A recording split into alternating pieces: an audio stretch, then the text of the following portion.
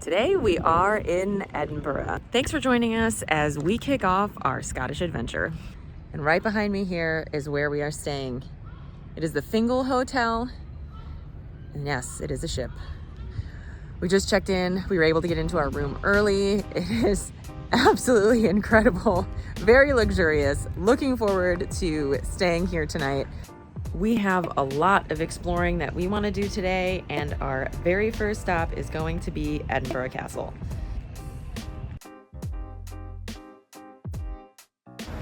We are catching our first glimpses of Edinburgh Castle.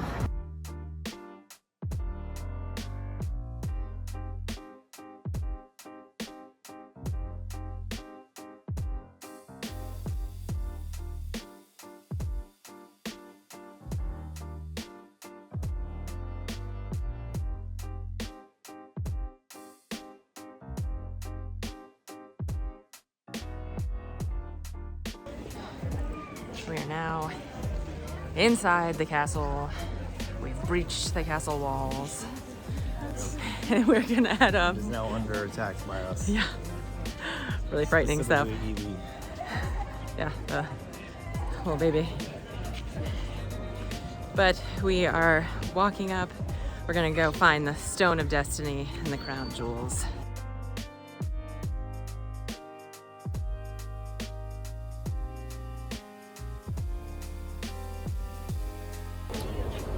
Well, the view up top here of Edinburgh Castle, of Edinburgh, is not to be missed. I mean, the way the city just lays out underneath it, it's unlike anything I've ever seen in my life.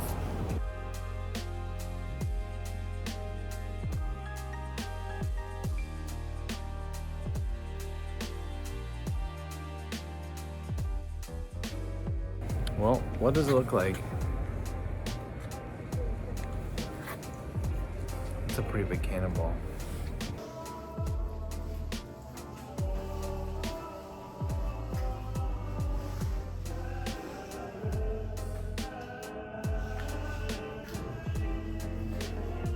We're in St. Margaret's Chapel. We're gonna go in and see the crown jewels. When we were at the Tower of London in London, I tried to film the crown jewels, not because I was making a vlog or anything, just because I wanted to film them because they were cool. And they tracked me down and made me delete it off my phone. So yeah, we're not gonna do that here, but the crown jewels are really, really cool to see in person. Let's just leave it at that.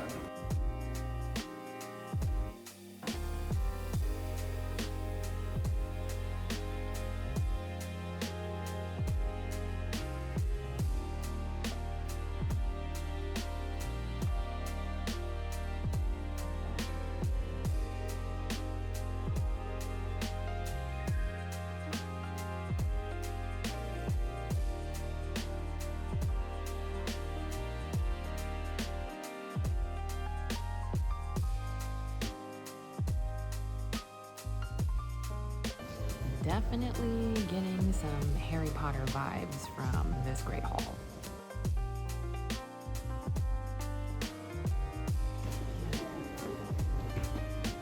It's interesting to see which side they are on.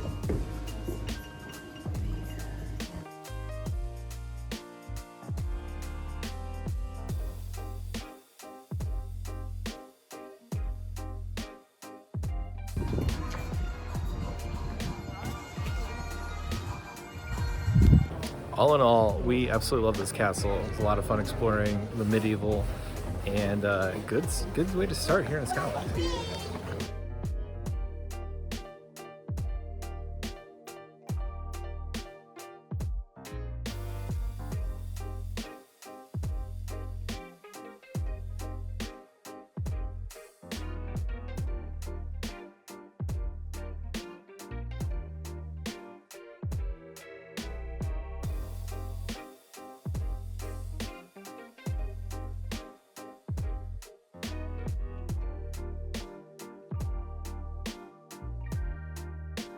Well, our first stop on our Edinburgh food crawl is Macker's Gourmet Mash, and one look at the menu, and we just said, this is where we gotta go.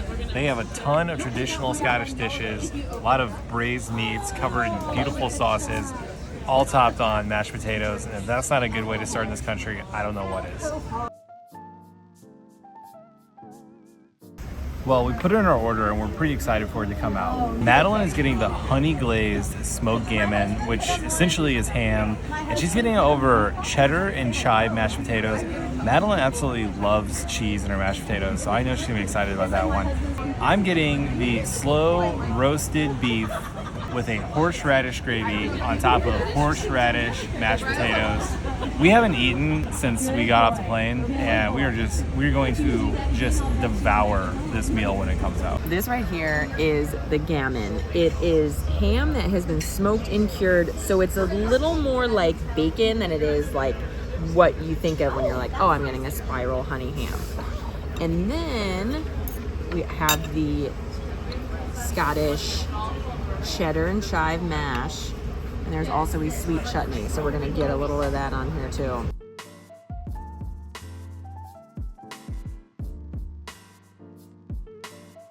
Well, this dish right here looks absolutely incredible.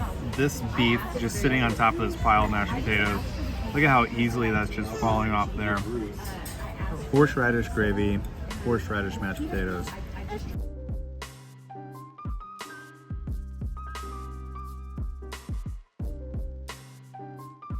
So in this dish, the horseradish shows up twice. It's in this gravy, and it's also in the mashed potatoes. So when you get that gravy on top of this mashed potato, that horseradish just sits on top of that beef just perfectly. That does not lack the flavor at all. Also, it smells amazing. I always say I wish you could smell. You should have 4D TV so you could smell the food. We're off to a good start here in Scotland. I'm gonna go in here on Madeline's gammon. I can't say I've actually ever had gammon before, but I'm looking forward to trying it.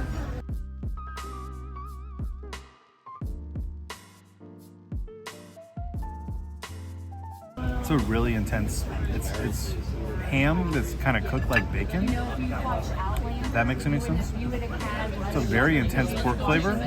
It's kind of like a dry, tastes like a dry aged steak, but like pork. Pretty good. This is my kind of meal right here.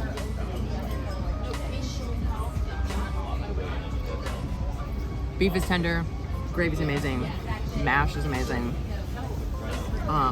It is summer here in Scotland, and this is like Hitting the spot. we're just hitting the spot. It is not the kind of meal that it's kind of like a pot roast. You wouldn't eat that in summer, but it is perfect on this 70-degree day.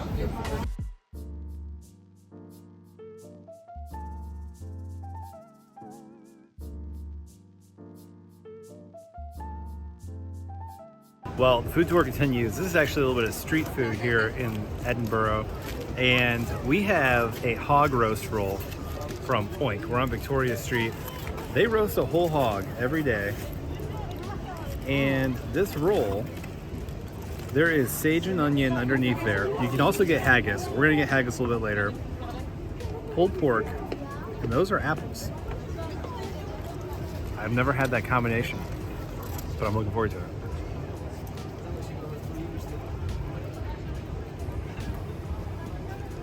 If you're not from the United States, we have a holiday called Thanksgiving. And this kind of tastes like Thanksgiving. If you had a little cranberry sauce to dip it in, it'd be like a Thanksgiving roll. And it's pork. It is pork, but the sage and onion, pork, turkey, I mean, they're not that different from each other.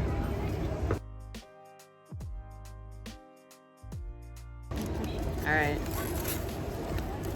They roast the whole hog, and the hog's head was in the window. It's not always the most appetizing sight, but I think it's pretty appetizing. I have a feeling this is gonna be delicious.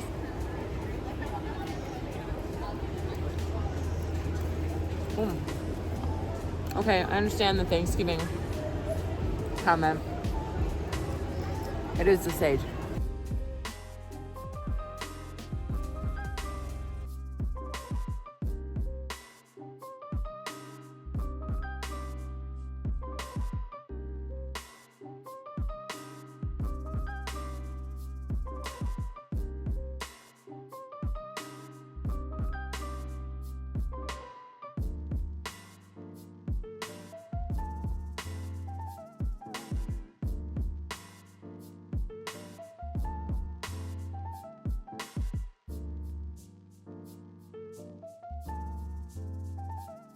Well, we are right here on Coburn Street, and right behind me, right there, in this area is where Vision and Wanda were walking in Infinity War, when Vision got stabbed.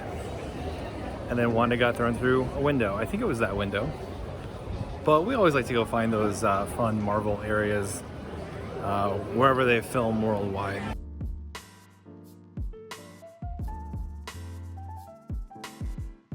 As we were planning our trip to Scotland, I really wanted to try haggis for the first time. It's actually illegal in the United States because of some of the ingredients in it. And I was trying to find the perfect spot to do it, and I think I found it. It's called the Haggis Box. It actually started in 2018 in a blue, tiny police box. I think they also served ice cream out of it. They got so popular, they had to grow, and now they're located in the Scottish Storytelling Center. So haggis is what they call a pudding. Now I would call it kind of ground meat mixture, and the reason that it's legal, it actually has sheep heart, sheep lung, and sheep liver. And those are blended with oats, and that gives it its crumbly texture. And so we're just gonna go ahead right now. And as you can also see, this sauce on top of it, that is an Auchentoshan whiskey and mustard sauce. That's a whiskey distillery that's over in Glasgow. And it's a very traditional sauce that is, they top haggis with. It's also on top of neeps and tatties. Neeps are turnips, tatties are potatoes. And I was told by the very friendly staff here, which by the way, you gotta come here. They're so friendly, they're so nice. I have to get all of this combined. I have to get the neeps and tatties and the haggis in my first bite. So you can see the mashed potatoes there at the bottom. I'm actually kind of nervous. Forbidden food.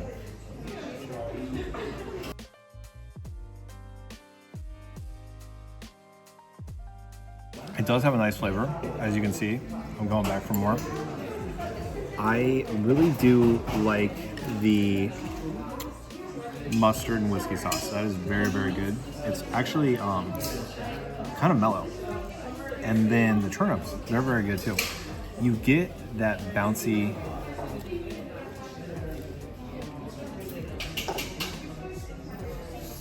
I don't know how to describe it without it not sounding unappetizing. You do get a fluffy, bouncy texture when you chew on the haggis, and that is from those ingredients I mentioned. All right, I'm gonna try haggis for the first time ever. I am also a little nervous because this is a food that has been built up. That's a legit bite. This is a legit bite. We're just gonna do it. We're not gonna do it halfway. Like this, haggis is a food that I have heard about for many, many years, and we're finally trying it here at the Haggis Box.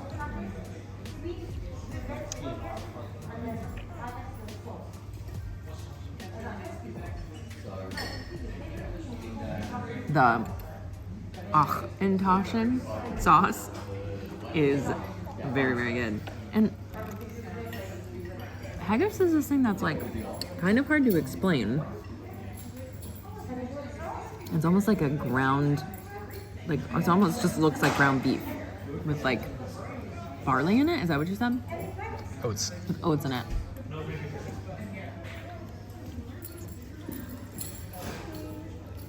Wow, I'm surprised. I think I like it. I wasn't expecting that. I've had like 3 bites of it. Only because of what it is. I think if you didn't know what it was, like you didn't know it was sheep's intestines, you'd just be like, oh, that tastes good. It's the same way I feel about trying black pudding. I'm scared because I know it's made from blood, but I think when I try it, it's probably gonna taste pretty good. The thing is, like, about a dish like this is that it wouldn't be as popular as it is if it didn't taste good. It's so good, it's illegal in the United States. It's so good, it's illegal in the United States. Right, Haggis Box, thank you for our first ever haggis. I think it was a great introduction to the dish. I think the next time we're gonna try the vegetarian one because I want to see what that's like. But we put a nice dent into this haggis, and that whiskey mustard sauce, that's a winner. Well, we have a lot more fun planned in Edinburgh, especially food stops. Today we're exploring the Old Town area because everything you saw, we have been up for 24 hours. We're trying to keep it compact and we wanted to see some of the historic sites.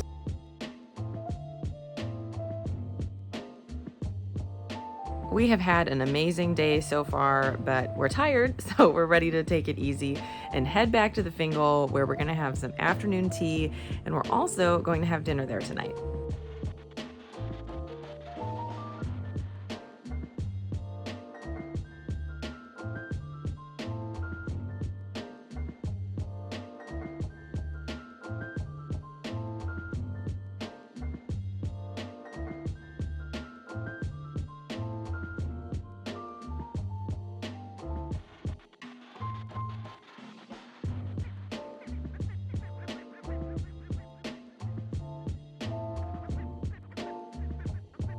We are here on the Fingal for afternoon tea, and our tea has just arrived.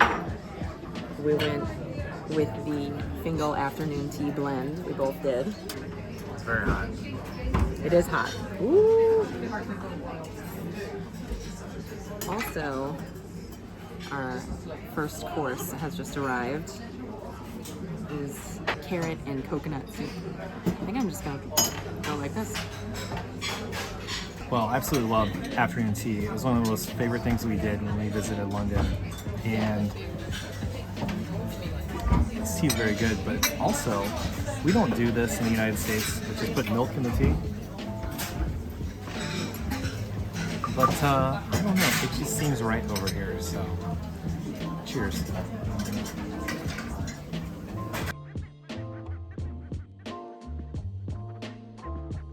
Well, our first tower has just arrived, and there are so many amazing goodies on here.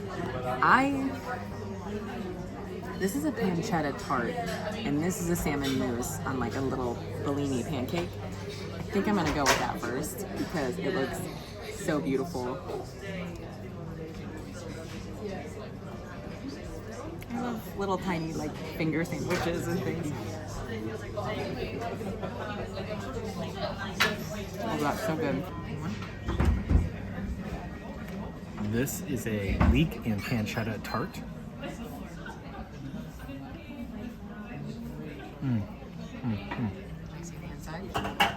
Oops, that was not classy. You made a mess. I'm just really excited about this food. It's so good. It's very delicate. It's very savory and just... Well, here's another one of the appetizers that they have here with the afternoon tea. This is an arancini that's sitting on, it's a mint arancini, and it's sitting on top of some pea puree. And it's absolutely, there's peas in there as well. Look at that.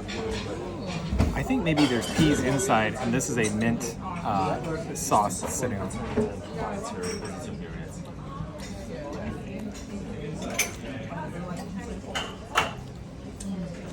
Peas and mint, totally underrated combination.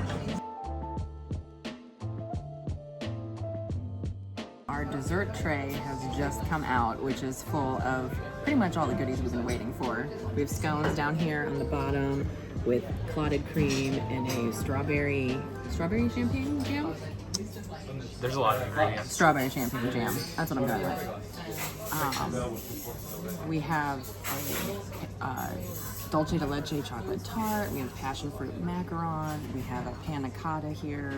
I think I'm gonna go with the chocolate mousse first.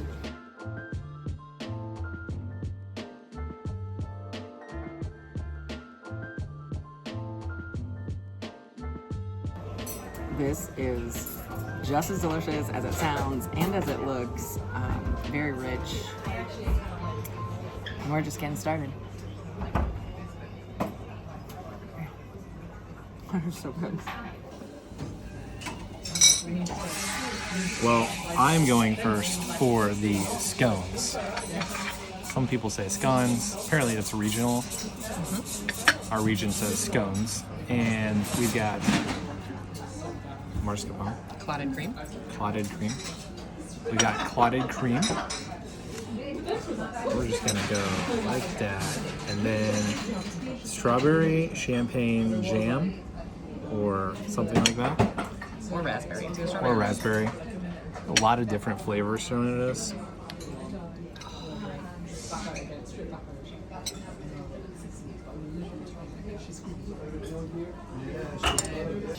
One of the things I love about afternoon tea is that it's kind of like one of those Valentine's Day heart boxes. You just kind of pick and choose your food.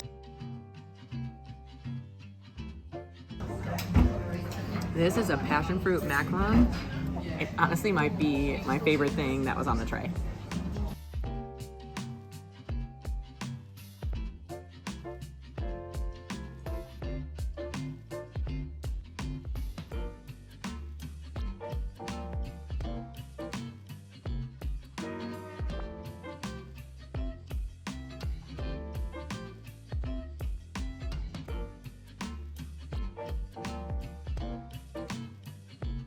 The rooms here are absolutely beautiful. Since the Fingal service lighthouses, each room is named after a different lighthouse that the Fingal would travel to.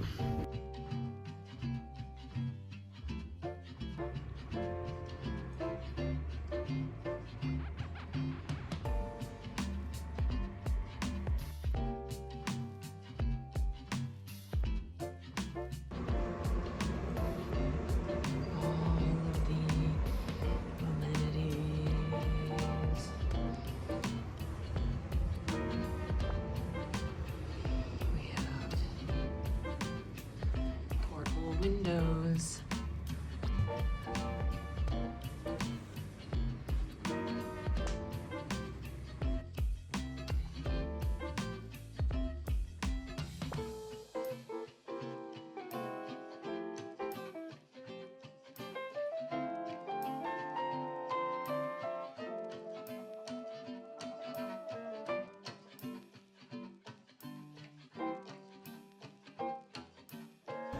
Well, we have just settled in for dinner here at the Lighthouse Bar and Restaurant on the Fingal. It's amazing to dine here on this ship. It's actually a beautiful dining room. You're looking out at the ocean and just such a great setting here in Scotland. We've got some great food coming out. To start, Madeline's getting the ham appetizer. I'm getting the langoustine appetizer. That's a really important crustacean here. It's a little bit smaller than a lobster, but bigger than a shrimp. But shrimp or prawn, lobsters are crustaceans, and langoustines are crustaceans. So they're more closely related to lobsters. So we're looking forward to that coming out. I've had those in the United States, but I haven't had them here in Europe. And then for dinner, Madeline's getting a chicken with some local mushrooms and some white wine sauce. That looks really good. And I am getting dumplings. I don't really know what they're going to be like, and I'm excited for this dish because I like ordering things that I've had dumplings, like chicken and dumplings at Cracker Barrel, but I don't exactly know what I'm getting on this dish, and I'm looking forward to it coming out. Our starters just came out. They look amazing. The presentation is absolutely beautiful. And this is the ham terrine. So I'm just going to go on in. Ooh. And it has a little herb salad with it. I'm just going to go for the ham on its own.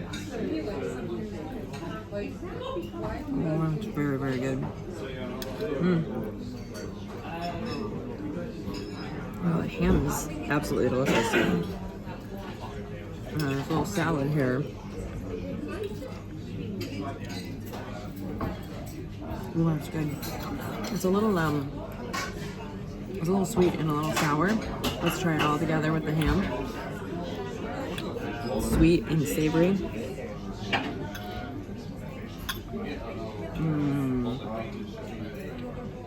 It's really good. All just mixed together. It's a good grate, and ham is like a great smoky flavor. We're off to a great start here. Here is my langoustines dish. It is absolutely beautiful, and one of the most beautiful plates of food I've ever seen. These langoustines are sitting on a cauliflower puree and a chorizo jam. And so we're just going to not even wait. We're just gonna go right in. All the flavors on this plate here in one bite.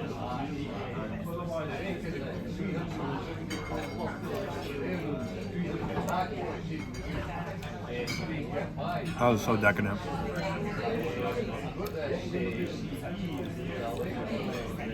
This is great flavor, and I'm sad there's only 4, because I could eat this whole entire thing full of these. They're that good. I'm gonna have to share and let Madeline have one. Well, I've been savoring this, and I've been waiting for this last one. Like I said, I wish there were 20 of these on this plate. That's how good they were.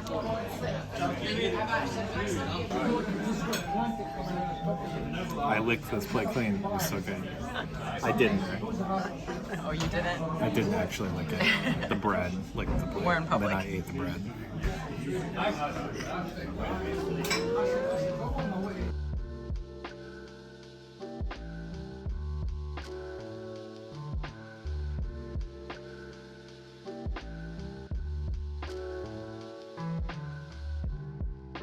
So our main courses just came out. 2 more absolutely gorgeous plates. And here we have my chicken. It's in a white wine sauce. It also has these little croquettes with it, green beans, and then these beautiful mushrooms. Let's dig in.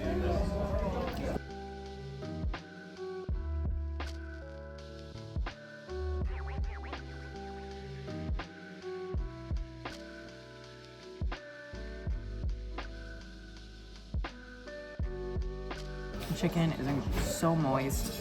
The sauce, it's just like a delicious gravy. Let's go with some green beans here. The mushrooms kind of give it this earthy flavor.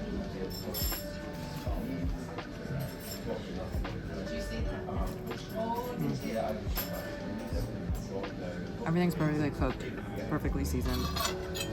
Let's cut into this croquette here. There's chicken inside of this as well.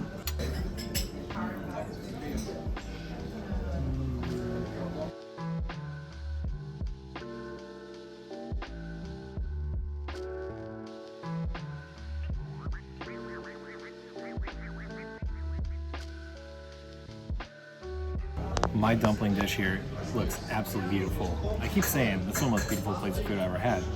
But the plating here is very, very impressive.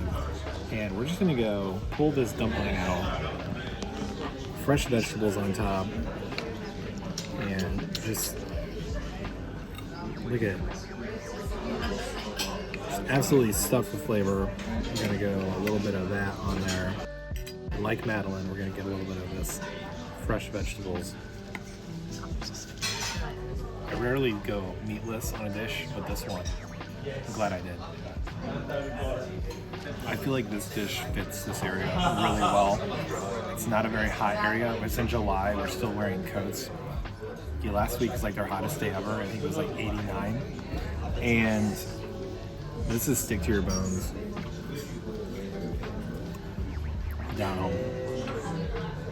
Comfort food. Just incredible.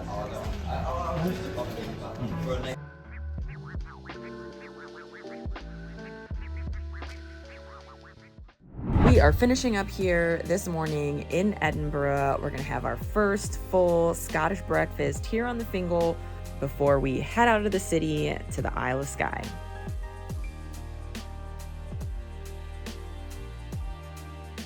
We are heading out of the city and making several stops as we head out to the Isle of Skye. A lot of driving today, but it's a lot of stops that we're really looking forward to as we've been planning this trip. This is Castle Day, and we're excited to get out in the Scottish countryside. We've loved Edinburgh so far, but we're looking forward to continuing exploring. So we are on our own, road tripping out into the Scottish countryside. We are on the opposite side of the car, on the opposite side of the street. For us. So not what we are used to, but we did get an automatic car because having to think about driving manual and then on the other side of the car, on the other side of the street, is just a little bit too much. So we did opt for the automatic vehicle. Usually you'll pay a good amount extra for that, but for us, and the peace of mind of removing that one little obstacle is I don't know if we could do it otherwise. Last time we came to England, we tried it and we were very unsuccessful. We didn't even leave the parking lot. So then we went inside and opted for the automatic.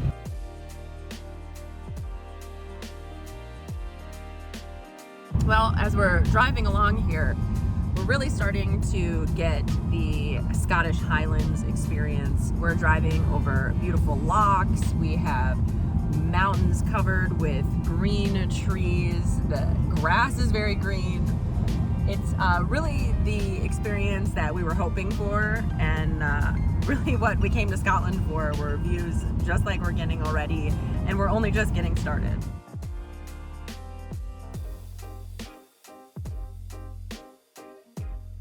We've been driving in and out of some rain.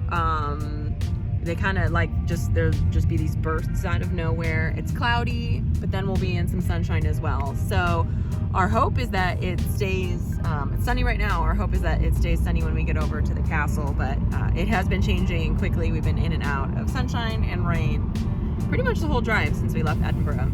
Like I said earlier, we're just getting started on our drive, but we've been really enjoying it so far.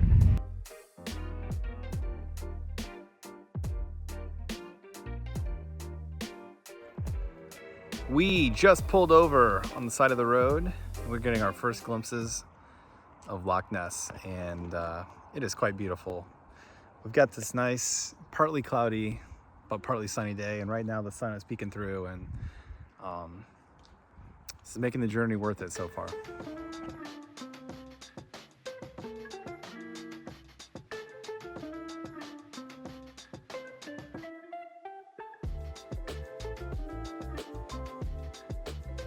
We have just made it to Urquhart Castle.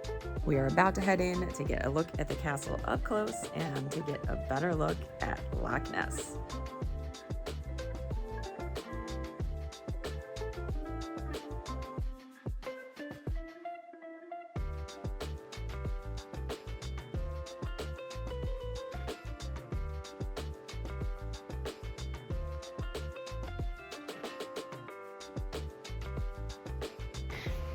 Standing in the middle of a castle and looking out on Loch Ness, it is definitely an incredible feeling. It's the kind of thing you just, you dream about, you plan. When you finally get to do it, it's just incredible.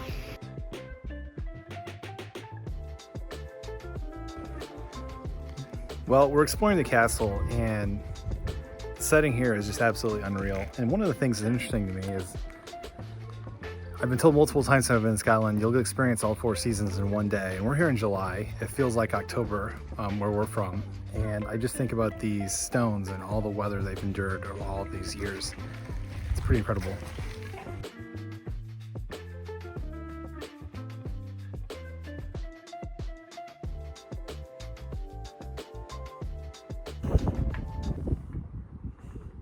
Scottish flag, flying proud. I'm sure you won't hear any of this because of the wind, but standing up top on Urquhart Castle, looking out over Loch Ness is just an absolutely incredible view. It's just like a once-in-a-lifetime kind of view. It's just the kind of thing that just makes you feel lucky. I just feel so lucky to be here and be able to see amazing places like this. I don't take any of it for granted. Well, obviously we're looking at Loch Ness, and we weren't going to go do the Loch Ness Monster stuff, but I don't even think we're going to mention it. But as you look out at the Loch Ness, oftentimes there's gray skies. The water is really like a gray color. It's not, bright blue or anything like that. And as it moves, you kind of see these dark objects pop out. It's not objects, it's just an illusion of the waves. And I could see it being a tale that you tell children, oh, there's a monster out there. And I think someone took the initiative to Photoshop it, and the legend was born. Of course, the national animal of Scotland is a unicorn. So, there's magic out here. We're really just getting started on our trip here in Scotland, and the bar is already set so high here at Urquhart Castle. I'm just so excited for what we're going to see next.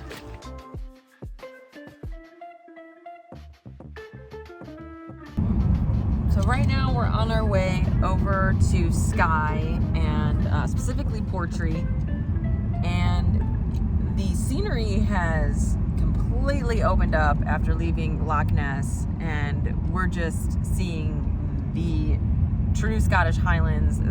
It's just absolutely beautiful. The views around every turn are incredible, and just when we think, wow, it can't get better than this, we come around a bend and it's even more beautiful than before. It's everything that you think it's gonna be, and pictures don't really do it justice, because seeing it in person is just incredible.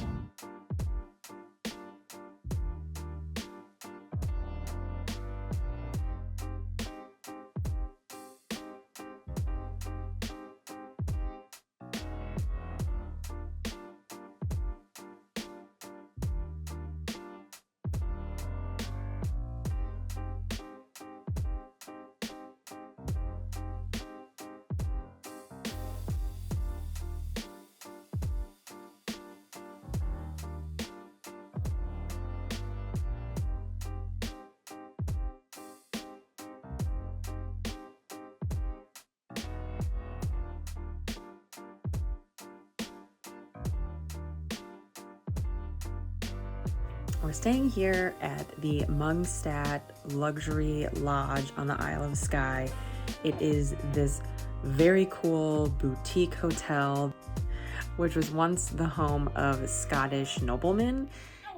Sir Alexander and his wife, Lady Margaret, lived here because their castle was haunted. They decided to stay at Mungstad House, which was kind of their vacation cottage, but obviously it has been well renovated, well taken care of, and the family that owns it now runs it as a hotel and a restaurant. So we're having dinner here, we're having breakfast here, and then we are heading out to explore the area. Well, we've arrived on the Isle of Skye and we're about to have dinner at the Mungstad Lodge near Yeeg, and we're starting off with some soup. As I always say, I wish you had a 4D television so you could smell how good this soup tastes. By the way, it's July and people are wearing coats here because it's in the 50s. So we thought, what a good opportunity to get some soup. So we're starting off with some sweet potato and chili soup. It looks delicious, it smells delicious.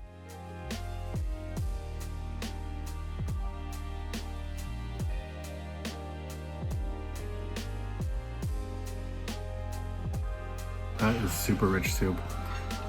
The chili comes through and gives it some heat, but that sweet potato cuts really nice, and it's a new favorite. Well, our dinner has arrived here at the Mungstad, and this is going to be one of those beautiful meals we have all year. I got the pan-seared cod with some vegetables on top and roasted potatoes, and I mean, this dish is absolutely beautiful. You see this nice slice of cod in here. I believe it's a white wine sauce. We're gonna get a nice slice of fish there. Run a potato. Maybe you get a little green in there as well.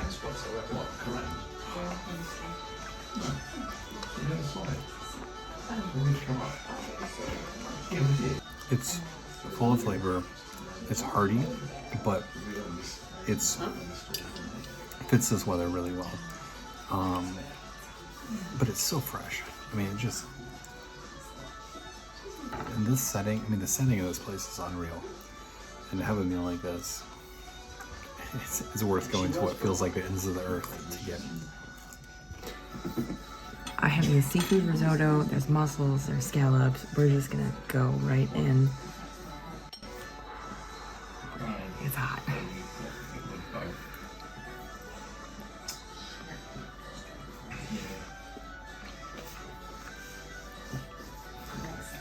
I absolutely love risotto. The fish, so fresh. Oh, here's a shrimp. You can see, I hope you can see the steam coming off.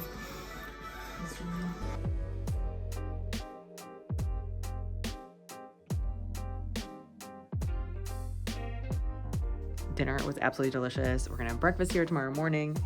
Our room is super cute and very cozy.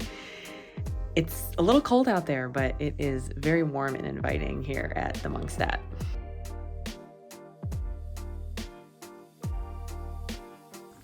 We had a great stay here at the Mungstad Luxury Lodge. Very cute rooms, very quaint setting, warm and cozy because it's a little bit chilly out here. Our food was amazing.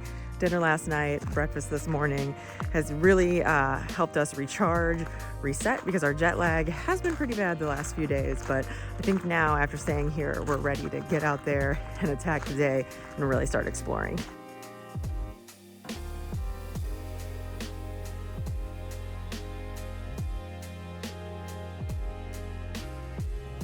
So we've just left the Monkstadt house and we are ready to get out and explore the sites here on Skye.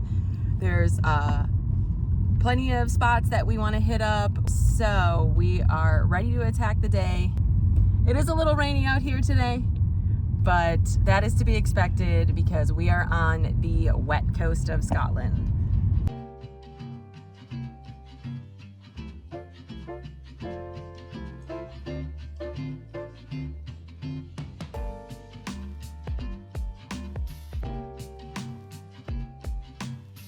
Our first stop here is the Fairy Glen. So we're hiking up a little bit here to get a good view of this area that's supposed to be a little mystical and There's supposed actually to... no lore. There's no lore. It just... It's called Fairy Glen because it looks like they live here. It's just an area that makes looks sense. like fairies would live here. It's Like very... sheep live here. There's sheep everywhere. But it is very green, lush, and beautiful here. Big surprise.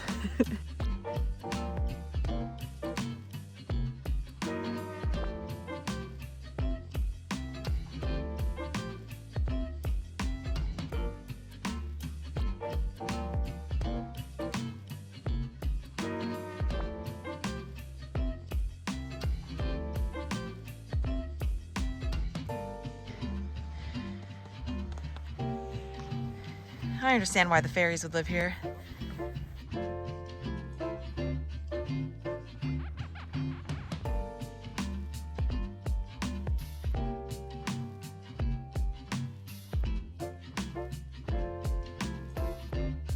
Well, we didn't climb to the top of a mountain. We climbed to the top of a fairy hill. But we feel accomplished. And we a have nice some pretty family photo. amazing views. yes. And a nice little family photo. We just like standing up here because you've got sheep dotting the hills. You got a waterfall over there. You got all these mounds. And I mean, this is as good as it gets right here, I think. Yeah, it does feel magical. What do you think, Evie?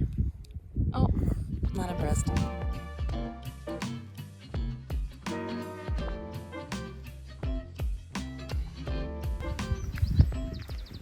This is the kind of place you can't believe somebody didn't just like design this. It's unbelievable. It's almost like a painting. We just stepped right inside.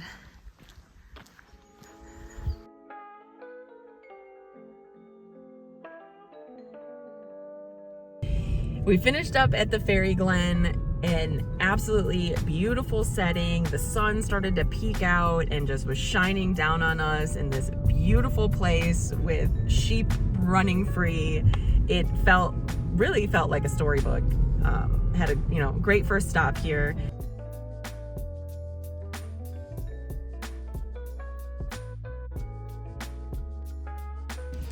There are two different breweries here on Skye, and we stopped into the Isle of Skye Brewing Company and picked up a few tasty beers that we're gonna drink later.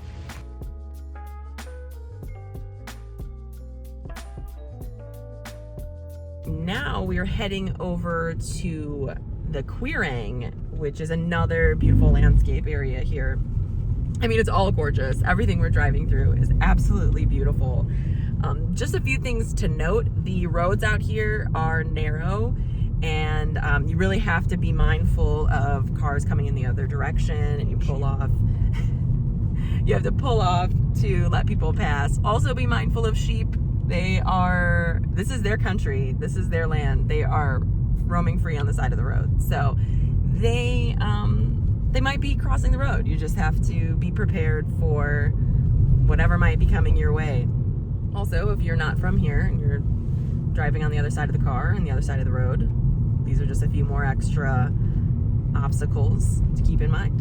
But absolutely gorgeous day. It's heating up a little bit, and like I said, the sun is poking out. We're kind of in and out of the clouds, in and out of a little bit rainy, wet weather as well. But we are off to a great start here. I also just want to say that we are doing our best when it comes to pronunciation while we're here in Scotland. We do our research and we try to say things properly, but sometimes it's a bit of a challenge for us. So we apologize if we butcher any of the names of the places that we're visiting while we're here.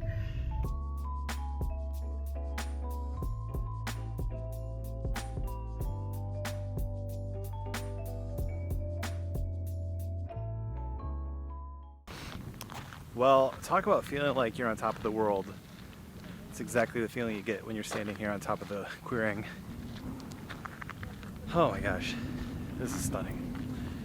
And we're just lucky because we've got some blue skies. There's a little bit of rain over there, but all in all, an absolutely beautiful day here.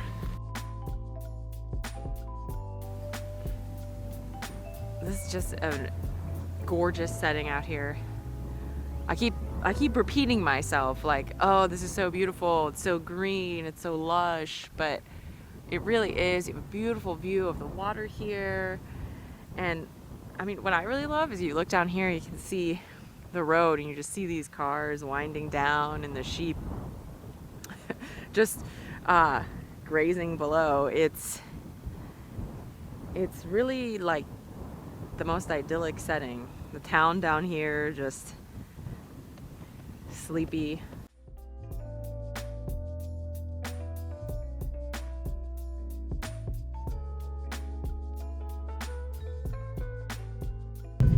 We finished off at Queering. That was an incredible stop, such a beautiful landscape. We drove down into the valley, down the cliff where we could see from up above, and it's just a beautiful, quaint town below. And now we're gonna make a quick stop off at Kilt Rock.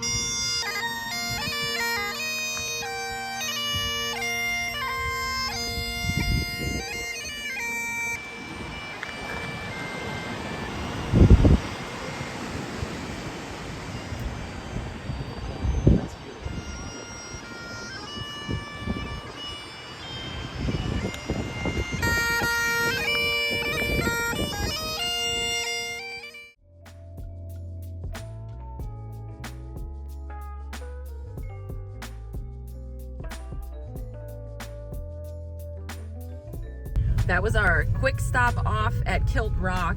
It's a beautiful cliff here. You can get a pretty good look at it from the overlook, and it really does look like a kilt. There was also someone there playing bagpipes, which was like the perfect soundtrack to the view as we were looking out.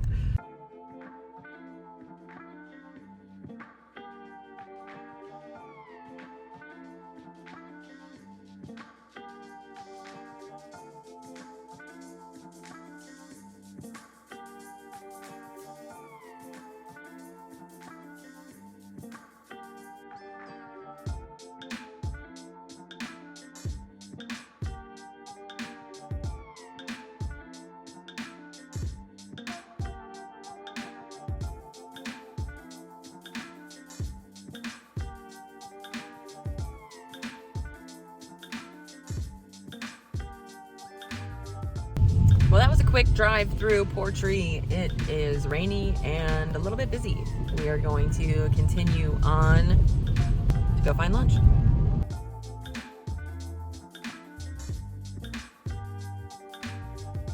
We just stopped off at the co-op and picked up some snacks. We absolutely love popping into the grocery store and getting things that we can't get back home.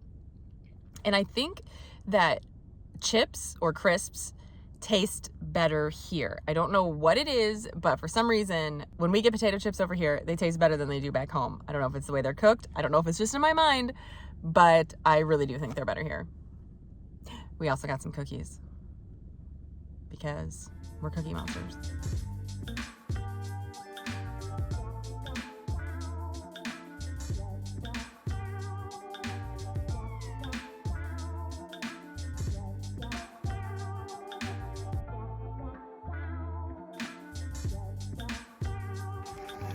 Well, we stopped off at the famous bridge here where everyone runs up the hill.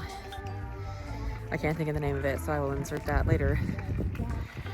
But the midges started getting us, so we are getting out of Dodge.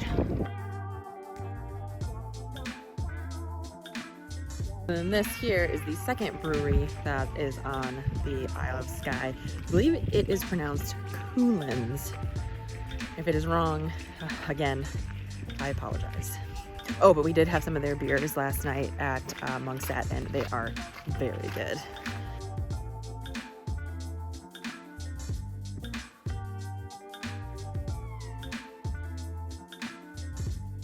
So yesterday the plan was to go to the Islay Castle, and we just ran out of time as we were getting over here because we wanted to get to where we were staying. So now we're heading back over there today because we do not want to miss the castle. We were going to stop off for lunch in Portree, but it was very busy.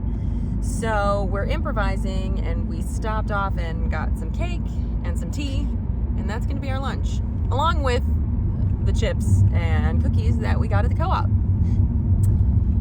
Is it nutritious? Are we adulting right? Not really. Is it delicious? Yes. Are we responsible for human? Are we just having fun? Yes. But we've had a fantastic time so far on Skye, and we're now heading to the Islay and Castle. I believe it's like one of the most, if not the most photographed castle here in Scotland, maybe the world. I'm not positive about that, but I think when people think of castles in Scotland, you think of Edinburgh Castle, and then I think you think of the Islay and Glasgow. I know we've done puzzles, we've seen it on calendars. It's pretty iconic.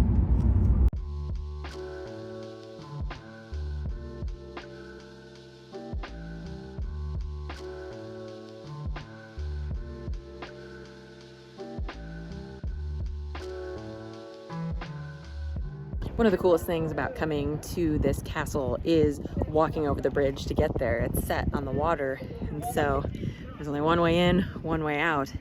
Makes a lot of sense if you're trying to keep yourself protected from your enemies. But it makes for a very, very cool stop. I've been looking forward to coming here for a long time. Look at just that setting is just incredible. And again, I just keep saying I feel so lucky that we get the opportunity to come to places like this and travel like this. It's just been such an amazing day on the Isle of Skye. We've just had an absolute blast today.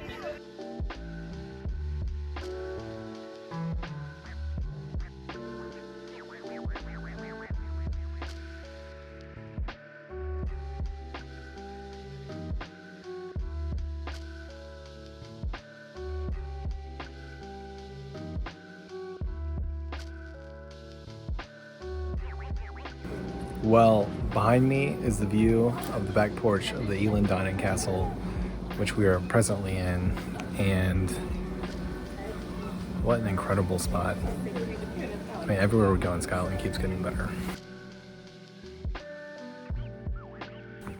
Well, this castle is actually a modern castle. It was rebuilt pretty much 100 years ago. So when you go inside, it's not old-timey like a lot of castles. It's kind of what a castle would look like if it was rebuilt 100 years ago. They don't let you take pictures inside, so we can't show you what it looked like in there. But there's no filming or photography in there. And we tend to try and follow those rules if we see them. But you can find those online. But the outside of the castle is really what makes it worth the stop. I mean, the setting of this back porch is absolutely incredible. And when you come around the bridge and you see it, it's pretty cool.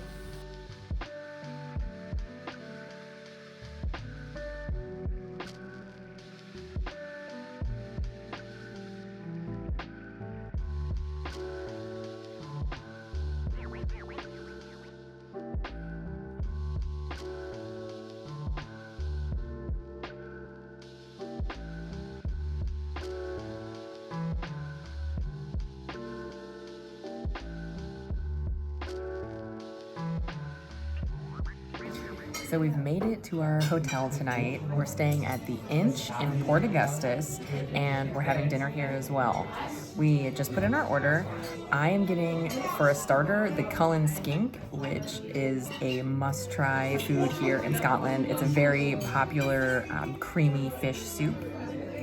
I also ordered Scottish salmon. It's like the one thing I haven't had yet. I've had salmon for breakfast, but I haven't had a nice piece of salmon since we've been here. I'm really looking forward to that. Adam ordered a black garlic gnocchi. We saw it on the menu. We thought that sounded good. And after a long day of exploring out on the Isle of Skye, we are very hungry for our food to come out. Here is the Cullen skink. I love the name. And it looks kind of like a clam chowder.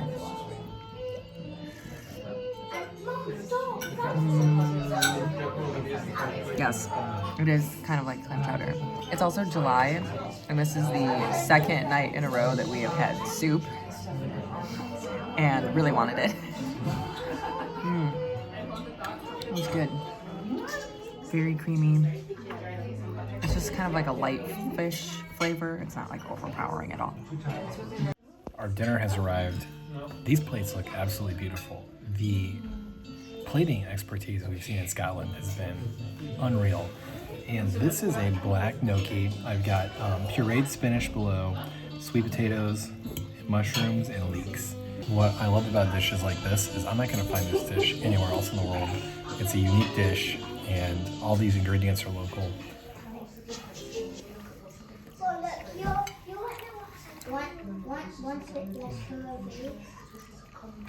That's insanely good. Here is my salmon. It is very, very pink. We have mashed potatoes, we have carrots, and then sauce here on the bottom. I'm excited. As I've said, I have not had salmon yet. I've been really looking forward to it. Here we go. Ooh.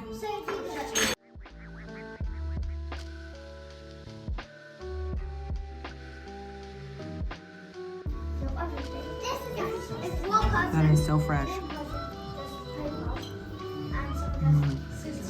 That's very, very good. Mashed potatoes, carrots. This also feels a little bit lighter after some of the heavy breakfasts we've had these last few days.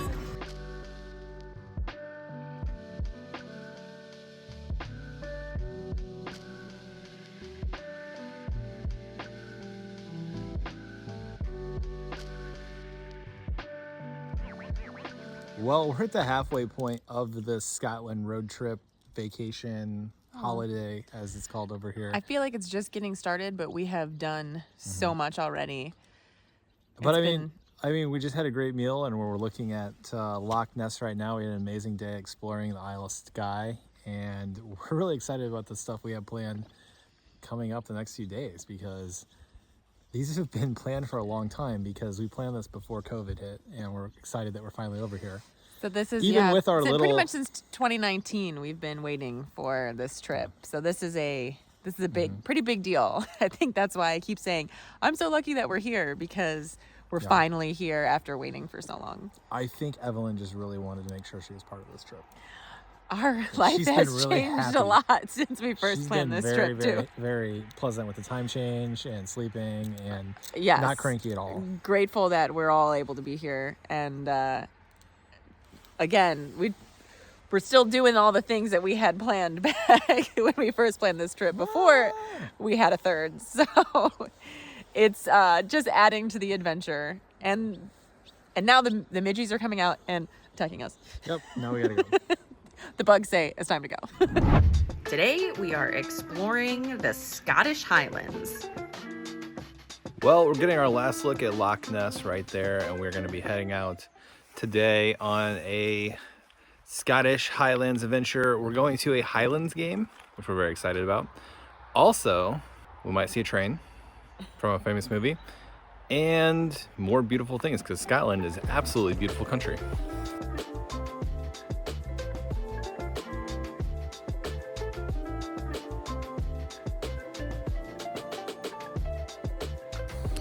Well, we are in the little town of Fort Augustus. It is right at the end of Loch Ness, and the biggest boat is literally, you cannot get bigger than these locks in the canal system is about to go through the lock. Fortunately, you can't stick around and watch it, but it was quite the sight because it's literally bigger than the entire town.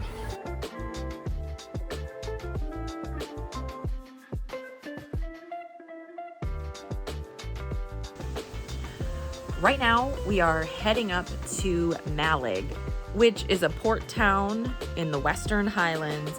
We're going to head up there because we think it's going to be a great spot to get some fish and chips.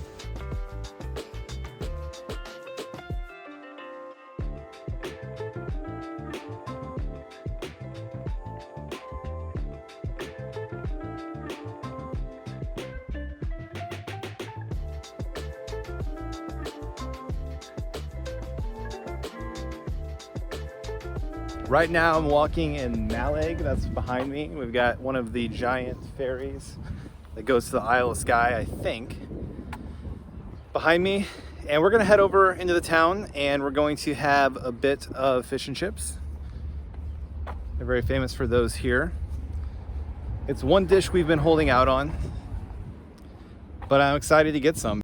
The drive up this coast was absolutely beautiful. I think maybe like the coast of Oregon and Washington is what it reminded me of. But you'd think, well, it's on the coast, it's probably decently flat.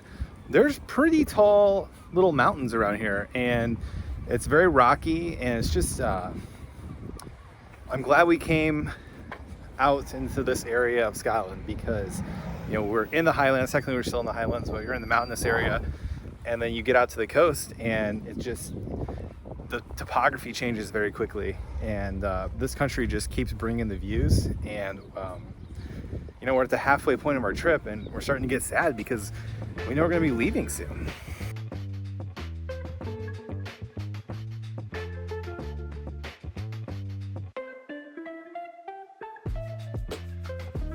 Well, before we grab some fish and chips here in Skellig, and my apologies if I'm mispronouncing that, we grabbed a raspberry brioche at this bakehouse and we walked by. It smelled amazing. The breads looked in there. The breads looked amazing. Madeline and I said, we're not gonna eat bread today, which has been false because we ate bread at breakfast and now we're eating this. We're gonna save most of this for later, but we wanna try it now. It's beautiful. It looks like a donut, but they kept the bottom and they filled it with goodies. Oh, okay. What's full of filling? Custard. Yeah. You're gonna like that.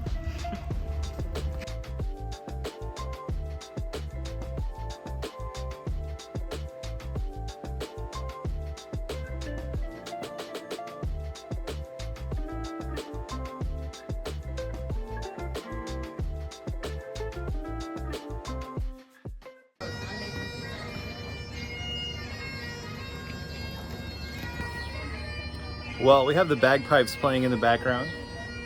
We're about to go grab some fish and chips here at the Cornerstone restaurant. I mean... They just started playing. Yeah, we're not actually sure where they're coming from. They might just be pumping it through some speakers. No, there's someone over there playing and people are taking pictures. Oh. He's just on this side This of the street. is, I mean, it's like you're here and they It's know real. what you, yeah. It's literally everything you think it's gonna be. Yeah.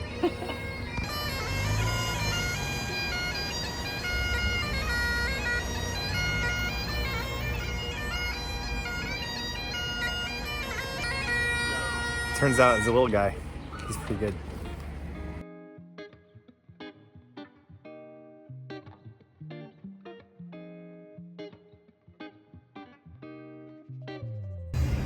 We just put our order in here at the Cornerstone restaurant and Madeline is getting classic fish and chips. It's battered haddock, got the chips and peas as a side, coming with tartar sauce, and we're really excited to have that here. Looking at the ocean here in Scotland, I mean, I don't think it's gonna get any better than that. And I'm getting seafood risotto. Madeline had it the other night and I was pretty jealous, so this looks like a good spot to get it. It's gotta be really fresh because we're right here by the sea and it's got the catch of the day included in it, so we're ready for that to arrive. Well, our fish and chips has arrived. It is a gigantic, beautiful piece of haddock here. Wow. We have peas, we have chips, tartar sauce. I'm really tempted to just pick the whole piece up and go for it. But I won't because I don't think that's polite table manners. Cut it in half. Ooh, look at that. Beautifully flaky, battered, and steaming hot. It's hot, we're gonna go for it.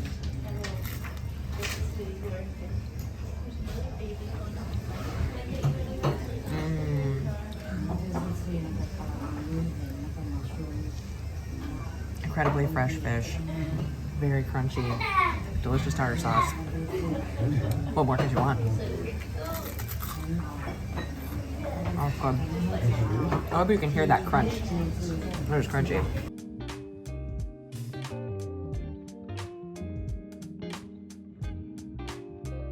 Well, I've been waiting for my first bite of fish and chip here in Scotland, and I'm going to go fish and chip.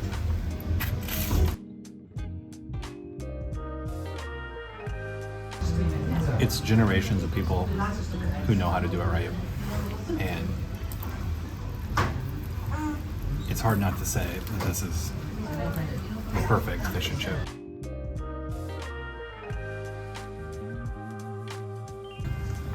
Well, I have this beautiful dish. It's seafood risotto, and it's got mussels, the catch of the day, and smoked salmon in here as well. And the plating skills everywhere we've been in Scotland have been off the charts.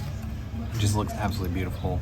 So we're gonna get mussel and that fresh seafood right there.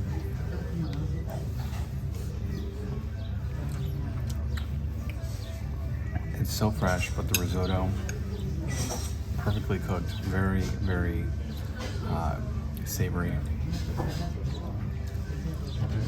Yeah, this is hitting the spot by the sea, that's for sure.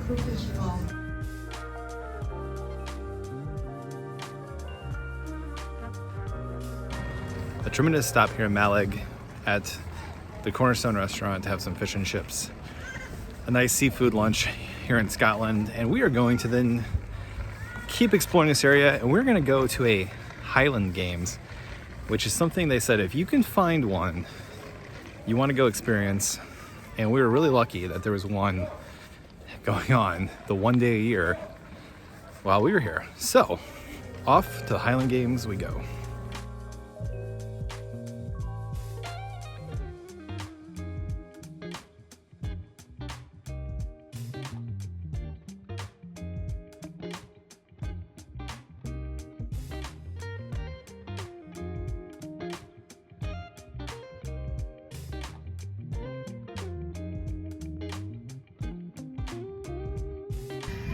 Well, we've definitely arrived at the Highland Games. Yes, we have. This is something that we've been looking forward to our whole trip, and we are beyond excited that we made it here and it was going on while we were going to be here. And the setting is unreal. I mean, you're looking at the ocean, there's other islands and mountains, and there's a golf course right here. And it's just... bagpipes. You could draw it up as a more classic setting, I think. Wow. This is... sometimes it all comes together.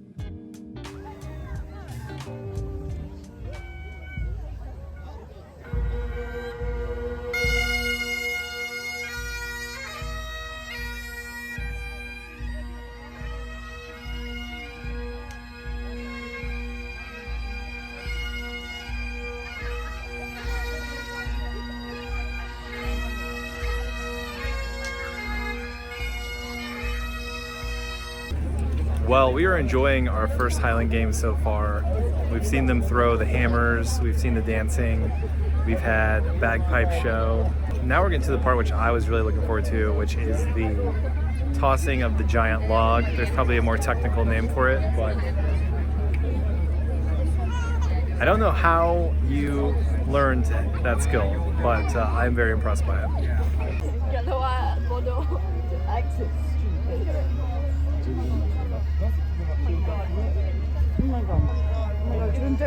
Wait, do you not have to do it? You can do it. Whoa! Yes!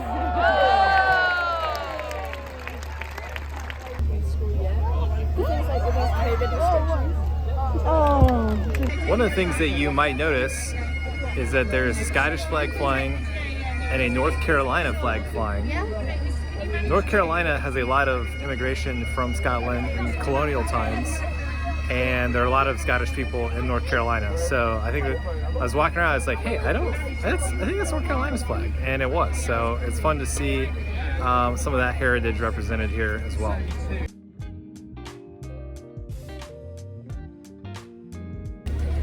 Also, as per usual, Madeline and I pretty much stuff ourselves, and we're beginning to feel like that's a problem here at the Highland Games, because we're right next to a truck that is serving up some sausages that look and smell absolutely delicious. The line is at least 50 people long, so I don't know if we're going to be able to get one unless the line dies down significantly here. But we did not make a mistake eating the fish and chips, but we should have just gotten one entree and then gotten some food here at the Highland Games. I don't know what we were thinking.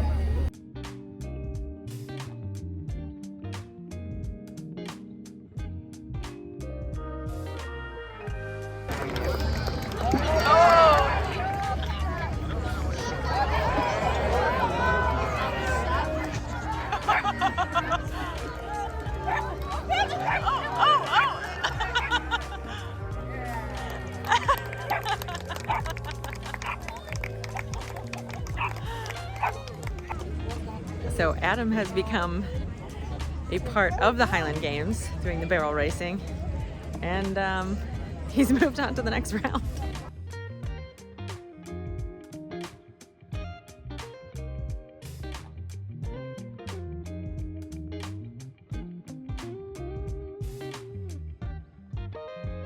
He's doing really well, and I have to say, I'm just really impressed with the confidence. He said they were calling for barrel racers. He said, I'll just go see if I can join. And he did. And wow, this is just an absolutely incredible and surprising experience. Oh no, oh no, oh goodness, oh gosh. Woo-hoo.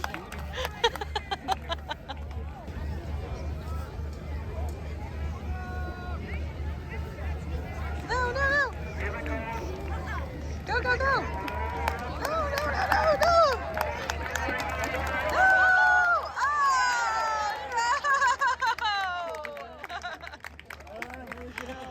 Oh, no! Oh, no!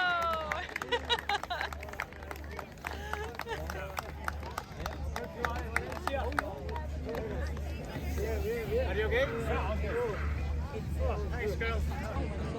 So he came in second. Took a nasty fall there at the end. Well, second place doesn't get a prize. No, except for falling on your stomach in front of thousands of people. Well, that, I would say, was an incredibly successful trip to the Highland Games. It was something that we really were looking forward to, and Adam getting out there and getting involved just made the whole thing just an incredible experience. Making memories out here today in an unreal setting in the most amazing way. I'm speechless because that was just so fun. I'm so proud of him.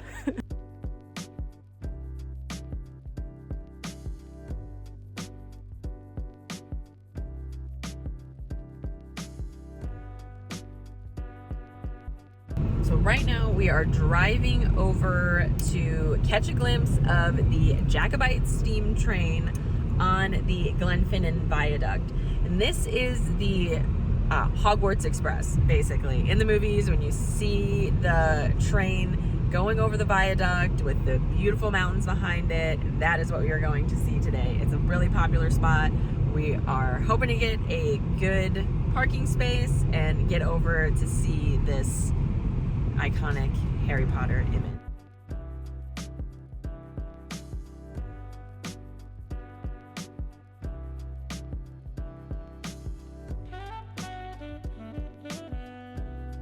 We are here at the Glenfinnan Viaduct, where the Jacobite steam train comes through that you might recognize from Harry Potter, the Hogwarts Express. Unfortunately, the train is not running today because there is a transportation strike ongoing in the UK. So that is a bit of a bummer. That is not happening today, but it is still a very, very cool spot, and it looks familiar. I always say this when we see places that are famous for movies. You always go, I've seen that before. It feels familiar to me.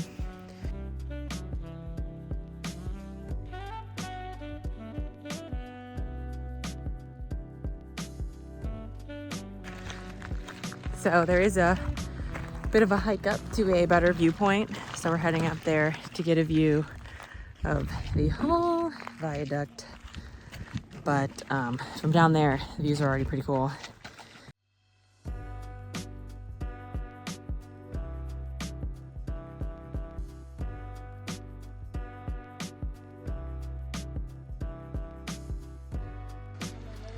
Well, even with no train coming by, this is well worth a stop. Hopefully when you come visit, the train is in action, but we can imagine it and watch it for all time in movies.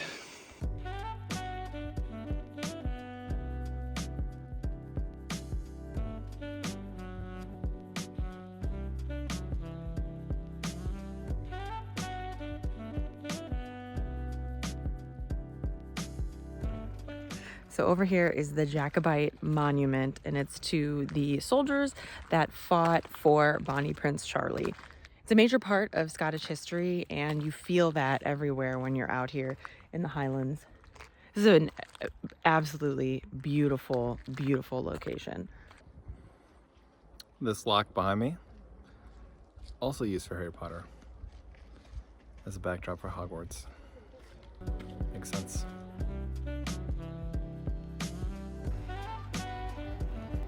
I feel like if I wandered back in there, I'd find Hogwarts. It's a pretty good feeling.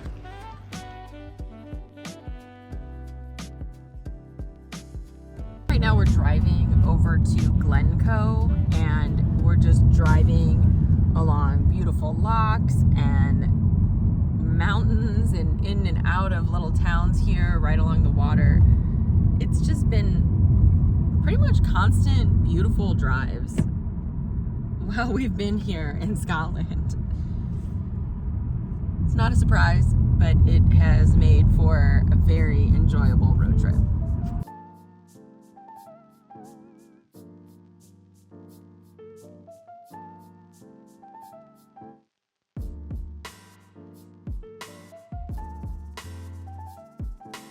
We are in the small town of Glencoe, grabbing a very quick pizza takeaway, as they call it here.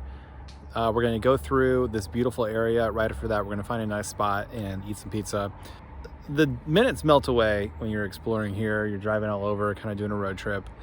And this seemed like a really good spot to grab something a little quicker and just keep going. And so it's a really nice property, and the staff here is really nice, and I'm actually very much looking forward to pizza, because after pushing those whiskey barrels at the Highland Games today, I worked up a little bit of a hunger.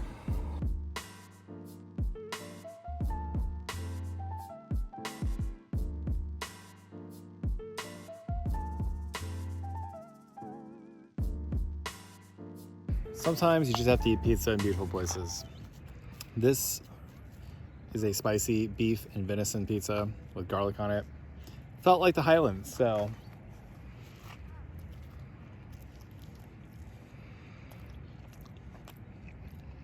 it's pretty good. And it's really hitting the spot right now after pushing those whiskey barrels today. We're taking advantage of the fact that the sun stays out till like 10:30 here because we are exploring all day long. We do get tired. This helps. And things do close down. Like the sun is still up, but things start to close at like 6 o'clock.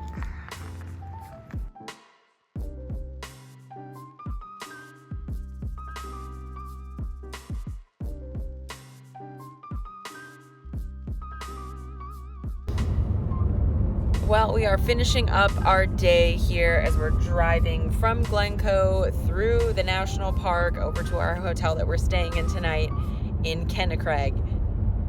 This has been such an incredible day. The sights that we have seen and the places we stopped, the Highland Games, was everything that we were hoping it would be. As amazing as today was, the bar is set very high for the rest of our trip, and we still have so many great things planned.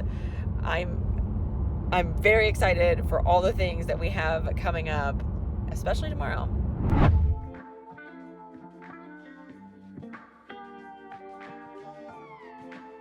We are starting our day in Tarbert, which is a town just about 10 minutes north of the Kennicraig Port Ellen ferry to get to Islay. And we stayed in a hotel here last night, and we got about a 10-minute drive over the ferry, and then we're going to be heading over to Islay, and we're really looking forward to today. This is a cool little port town.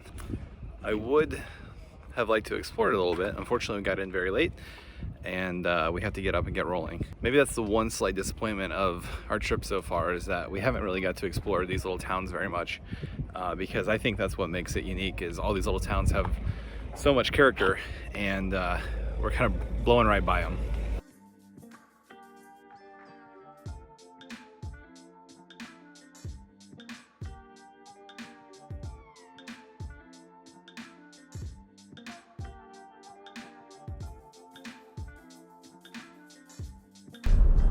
We're on the ferry. It's about to push off, and we're ready to get this day started. It's been a long time planning a trip to this island, and I'm looking forward to it happening.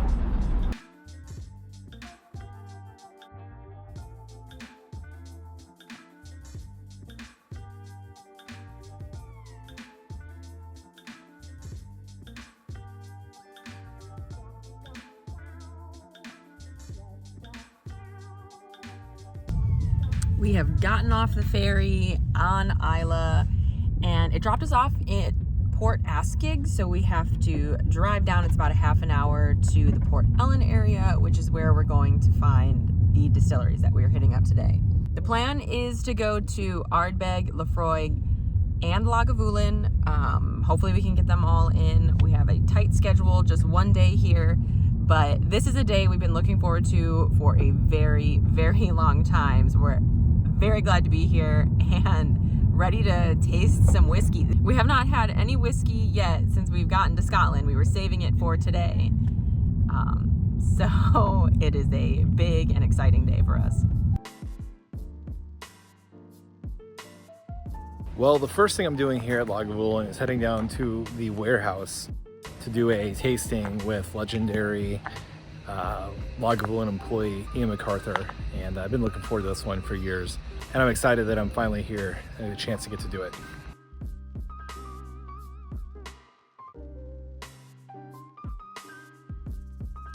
So give you a warm welcome to Lagavulin.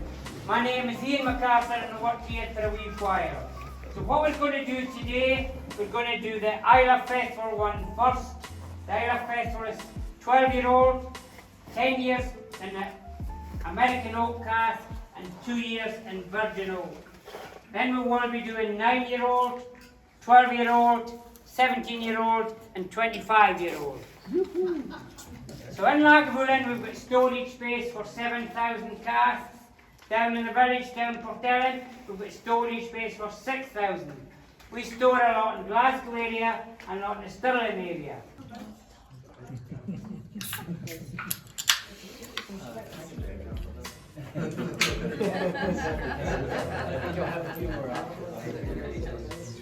You want to do it?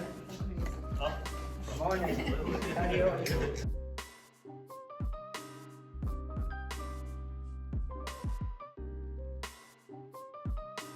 We'll be there in half an hour. I think I got some of that. Oh. Nice work. See any good at it? It's the California. So the next one we're doing here is only young. Loving this so far. Getting to see how the whiskey is pulled out of the barrels and hearing Ian talk and tell all the stories. It's been pretty entertaining.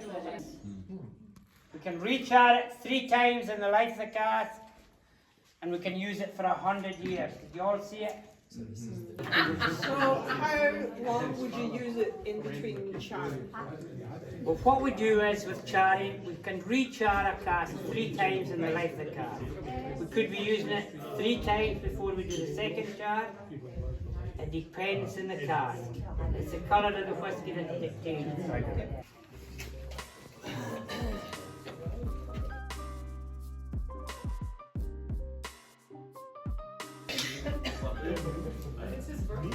Today. Happy birthday! Oh, happy birthday. What's his name? Jason. Jason. Happy birthday, Jason!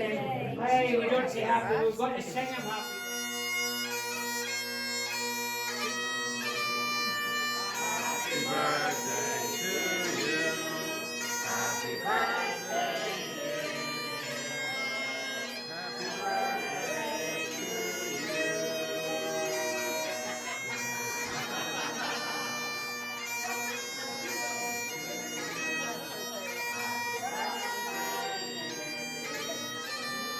Happy birthday to you.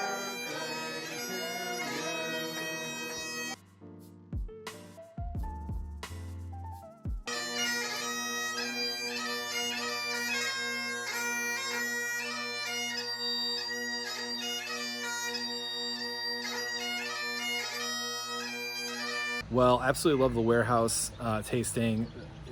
I can't say enough great things about it. What an experience. This afternoon I'm going to be coming back and doing a tour of the property, so I'm looking forward to that too.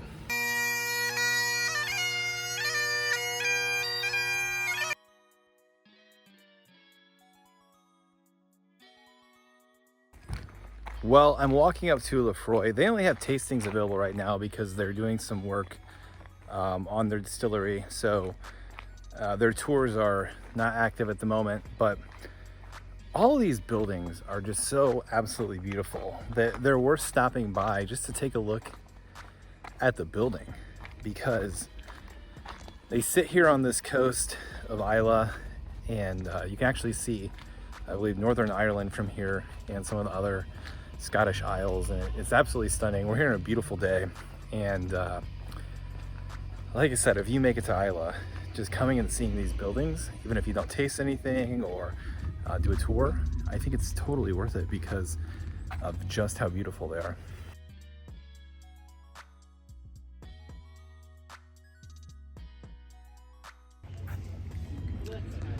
So gonna have a quick old fashioned here at Lefroy. Oh, that is good. What a setting. Just here on this little bay, and I love the way they have the white buildings with the name of the distillery painted on the side. I can't imagine flying into Islay and seeing these distilleries just sitting on the edge. I mean, they're kind of like modern castles in some ways. People trek here from all around the world. There were people from many different countries in our earlier warehouse tasting, and I think that really adds to the experience. Just seeing how this little island, of course it's not that little when you're actually here, but it produces something that people all around the world enjoy, and they want to come here and experience it firsthand, and I think that's pretty cool. Well, the field I'm standing in right now is owned by Lefroy, and on their website you can actually register to have a plot of land here. And if you go and find your plot of land, they'll give you coordinates. I think they'll give you boots. You get a dram of Lefroy. Now, don't quote me on that because I don't know how the rules have changed. people do stick there. You see little flags. So people stick a flag from the country they're from, and so they found their plot. I technically have a plot of leased land here at Lefroy. However, I'm not going to spend time finding it because I think it's a great way to explore the island. However, we have other things we're going to do.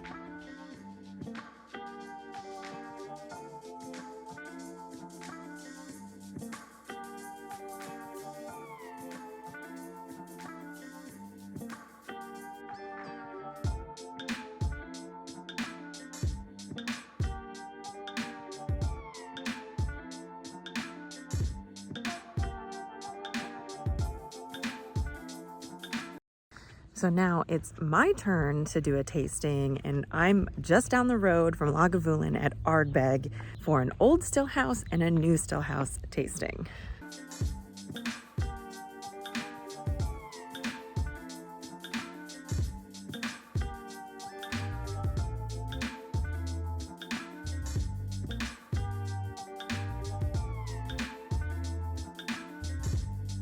I finished up my tasting here at Ardbeg, and you go in the old still house and you taste something that was made in that still house. Then you go into the new still house and we got to taste New Make Spirit, which is basically moonshine straight from the tap.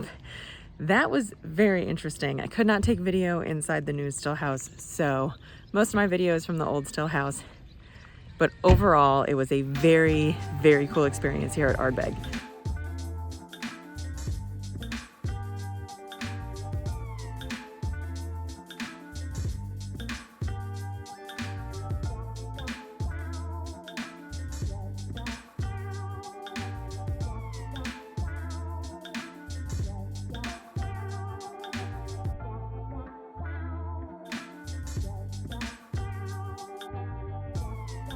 Because we had been illicit distilling for 200 years beforehand.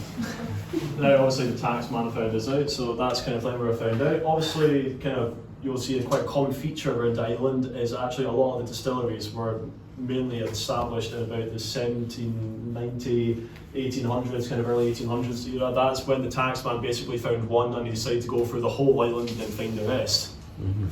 So how it used to be. Well, these are the ovens they used before 1970 to get the peat flavor in there. It's some peat, and that's where you get all that smoky flavor in this scotch.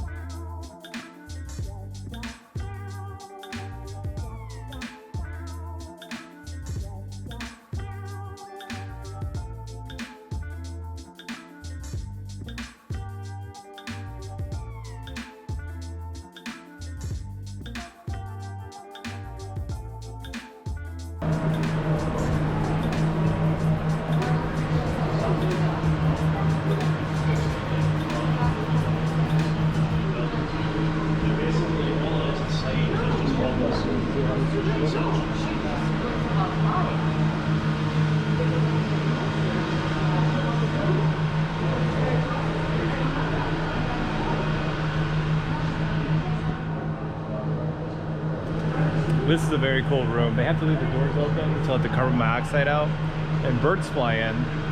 So they have an owl here to keep the birds from coming in. But they said it doesn't really work. He hasn't moved the entire time we're here. Probably because he's fake.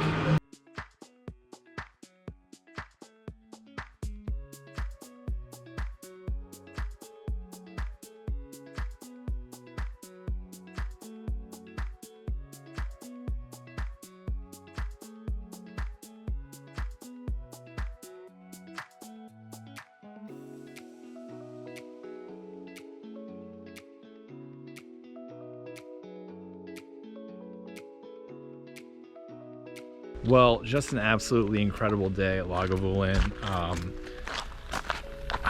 It's just a place that if this is of any interest to you in your life, that you have to come one time because it really just lives up to the experience. And we had a beautiful day and just an absolutely wonderful time.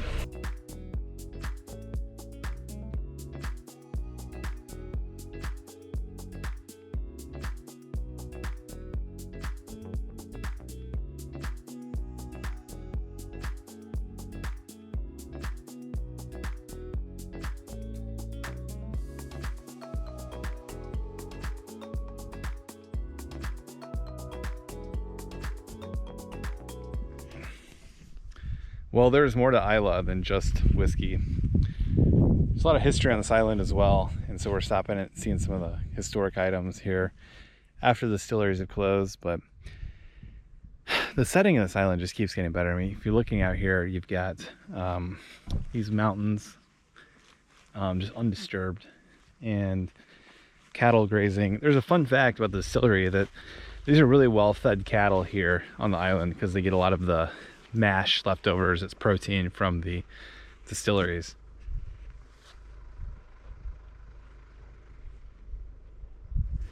And they really look like they're eating quite well. This right here is the Kildalton cross. It's estimated to be 1,300 years old, which is insane for something to stand that long, especially in this climate.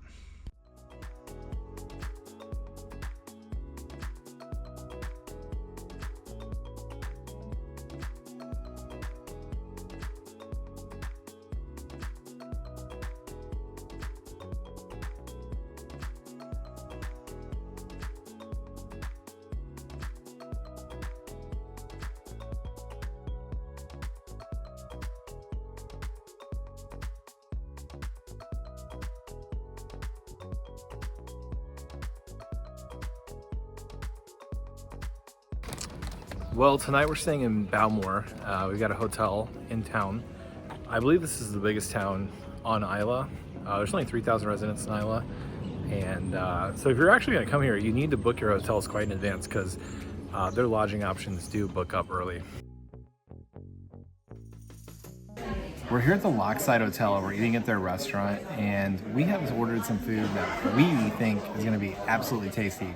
Madeline is getting local Islay scallops that are going to be covered in garlic butter and served with chips and a salad. So she's getting scallop and chips that are just going to be drenched in garlic butter. I'm going actually a little non-traditional. I'm getting chicken katsu. But Scotland has a lot of influence from other cultures in their food, and so I'm going with chicken katsu, topped with curry, and we are so hungry that we cannot wait for this food to arrive. This is a huge plate of scallops that just arrived. They look absolutely incredible, pan-seared, covered in garlic butter. I also have a salad, which might not sound that exciting, but I haven't had one in a while, so I'm pretty excited about that. And some chips here. So I'm gonna go straight in on these scallops. They look incredible. Like I said, it's a huge plate of scallops. Oh man, get all of that butter sauce.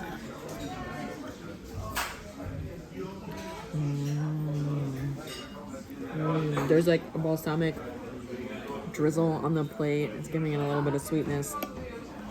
Lots of delicious garlic butter. Perfectly cooked, fresh scallops. So coming right out of the water, right onto my plate. This is the meal. This is like the perfect meal for this setting. And it's a perfect meal after tasting some whiskey. So this chicken katsu, I'm gonna cut up. It's fried chicken, topped with curry sauce. There's vegetables on here as well. So we're gonna get one piece there. We're gonna get a little rice. And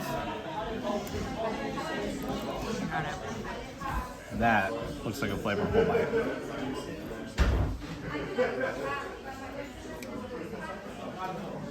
Chicken's really crunchy.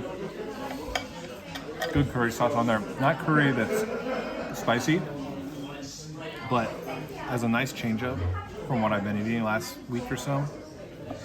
I'm enjoying this dish. You can see the Bowmore Distillery behind me. It's one of the, it feels like it's the only distillery we didn't go to today. But there's actually quite a few distilleries on the island. I think there's at least 9. There's 3 over by Port Askaig and 3 down by Port Ellen. There's 1 here in Bowmore, and there's a couple over on the west side of the island. There's only 3,000 residents here on Islay, and it just really is incredible the way that this island produces Scotch whiskey. And we're gonna wrap up for today. It's been a tremendous day, but we have some more fun adventures here in Scotland, and we are very much looking forward to continuing exploring this great country. We're starting off our morning here on the other side of Islay at Brooke Lottie, and we're going to pop into their Lottie shop and maybe do a quick little tasting if they have one. And you know, our travel plans have changed a little bit for today, which means we could spend more time on Islay, and we're excited about that. And so this is a really, really beautiful distillery. They've got great teal blue. They sit right on the water. It's a beautiful setting, and we're looking forward to checking this place out.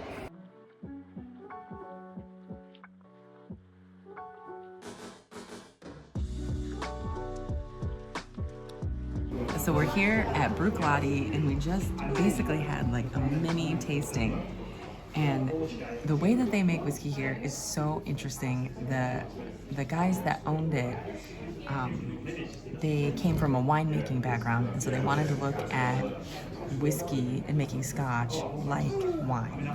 So it has to do with the barley and the different kinds of barley and how that changes the flavor, but also how the different casks would change the flavor as well. And they make a lot of unpeated whiskey, and they also make the most peated whiskey, which I think is fascinating. It's called Octomore. It's over there. We're not trying that today, but maybe sometime. Okay. So this whiskey here is made from ancient barley up from Orkney. It's called bear barley. And it's a little bit spicier, a little kind of a cinnamon flavor. This one I like. It's made with Islay barley, which only really until like recently, like the early 2000s, did they start growing barley successfully on Islay again to make the whiskey here.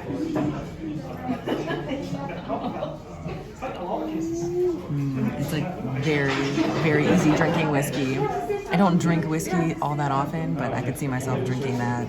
So we had a little impromptu tasting here at Brooke Lottie, and I just have to say that the staff here is absolutely incredible, so kind to us and so helpful, and we learned so much from just a quick little tasting right in the shop.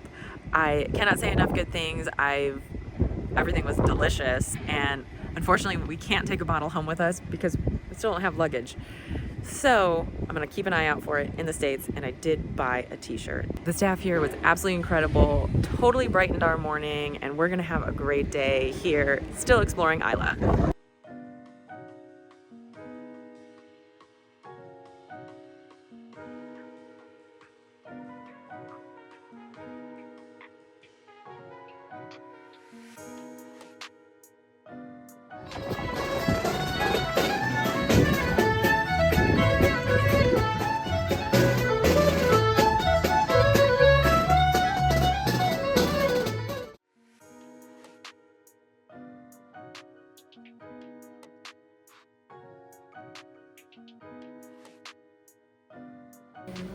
Well, we are sitting here in the main room of the Kilhoman. It is Islay's farm distillery, and it is absolutely stunning around here. The landscape is beautiful, and this distillery, very impressive room. We're actually getting some tea and some cake, and then we're gonna go over, get a drivers to go drum, and then I think Madeline might try a drum as well. So we're loving this facility so far. It's absolutely beautiful. We've got some tea, we've got some coffee and cake, and we're going to do a little more tasting. So this one here is the Skellig? Yes. Skellig. That's how I would say that. A sherry and a bourbon barrel. Okay.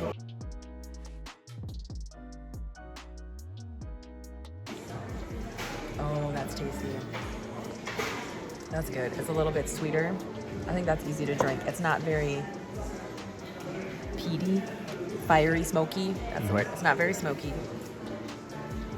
Let's see, is there a peat percentage on here? No, fruit, caramel, cinnamon. I taste all of that. This is a very, very nice distillery. This tasting room area is gorgeous, by the way. Okay, so this one is 100% Islay, which I really liked at Bruichladdich, so let's see.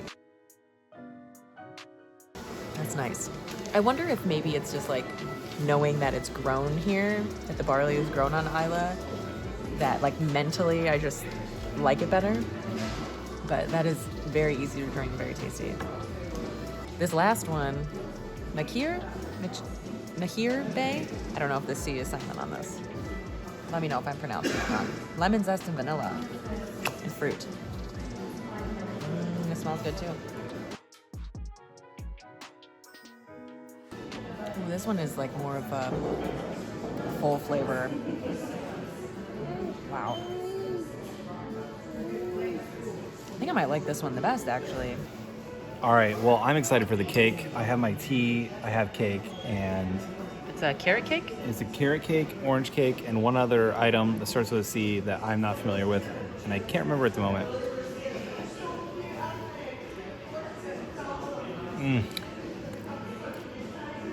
I asked the staff, and by the way, everyone on this island who works at the distilleries is like, they can win a reality show for being the nicest person ever. Fantastic hospitality from every place we've been. Just unreal. But I asked the individuals who work there, what is your favorite cake? They said, that's hard to choose because they're all amazing. I believe them. I do. And they settled on this one. And they were right. It is very, very good. We had a great stop in the Kilhoman, a beautiful tasting room. They had live music. It was incredibly inviting in such a beautiful setting. You're driving up. You can see the barley on each side that they use to make their whiskey, and it was really an unreal setting. Again, a beautiful tasting room, very inviting, and I'm so glad that we ended up there today. The 3 that we visited yesterday were amazing and were worth the trip in themselves, but this has just been such a bonus to be able to visit some of these other distilleries today. And now we are going to head over to Ardnahoe for lunch.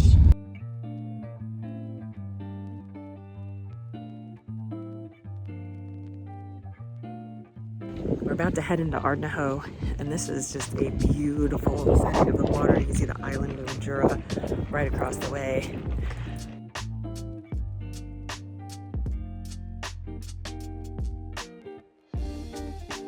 We're here at Ardnahoe in their restaurant called the Illicit Still. We're starting off with an Islay beer. It's called the Big Strand. Little departure from whiskey. And we've already put in our order. We're gonna start off with a potato leek soup, one of my all-time favorite soups. We had to order that. We have a falafel flatbread coming. A little different than some of the things that we've been eating so far, but we just felt like mixing it up. Lastly, we ordered the special today, which is a barbecue pulled pork sandwich. Adam absolutely loves barbecue. We saw that on the menu and thought, let's go for it. Big chunks of potato and leek here in this soup.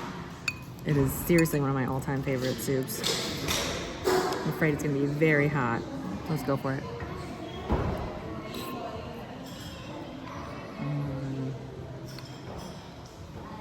That's very good. We've eaten a lot of soup on this trip, and I'm not complaining. It's very good.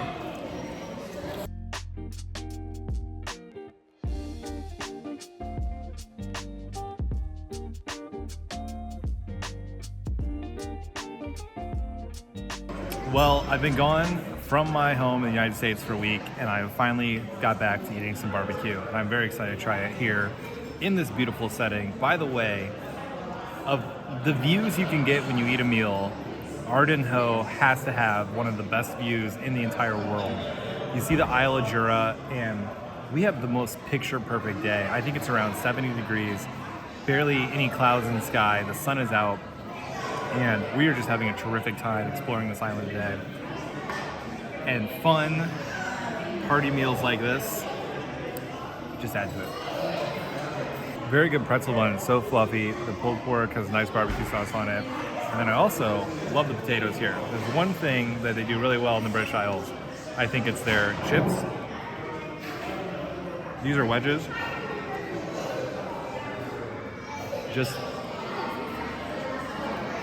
They always seem to be a little bit smaller, a little bit crispier. Big fan of how they do potatoes over here. This is my falafel wrap. I'm just gonna go for it. I'm not sure what all is in there, but it all looks tasty. We absolutely love falafel. There's a little bit of sweetness, a little bit of heat, and it's just kind of a nice departure to mix it up a little bit. We've had so many amazing meals here in Scotland so far, but sometimes you just want to try something a little different. Right off the back porch here at Ardenhoe, the restaurant, and this is as good as it gets in terms of a view for lunch. It was absolutely spectacular. Good food, beautiful facility, and we are loving exploring this island. I think we've got a couple more things we're going to try and do today, so we want to see what Islay has for us next, because it's been pretty good so far.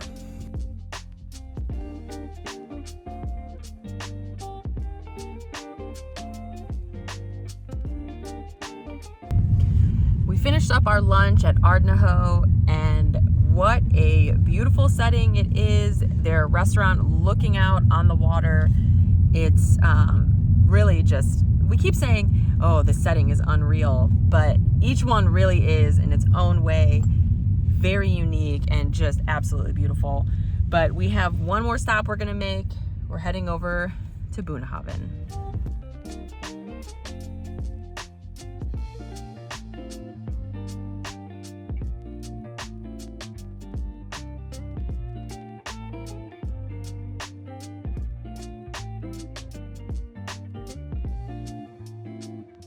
We're here at our final whiskey stop, and that is Bunnahabhain. It's another incredible setting. We're right here on the water. There's a beach down below and mountains behind me.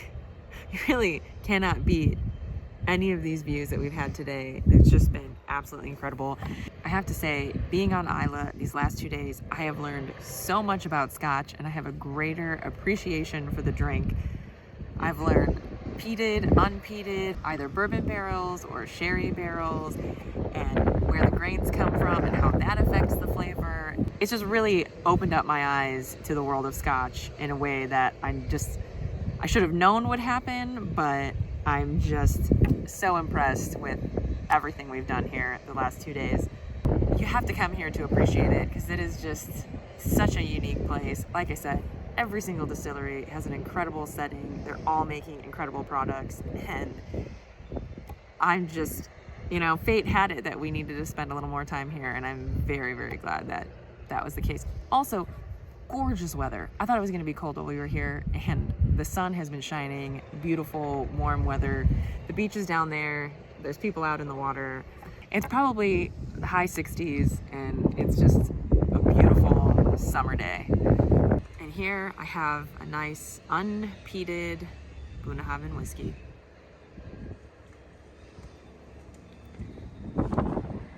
That's very nice. I appreciate the peat and the smoke, but it is just a little bit easier to drink the unpeated. And that's something I've learned here in Islay.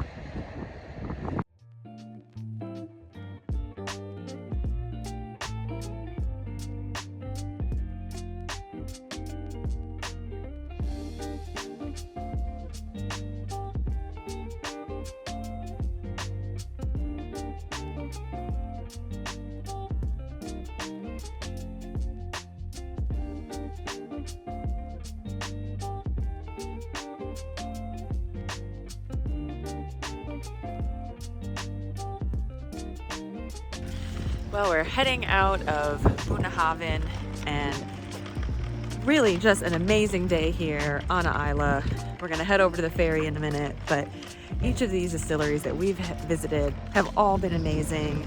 Beautiful scenery, each one unique. We've had amazing experiences at each one, and I have to say, I think we're a little sad to leave. Today is a beautiful day in Edinburgh, and we're gonna do some more exploring. We're gonna head over to the Britannia and see what the Royal Yacht has to offer. And then after that, we are going to get some lunch and keep exploring this great city.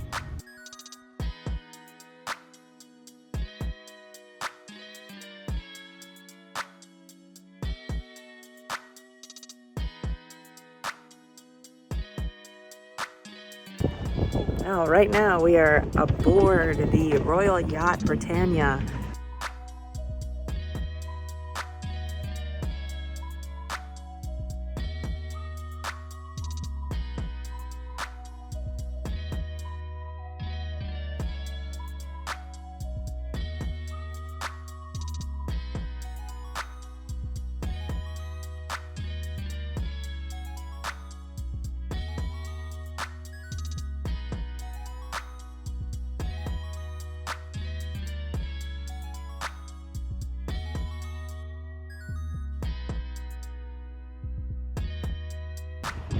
Very cool so far. Get to walk through all the different decks. There's elevators to each floor, which is also nice. Fun to see how the Queen lives when she's at sea.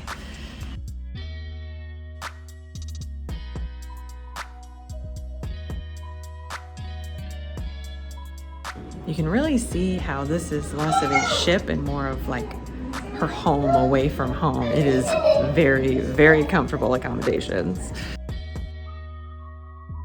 Here we are in the tea room, and you can have afternoon tea here on the Royal Yacht.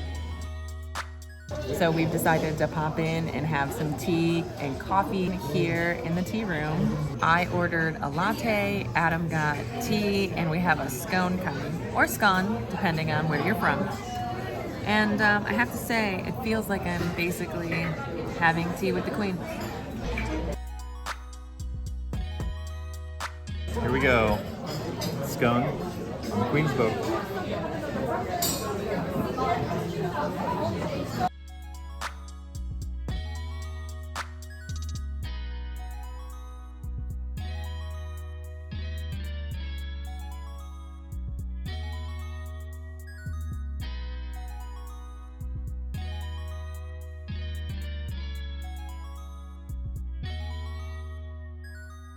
We actually got our tickets to the Britannia for free because it was included in our stay at the Dingle. So just another little bonus to stay at the Dingle. You get to sleep on a ship and then come explore one.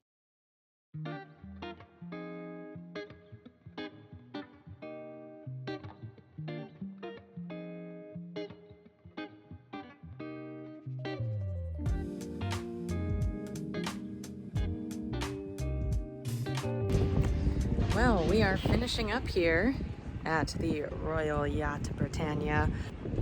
We're gonna keep rolling here in Edinburgh.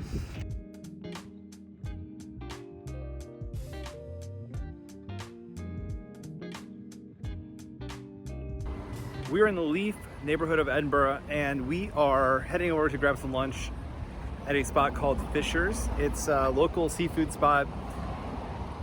You know, the seafood here in Scotland has been absolutely fantastic, and Leith is a very cool kind of port area of the city. There's a lot of old kind of historic architecture, but then there's also a lot of new construction down here, so you're blending that old with the new.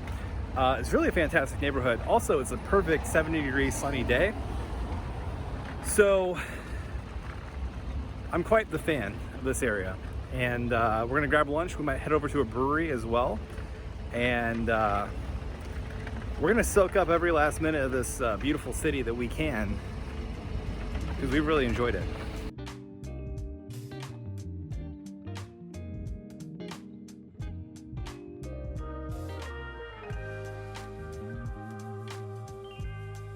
Well, we're here at Fisher's and we just put in our order. I'm getting a whole lemon sole. The but it's served with potatoes, and that sole is going to be topped with a caramelized garlic butter. I saw it come out already. It looked absolutely delicious, and I just had to order it. Madeline is getting fish cakes. We're sitting right here by the port. This neighborhood is absolutely beautiful. The old buildings, the ships, and here comes our food.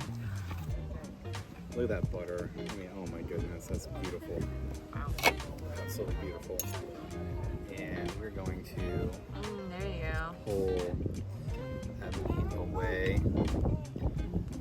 Look at that beautiful fish. My goodness.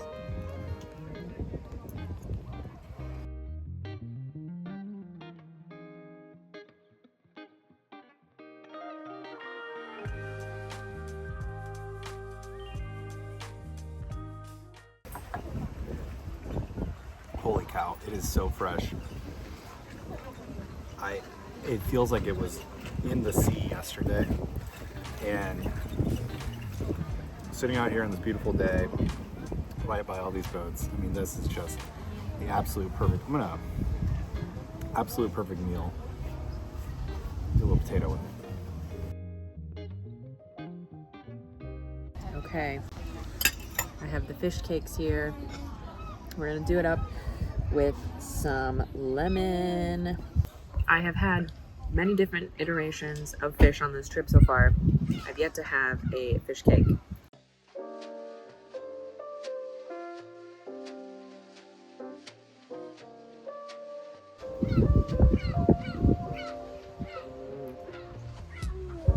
Very crispy on the outside, warm, tender on the inside, delicious sauce, fresh fish, seagulls overhead. They would probably love this meal. Probably doesn't get much better than this.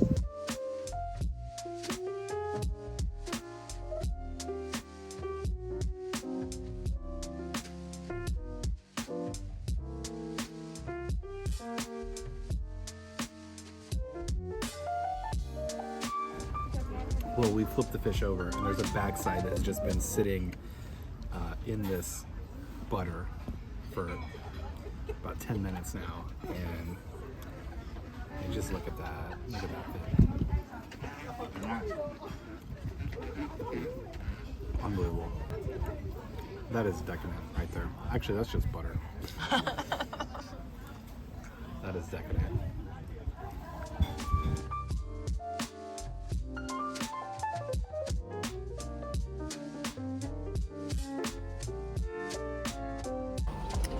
Well, I'm sitting here at Moonwake Brewery. I got their Kolsch beer, and it's very refreshing. And I think when you come to Scotland, you definitely want to drink the Scotch. But they really have a great beer scene too. All the beers we've had here in Scotland have been tremendous, and it's such a nice day. We're sitting outside on their street patio. Really colorful brewery, and enjoy it so far.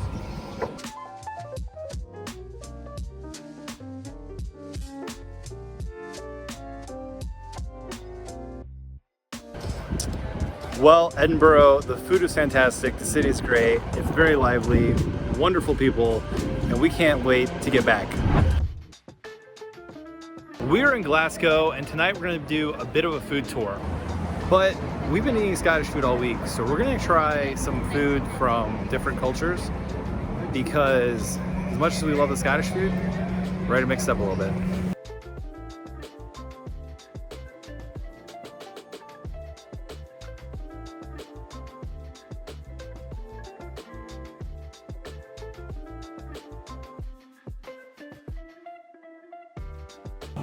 We are starting off here at Donner House. It's actually a German spot, and they have kebabs. They're kind of like German gyros.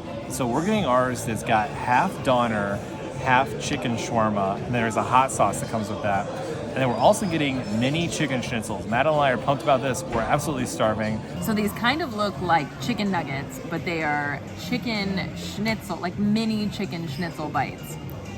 So it is kind of like a fancy chicken nugget. And dip it in sauce.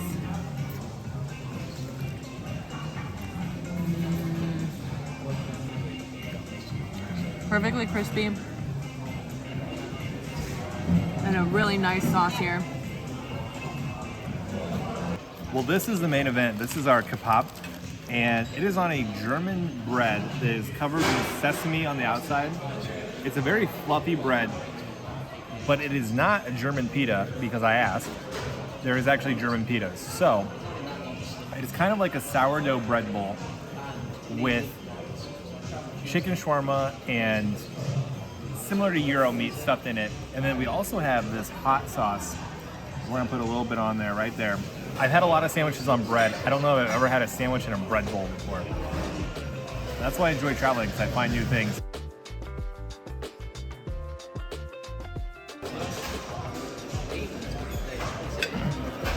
To quote Ron Swanson, this is a whole new meat delivery system.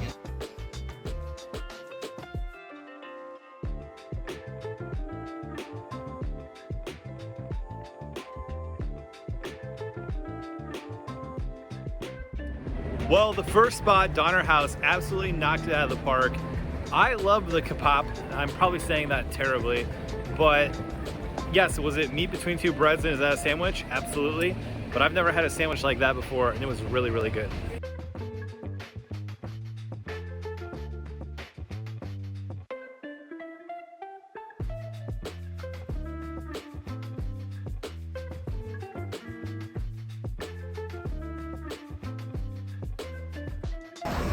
Our food has arrived here at Chaku, and it looks absolutely delicious.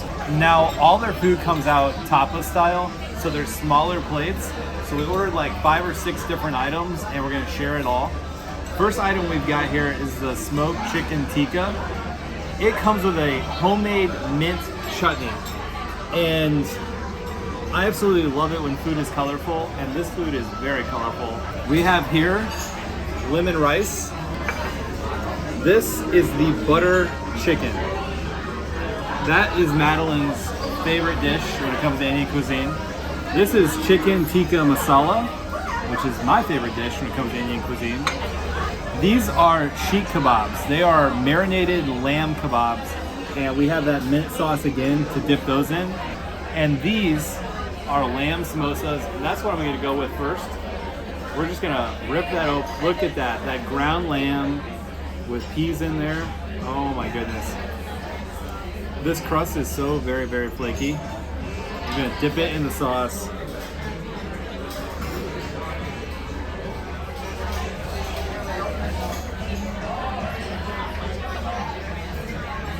Well, this lamb samosa is one heck of a way to start our meal here at Chaku. It is minced ground lamb with peas in there. It is so savory.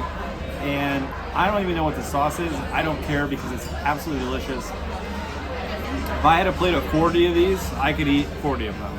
That's not even up for debate. So we're gonna go for my favorite dish. We're gonna take a little bit of this lemon rice, scoop that right on there. We're gonna go chicken tikka masala right here.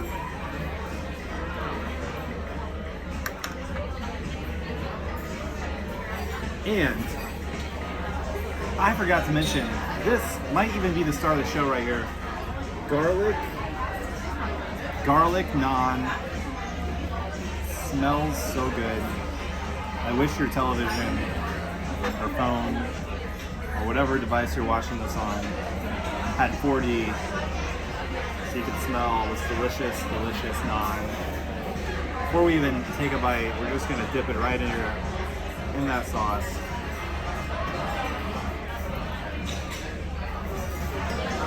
Chicken is so tender. The sauce brings some heat, but it's not overly hot, and it has really, really good spice flavor.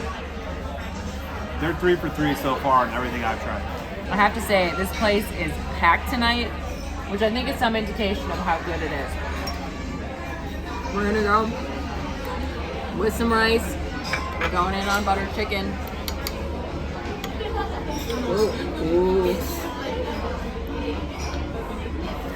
It's a big hunk of chicken. It's a huge pieces of chicken in here. Oh my goodness. Wow. I just want some more of that extra sauce on top here. Then let's go straight in.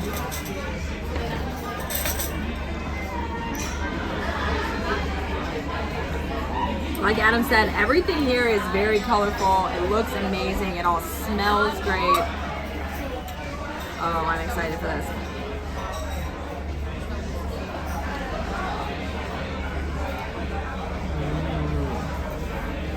Oh, that's so good. A little bit of heat, not overpowering. Also a little bit of sweetness. The chicken is so tender. And the lemon rice is just bringing it all together. Oh yeah. Oh, that's very good. I know we're supposed to share its tapas, but no, I think this might just be mine. It's the lamb kebab. We're going in. I'm just gonna eat with my fingers.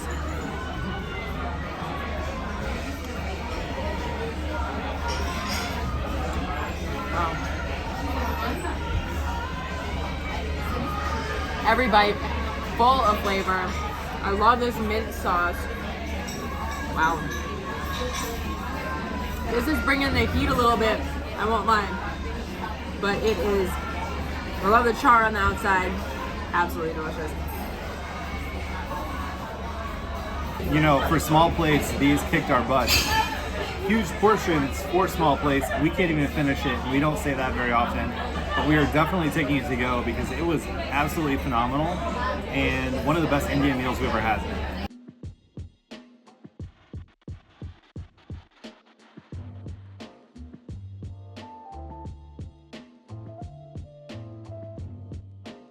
We are off and walking this morning in Glasgow, and we are stopping at a spot for breakfast. You can call it breakfast, but we're gonna get some donuts at a spot called Tantrum Donuts. Took one look at the picture of their donuts and said, that's where we're going for breakfast. And Madeline agreed, so. Yeah, like I'm gonna say no to donuts. So, off to donuts we go.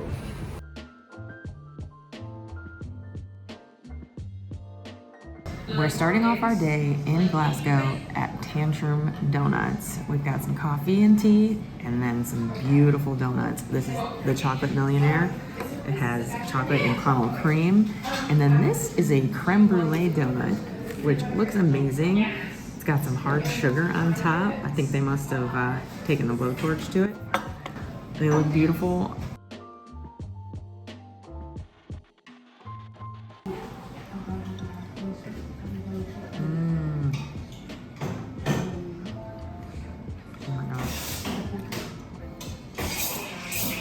Chocolate cream in the middle, super fluffy donut, rolled in sugar on the outside, and then these are like little crunchy candy, like sprinkles on top. Wow. Oh, that's what we get further in there. There's some like caramel sugar in there too. Woo. Wow, that is delicious. I think I'm starting my day the right way here in Glasgow.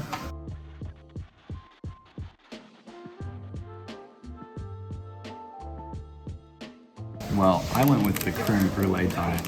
They said it was their bestseller, and one look at it and you can see why. Obviously, we've got the caramelized top there, and it's a heavy donut too. All right, let's go. Custard's tasty, and that sugar on top breaks, and it's just so tasty.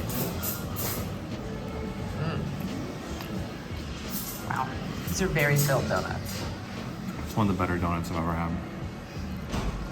We eat a lot of donuts. Adam's right. These are some of the tastiest donuts we've ever had.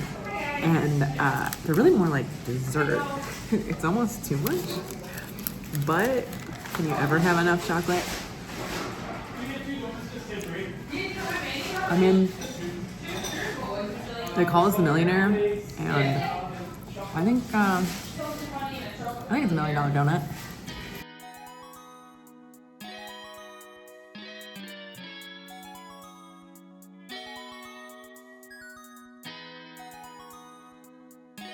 The next food spot we're heading to here in Glasgow is a pizza spot.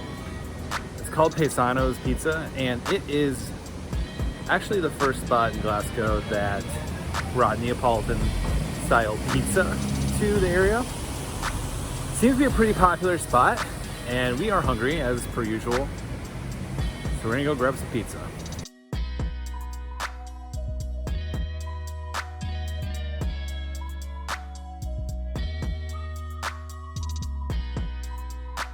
Well, we put in our order here at Pisano. We're getting one Tuscan fennel sausage pizza with sugo, and we're also getting one with spicy salami. Seeing the pizzas come out, they look fantastic. We're hungry, we're both getting our own pizza, and I think we're both gonna finish our pizza because we are that hungry. Our pizzas have arrived. They came out super fast, literally in like 5 or 6 minutes, and they look absolutely beautiful. They're big pizzas, but they're super thin. You can see how thin that crust is. Yeah. We're gonna go right here on this sausage pizza. Some pizza fans may not be a fan of that droop, but this is a really good crust. Great ingredients, and we're off to a good start here at Pisano. I'd say this is a very impressive operation here. The kitchen is open, you can see all the ovens going, and they are just churning out these pizzas so fast. I'll stop talking, I'm gonna dig in. Like Adam said, super thin crust. Ooh, I'm losing some of the pepperoni. Oh, that's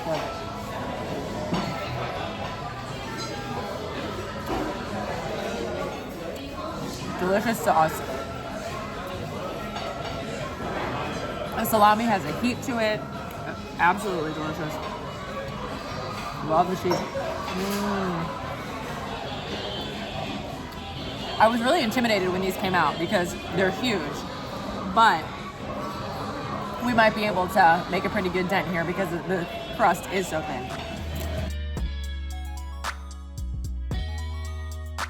Pisano's pizza was absolutely delicious, as were all our food stops here in Glasgow.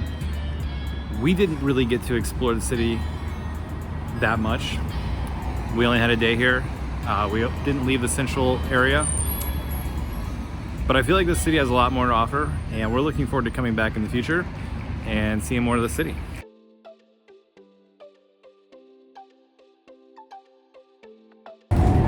We are on the bus leaving Glasgow, heading to the airport to take a flight over to Dublin. Keep this adventure rolling.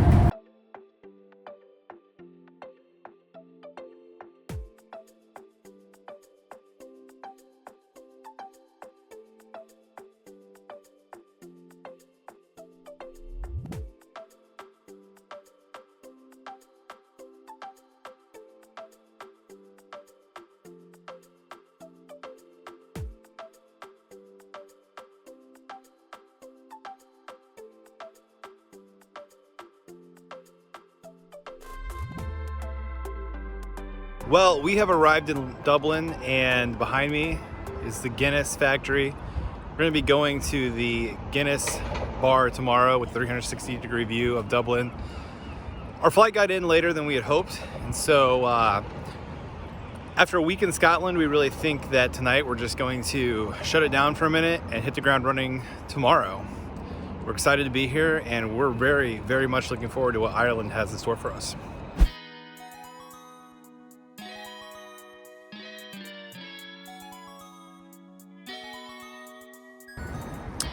We are starting off here in Dublin today,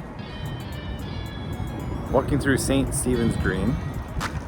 We've got a fun day planned. We're gonna go eat. We're also gonna go visit the Guinness Gravity Bar.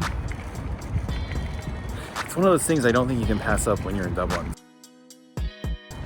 Besides going to the Guinness Bar, we actually don't have anything planned. Sometimes we like to just let the day unfold, and we're very excited to be here in Dublin. We've wanted to come for a long time, especially to this country. We think we're just gonna take it in and let the day unfold as it does.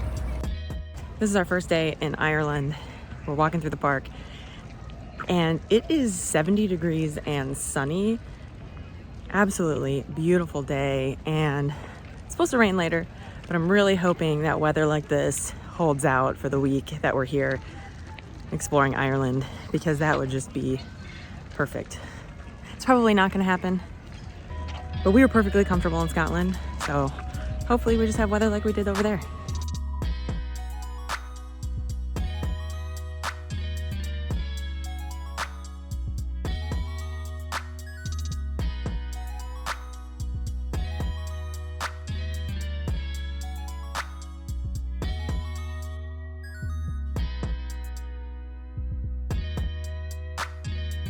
I think that's the best place to eat in Dublin, Captain America's Cookhouse.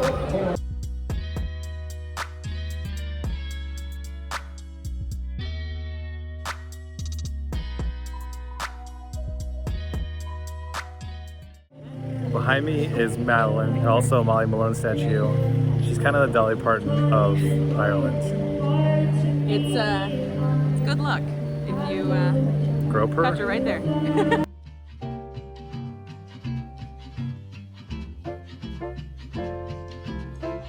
We're here at the Temple Bar for our first drink in Dublin. Our first drink in Ireland.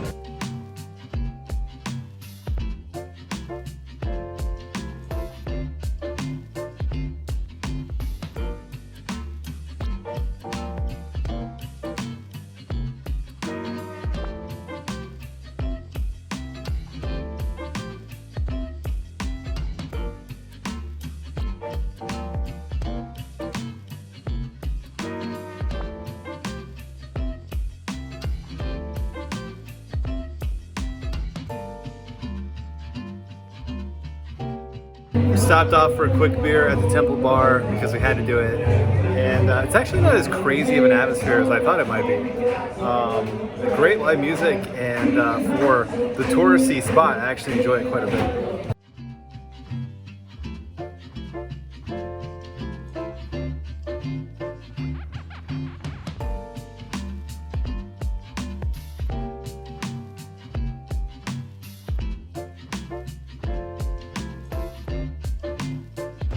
Well, for lunch, we are heading into the Brazen Head, which is supposed to be Ireland's oldest pub.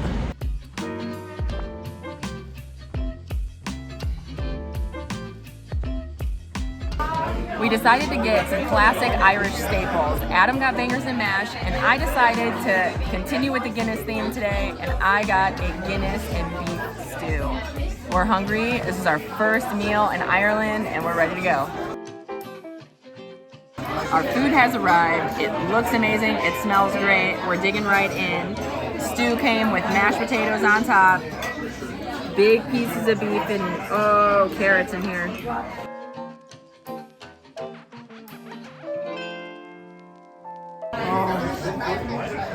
Very hearty, rich flavor. Wow. I think I made the right choice. This is absolutely delicious.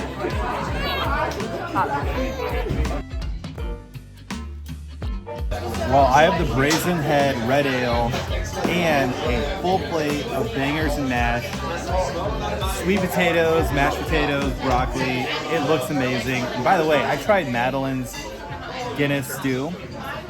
That is so rich in flavor. That is incredible. But I'm excited for what I got. I already cut up some bangers here, a little mashed potato.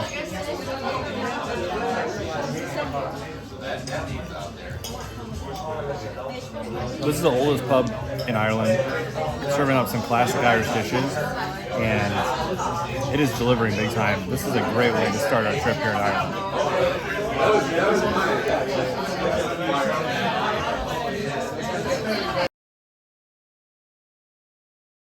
We had a delicious lunch at the Brazen Head. Now we are heading to the Guinness storehouse. We're doing a tour, and we're gonna get our first taste of Guinness here in Dublin.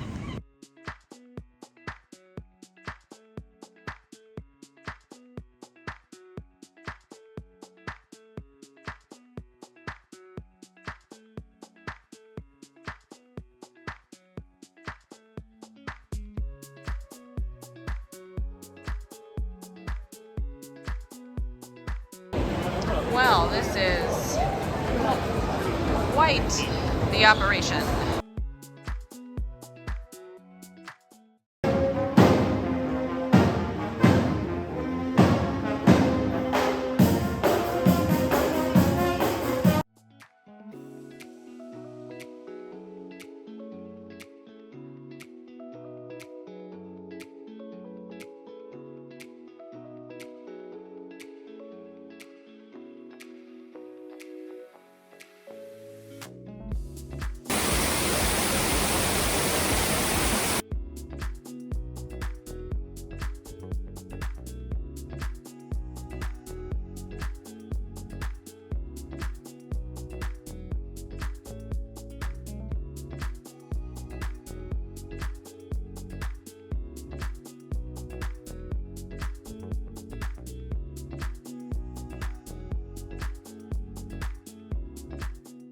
Right now, we're in the Stouty bar, and they're going to put our picture in the foam of the beer. Let's see how these turn out.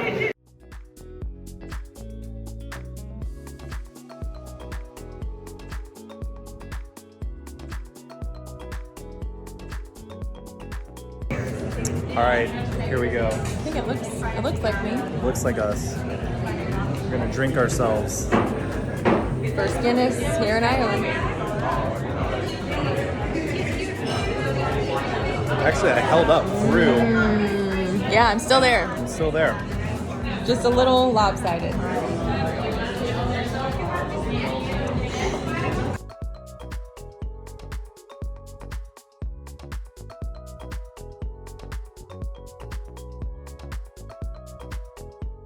This is the Guinness Gravity Bar. It's like Club Guinness up in here. It's a party vibe for sure here on a Monday.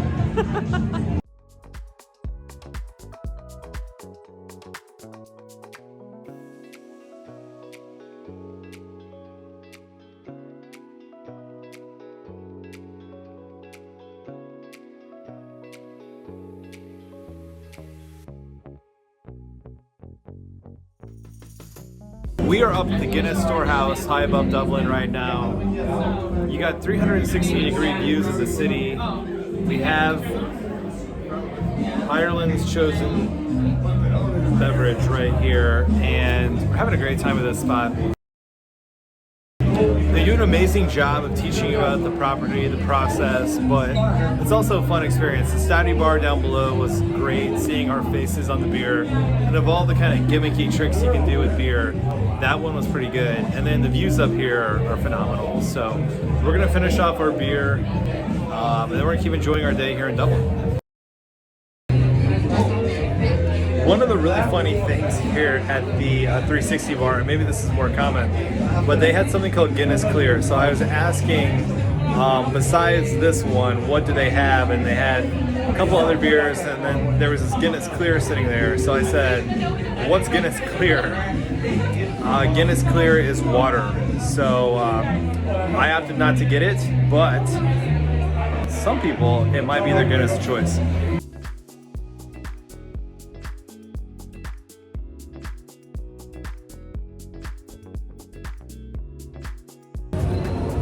Tremendous stop here at the Guinness Storehouse. They do an excellent job of teaching you about the product, but then also letting you sample the product. The Stouty room was a lot of fun, seeing our face on the beer, and then going up to the 360 bar and seeing all of Dublin, having a beer. We really feel welcome here in Ireland, and this trip is off to a fantastic start.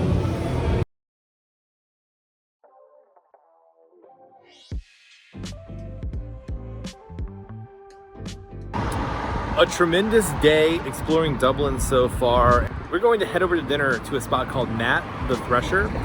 It's a seafood bar and grill. Ireland, of course, is sitting in the Atlantic Ocean, and they've got some pretty good seafood. This looks like a great spot to grab it over here by St. Stephen's Green, and we're looking forward to dinner.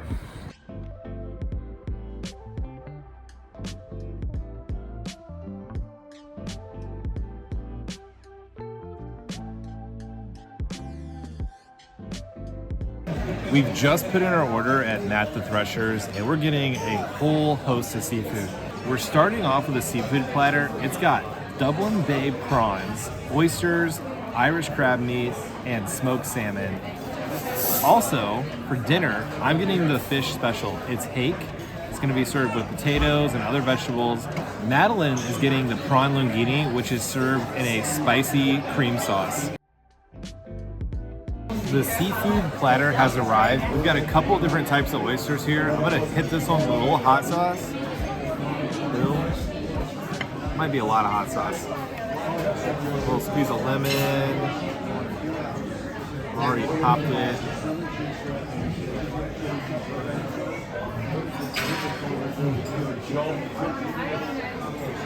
Full disclosure, not the biggest oyster fan. That is a huge oyster. It was also very good. No, Adam already said we don't really eat oysters very often, but when they're fresh, on a beautiful platter like this, I'm blocking it. You have to go for it. A little bit of Tabasco.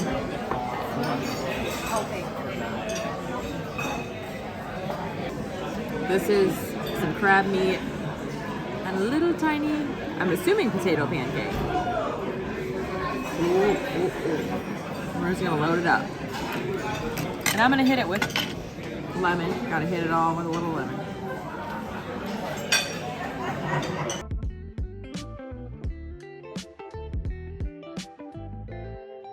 That is incredibly fresh. Well, the last item we have on the seafood platter is the smoked salmon. There's also like a creme fraiche on here. So I'm gonna build myself this little smoked salmon stack here.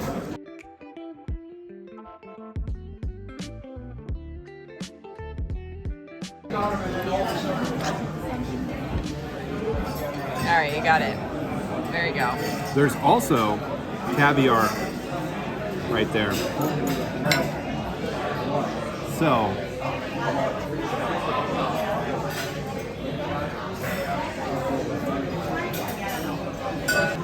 the salmon here, all the smoked salmon we've had since we were in Scotland, now we're in Ireland. It's so good, it's so fresh. And I see why they eat it for breakfast, lunch, and dinner.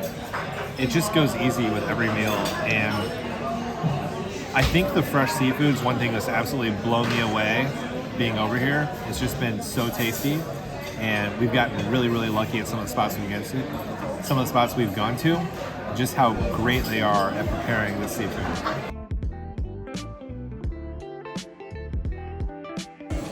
I am so excited for this dish. We've seen it go by several times in anticipation for this. I am so ready. I'm gonna squeeze a little lemon on top.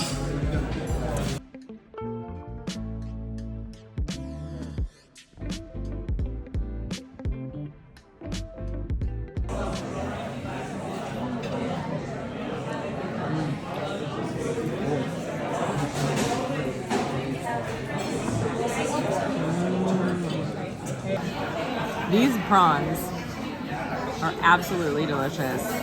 All the seafood that we've had here has been so fresh, so delicious.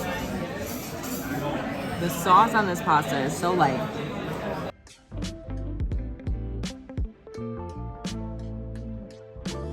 I got the special tonight. It's hake.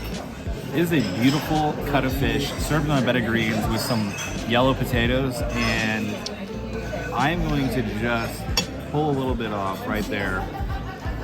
Gets right.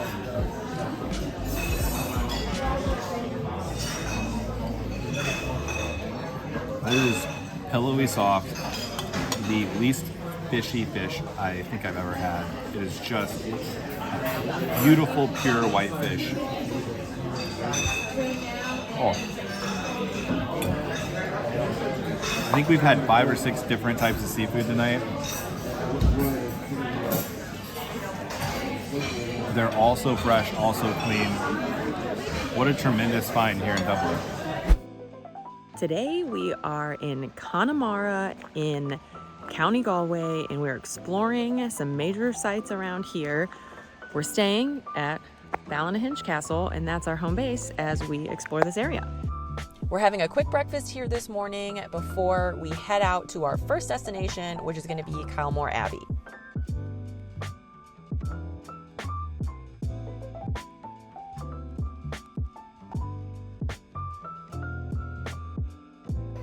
Well, we're having breakfast here this morning at the Blarney Castle. They have a beautiful breakfast buffet over there. A little overwhelmed by all the options, but I went for a scone. They have a beautiful cheese spread, and then I just got a little bit of fruit and granola because I'm also getting porridge. So, starting out with a huge breakfast, but everything looked so good.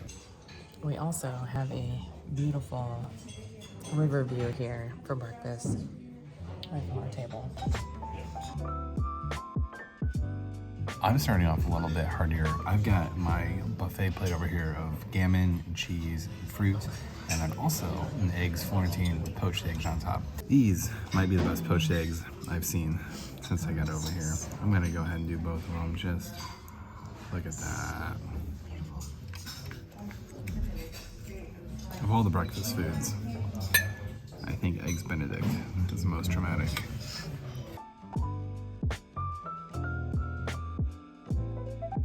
It's messy too.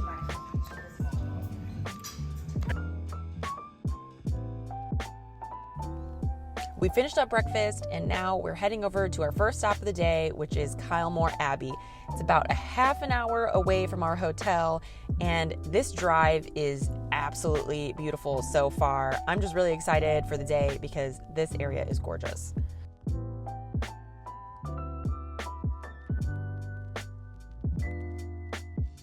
Today we're exploring Kylemore Abbey. First glimpses are already beautiful.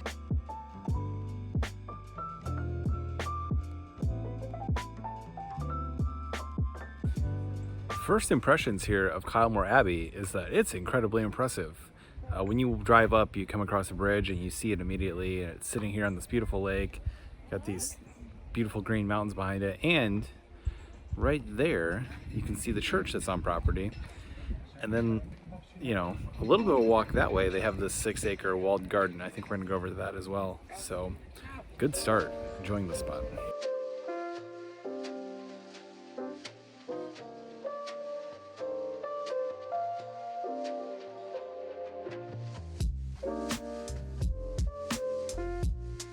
Kylemore was built as a private residence initially in the 1860s by the Henry family, and then eventually in the 1920s it became a Benedictine monastery and has stayed that way ever since.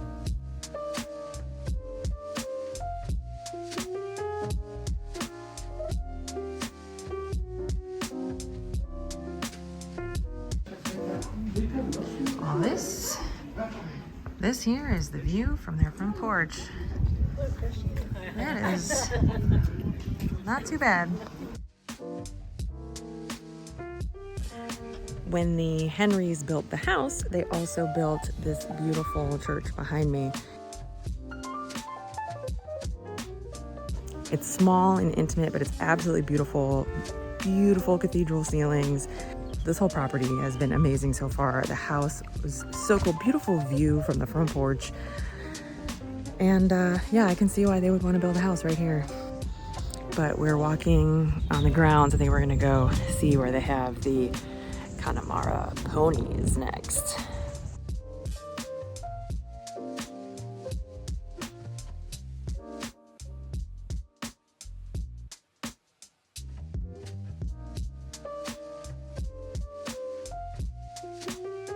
These are the Connemara.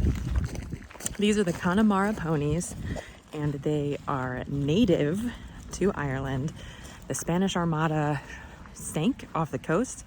Horses made it ashore, mated with horses here in Ireland, and that is how the Connemara ponies were born. Well, before we go over into the garden, they have a little tea house here. They have fresh baked cakes.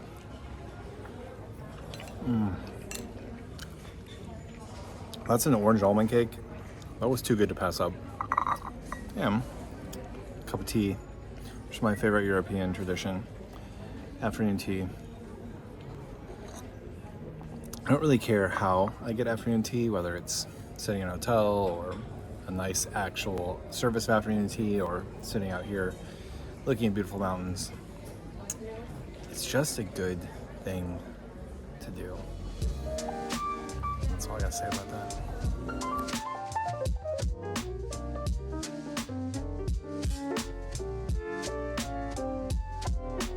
Well, that was Kylemore Abbey.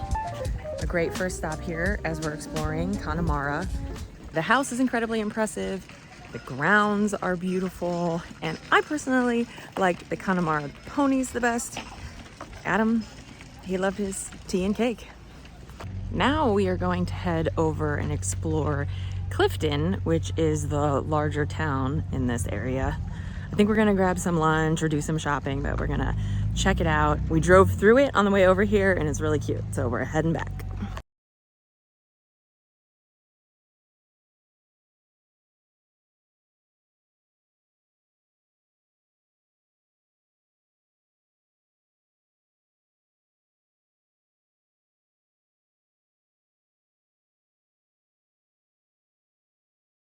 We are here In Clifton. It's in a Clifton. cute little town. Very cute, really lively. There's music, there's little shops, and we are heading to find some lunch.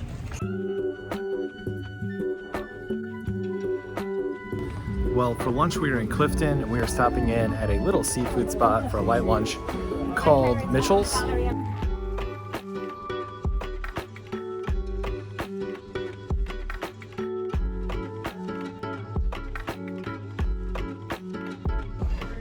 For lunch, Madeline and I are splitting an open-faced sandwich. We got half a salmon, half a prawn sandwich, and Madeline's going with the prawns. I'm going with the smoked salmon. All the salmon over here has been absolutely beautiful, and I think this is no exception to that rule.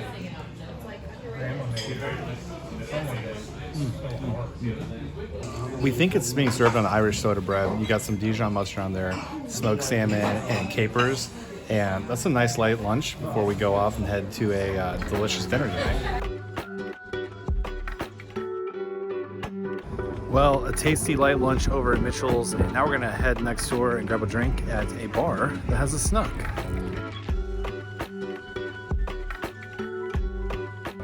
So one of the things I really wanted to do when I was in Ireland was go inside a snug. I'm doing that right now.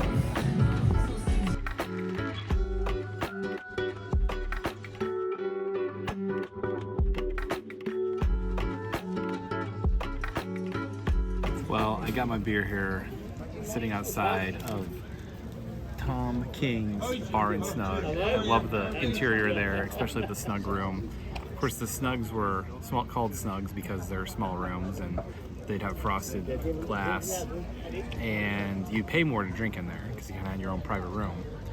And in really olden times, people would go in there and they'd arrange their marriages and how much, lambs and everything would be traded for the marriage. But for us, we just got a beer, and it's a beautiful day, tasty beer, Ireland. What more could you want?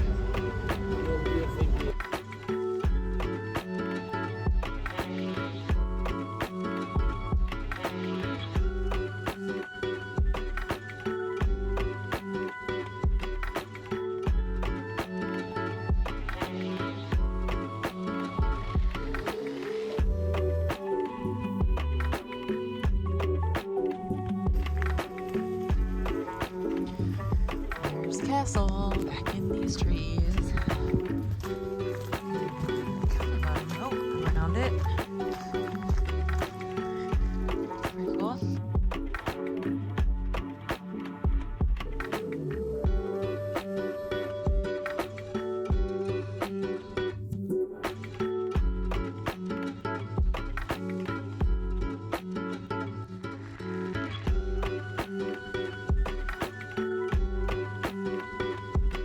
We've stopped off here at Connemara Castle. It is one of the few castles in Ireland that was built by the Irish, not by the English, and it's one of 11 castles still standing here in Connemara. It is very peaceful and very beautiful here. And there's some dogs running around that are kind of ruling the place, which is amazing.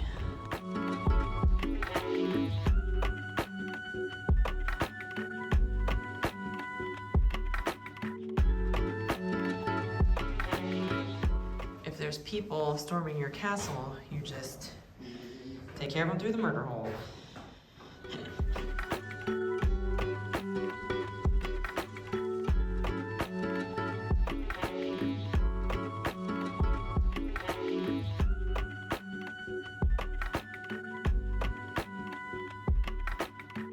That was a nice stop. Pretty cool castle. Nice grounds. It was really well intact. Always fun to explore.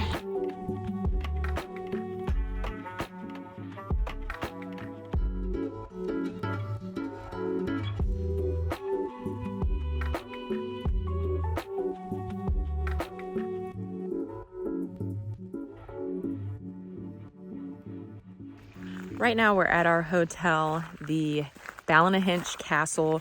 The rooms are absolutely beautiful, but so are the grounds.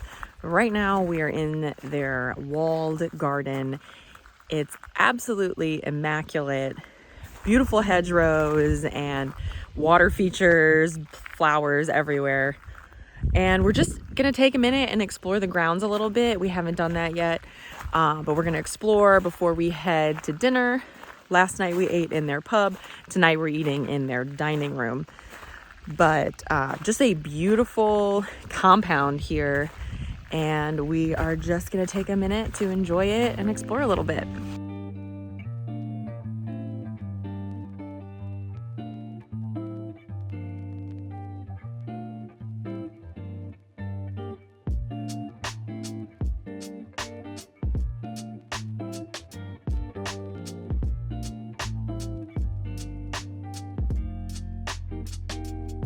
Well, a fun day exploring this area, but tonight we are having dinner here at the Blarney Castle at the Owenmore restaurant. It's a fine dining establishment, and I think it's going to be one of the best meals we have while we're in Ireland.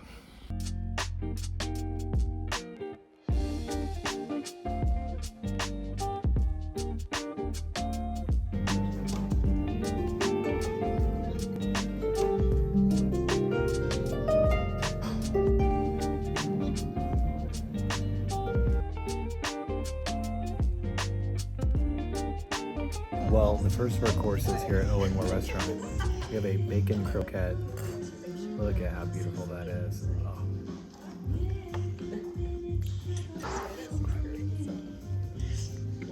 We also have some monkfish on toasted cracker.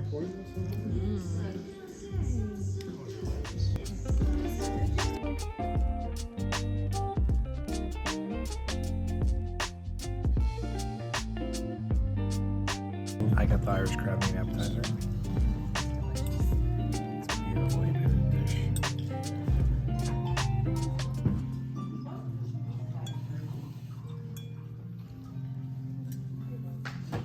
The pate is baked right into like the bread, so that you don't have to spread it out. So some kind Well of done, very delicate. raisiny. I absolutely love crab meat. Big surprise.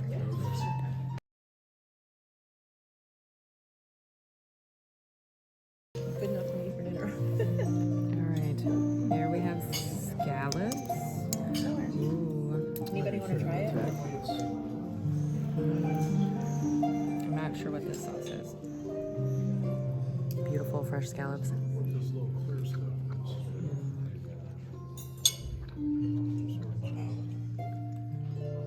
Perfectly cooked, nice little char on the outside, gives it a little crunch. There's also a pork dumpling here. I'm gonna cut into that as well. Ooh.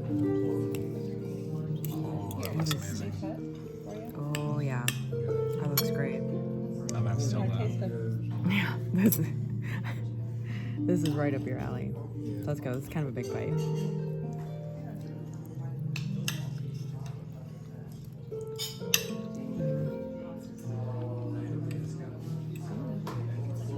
Pork is delicious. It's like a nice dumpling. It's very, very good.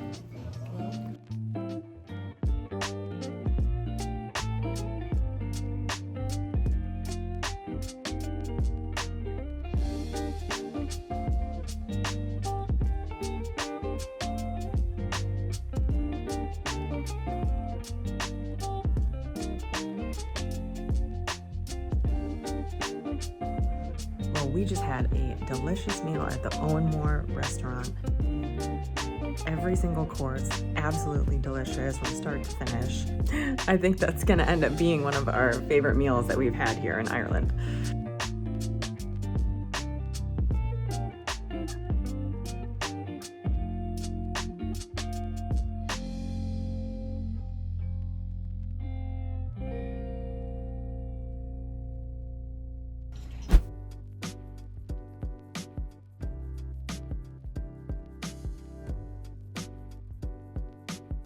We're here in Galway and we're gonna do a little food tour.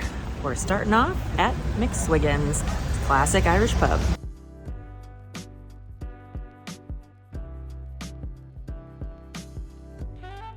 Put in our order here at McSwiggan's Tavern, and this pub is classic Irish, and we just wanted a little place that had some classic food. I got the Connemara lamb stew. It's one of the dishes that I wanted to try when I was here in Ireland, the lamb stew. It's a very classic, popular Irish dish.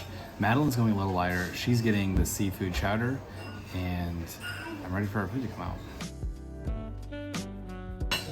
Well, our food just arrived here at McSwiggan.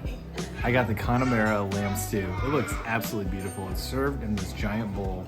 We've got the new potatoes, the carrots, the barley, and this lamb, which has just been soaking in this juice. And we're just gonna go in right here for this first bite. Look at that. When your food's dripping, that's flavor.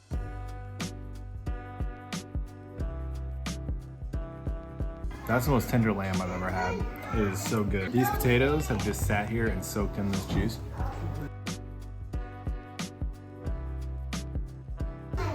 They're pillowy soft, and this is a very good way to start our food tour here in Galway.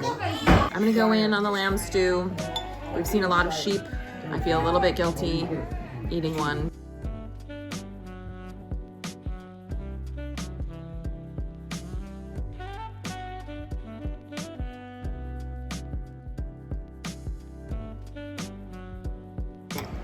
I got a classic seafood chowder full of huge pieces of salmon. Very good. We've seen it on many menus since we've been over here, but this is the first time I've actually had it. It's very good. Very creamy. And I went light. I mean, I guess chowder's not exactly light, but since we're heading out on a food tour, I was taking it easy on this first course.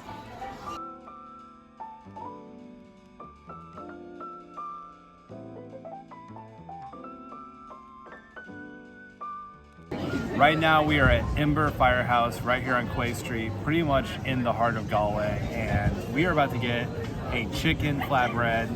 Now, we don't really know what kind of cuisine this spot serves. I think they take their inspiration from a lot of different places.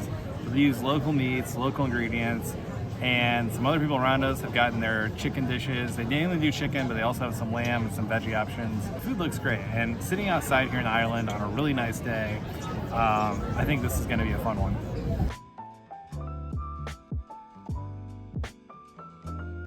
The dish we ordered is called the Hot One. It has chicken, red chilies, pickled cabbage, and peri-peri sauce, and then house crack. We're trying to figure out what house crack is. It may be seasoning, it may be a hot sauce. I'm looking forward to coming out. I'm assuming it's gonna be a little bit spicy because it is called the Hot One. All right, the Hot One has arrived. We found out that crack is in fact their house seasoning, and it is a good thing. Let's see, we're just gonna kind of roll it up here and go for it. Kind of like a pita or a burrito or taco.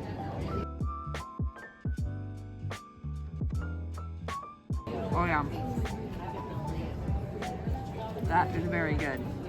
That seasoning is amazing.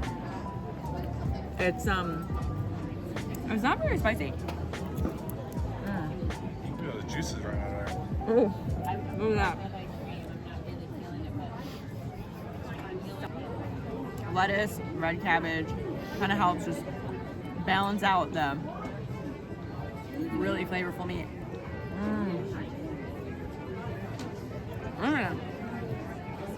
It's packed, and it's packed with flavor.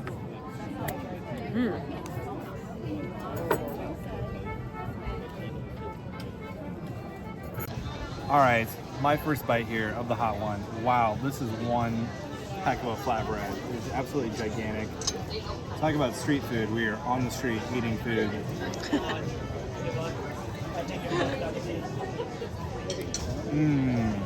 Really good sauces, and honestly, the chicken's great, and it's kind of great to eat chicken because what we found in Europe is a lot of pork, a lot of beef. Chicken and turkey are less often seen on the menu.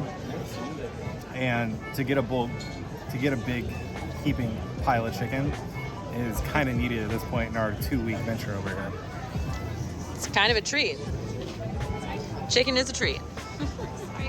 Well, the flatbread is falling apart quickly under the weight of all the toppings on there, but I found that if you tear it a little apart, you'll get yourself a mini pita that works pretty well. You can also see the sauce on there. That's really good. It's very colorful. It's a very colorful dish on a very colorful street. Well, a fun stop into the Ember Firehouse. Tasty stop as well. We enjoyed the chicken flatbread there. And we're gonna keep rolling here in Galway. I think we're gonna go find a sweet treat.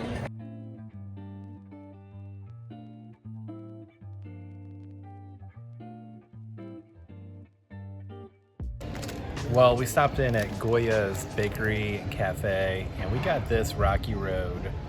I'm not even sure what it is. It's kind of like a fudge, Like a cake? Rice Krispie treat almost. fudge cake Rice Krispie treat, and it's got, I believe, marshmallows and graham crackers in there, which would make it more like a s'more. But let's try it. Oh, Crack a tooth. well, there's nuts in there.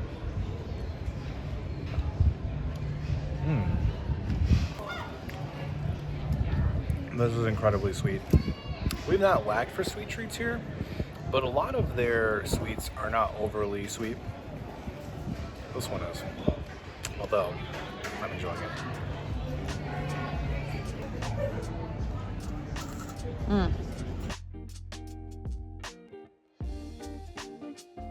So there are biscuits in there, which are cookies, That makes sense. basically. That was the biscuits. This is very, very delicious. I'm gonna go in for another bite. Yeah. So, marshmallows, biscuits, chocolate. This is decadent and delicious. You can see all the different layers in there. Woo, that's good.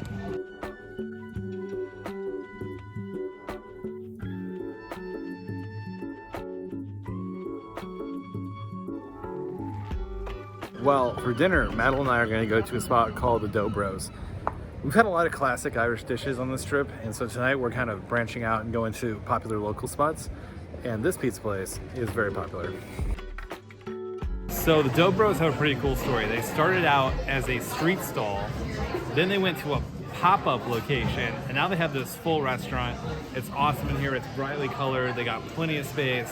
They got a line out the door, and that's all happened in a decade. And I just love seeing stories like that of people who get kind of like a food truck, and then they work hard, and they've got a awesome business going. And now they even have their own beer. That's how you know you made it, when you got your own beer. The Dough Brews. The Dough Brews, New World IPA. So we're excited for our pizza to come out. It's a margherita pizza with andouille sausage and candied jalapenos that's drizzled with hot honey. Never had that combination before, and we're watching the pizzas go in the oven. You know we're ready for that to come out.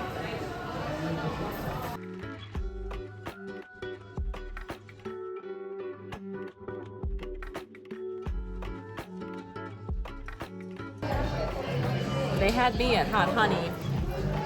Take, ooh, it is hot, fresh from the oven. Saw them making these pizzas.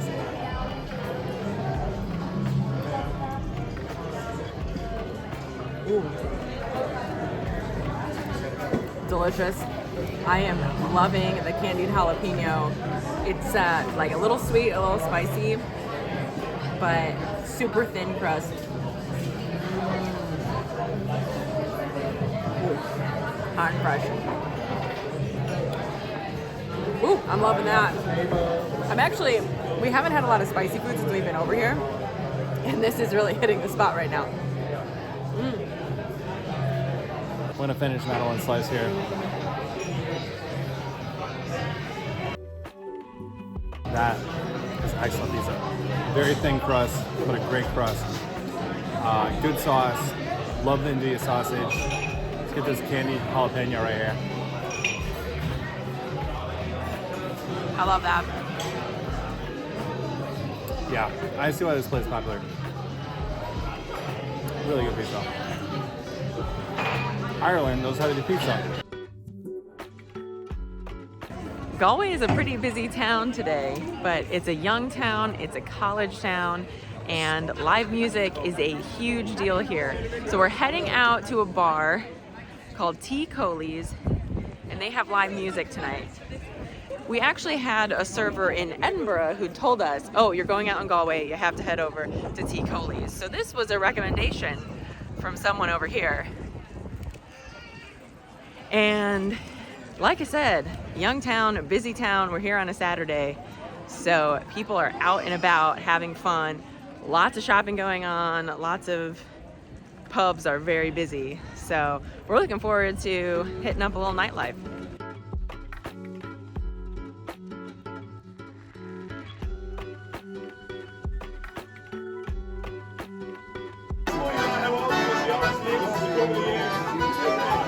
Well, a tremendous time in Galway, eating and drinking our way across this city.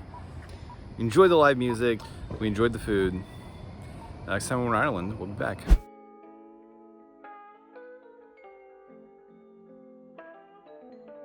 Today, we are going to be exploring the Dingle Peninsula. We're driving down from Galway to the town of Dingle for lunch and then heading out on the Sleigh Head Drive.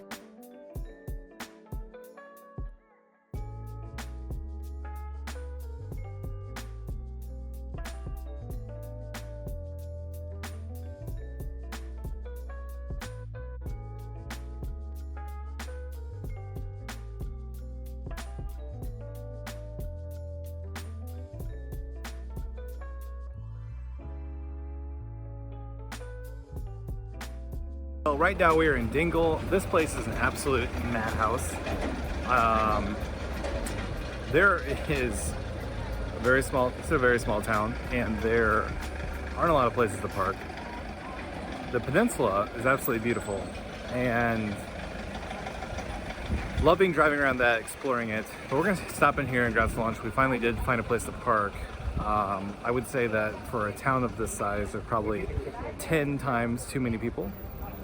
But we are going to grab lunch at a pub called John Benny's and keep our Irish food tour continuing.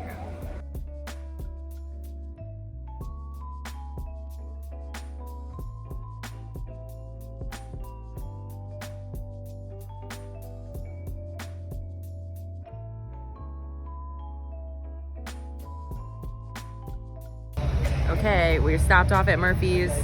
It is a beautiful 70-degree day and we're having some ice cream. This here is chocolate whiskey.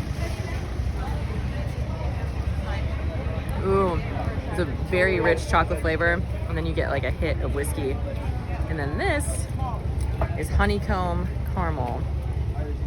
Ooh, I think this is a good mix together too. Oh, that's really good. I really like that one. I like they use actual whiskey, you said.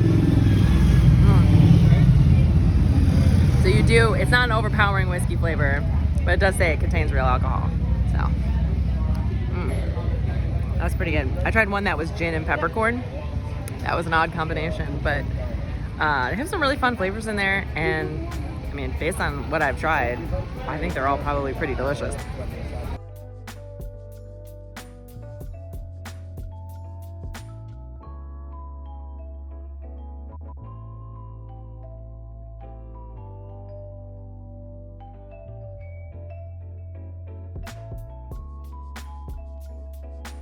Now we're heading out of town and we're going to do the Sleigh Head Drive. I think it's going to be full of beautiful views. We've had great views driving into Dingle, and this area has been so fun so far. So let's get exploring. We started our morning off in Galway and we drove down to Dingle. It was about 3.5 hours. So this, I think I've said it before in previous videos, this has been a heavy driving trip. Sometimes when you look at something on the map, it doesn't seem like it's that far, but you should always give yourself extra time over here.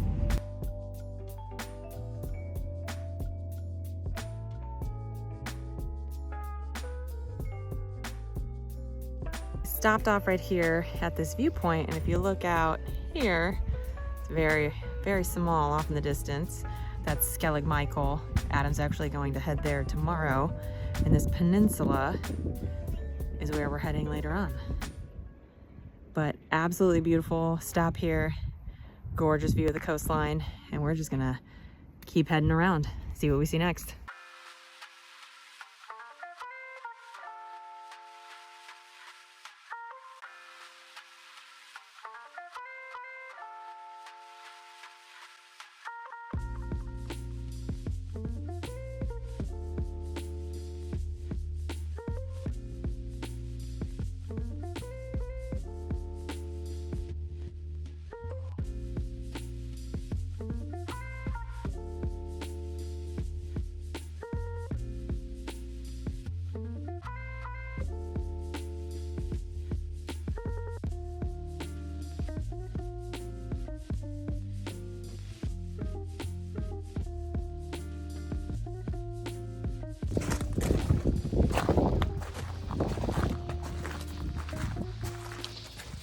Some ancient housing.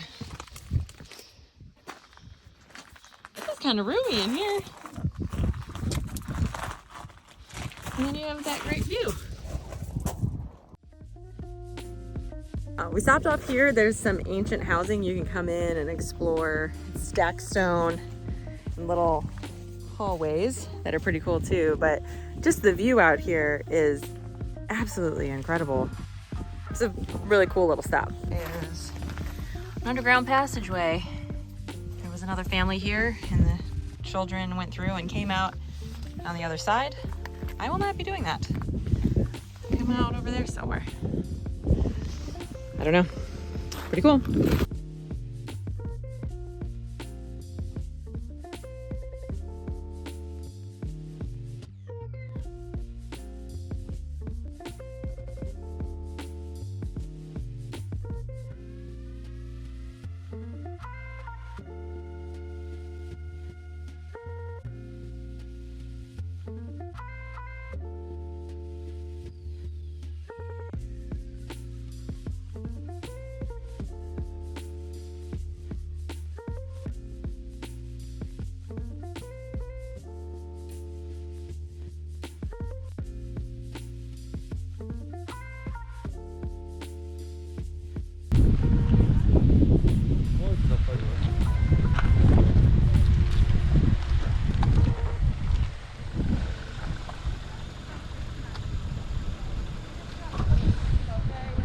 Well, behind me is a cross with Jesus on it, and over here is the Blasket Islands. You can actually take a day trip over there. I guess there's some self-service huts you can rent, but it's like a 6-hour excursion over there.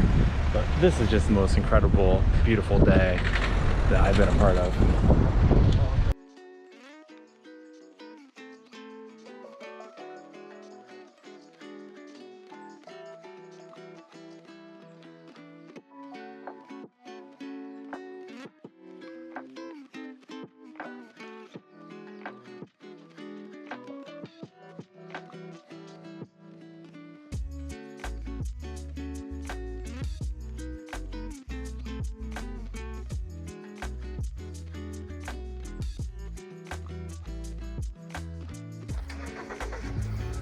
The most westerly point in Europe. That's pretty cool.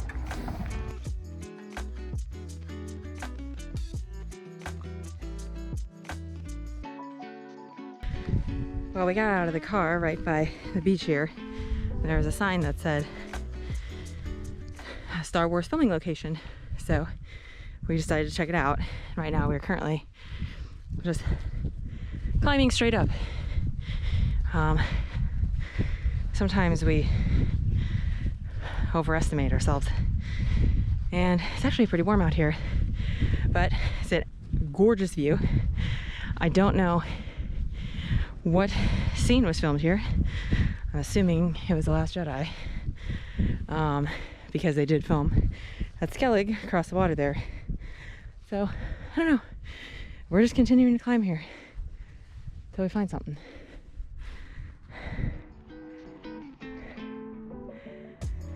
We're getting pretty high up here.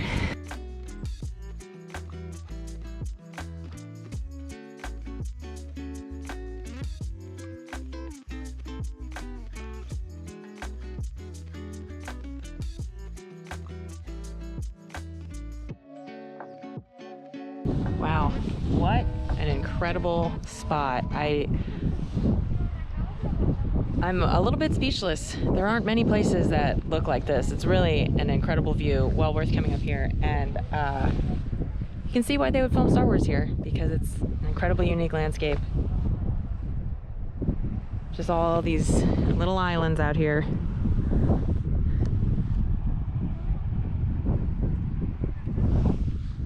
It's beautiful, beautiful day. This is just one of those incredible spots.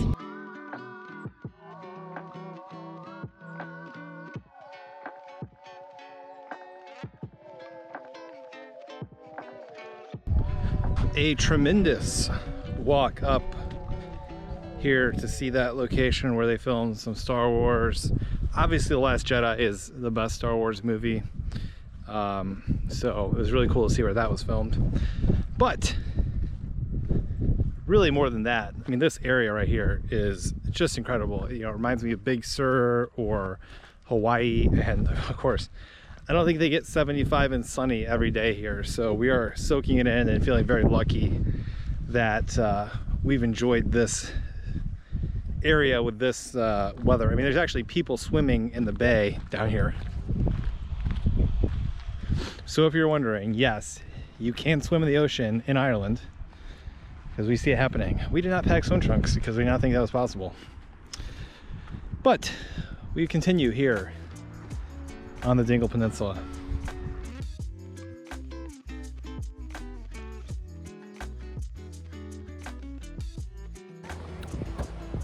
One last time, what a unique setting here in Ireland. The cliffs, the green grass, the little seaside cottages, and the teal blue water. Oh my goodness.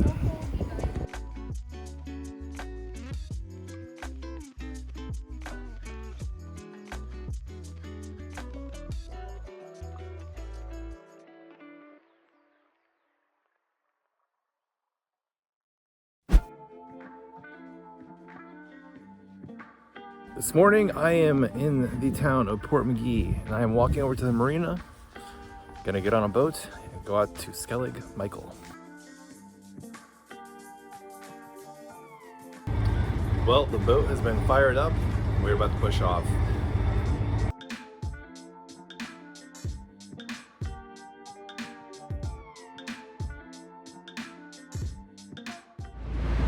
We're making our way out to the ocean, going through these little tiny masses of land. I think there's two Skelligs, and I think we have a glimpse of the first one up ahead.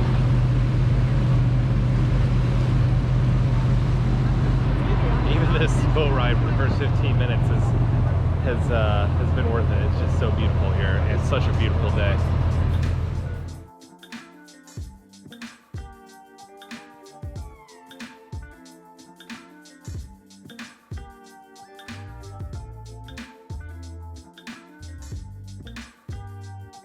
I'd be driving the boat to Skellig, Michael, but sometimes you gotta step up, right?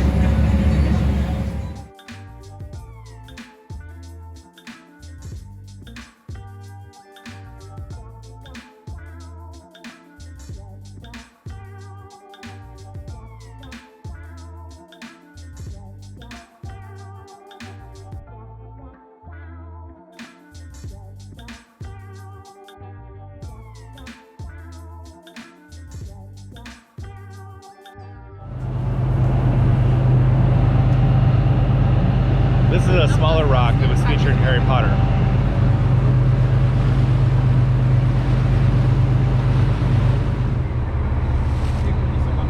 There are literally thousands of birds.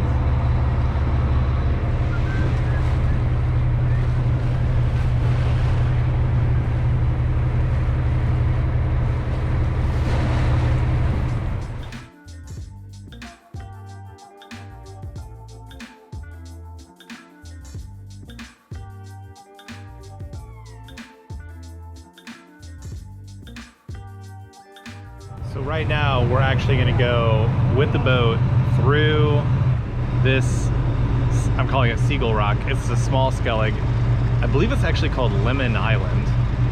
and we are just up close and personal, and you can hear these birds. There are many thousands of them.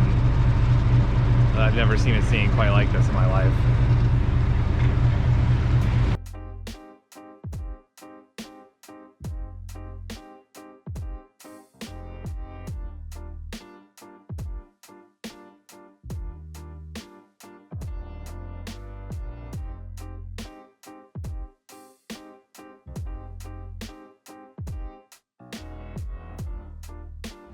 Well, I love that rock, but now we're heading to the main event, Skellig Michael. And just what a gorgeous day we have to visit this rock for a monastery out here in the middle of the ocean off the coast of Ireland. Very lucky. The luck of the Irish is with us this morning.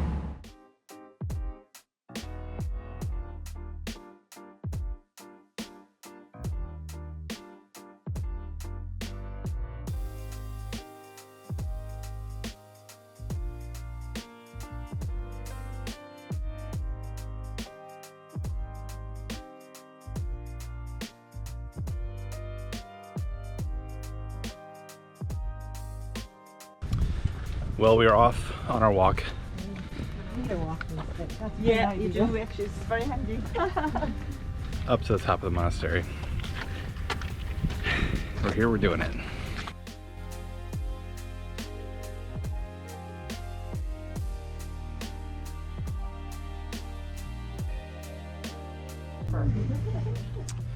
Well, we've reached the stairs and we're going to begin our ascent up to the monastery.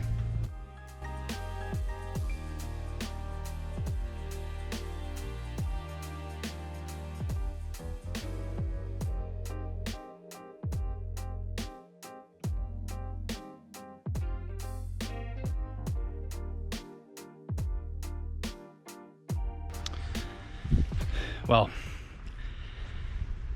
so far, not too bad with the heights. A little bit exposed, but my height fear is like 8 out of 10, and I'm okay. The views, though, just look at this.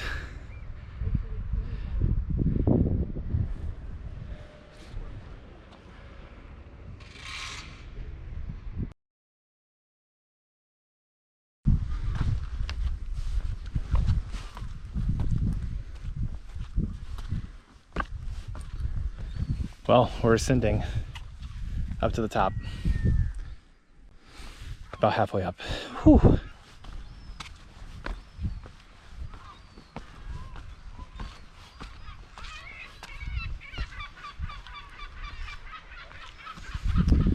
Well, hiking up, about halfway up, and it's been a pretty good hike so far. A couple steep spots, but just an incredible view and an absolutely incredible day, and I'm looking forward to getting to the top.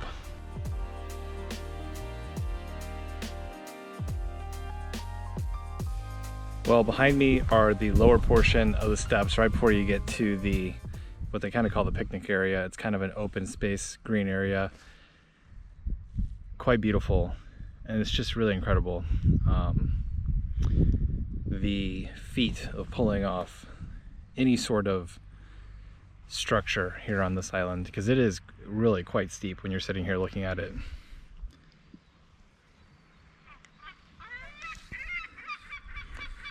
I do miss not seeing the puffins, but I guess I'd trade the puffins for a 70-degree, crystal clear, beautiful day in the middle of the ocean.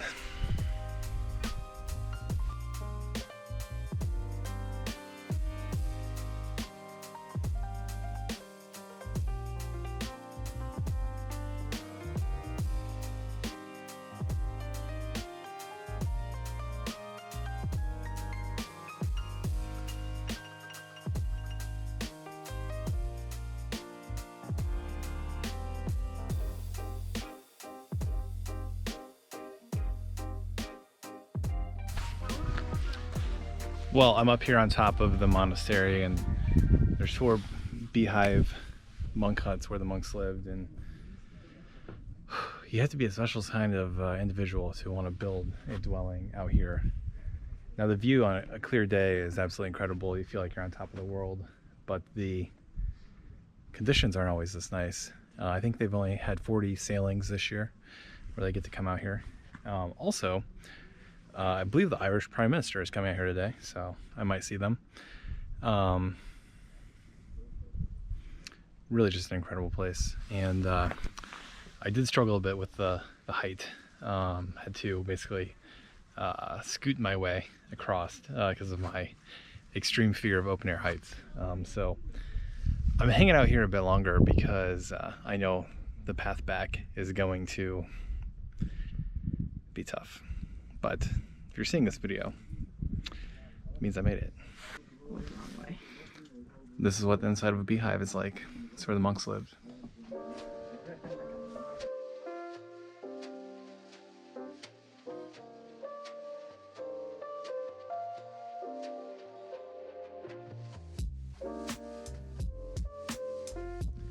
This is the lower part of the monk fort, and you go through that little hole and you get to the bigger part where the monks lived.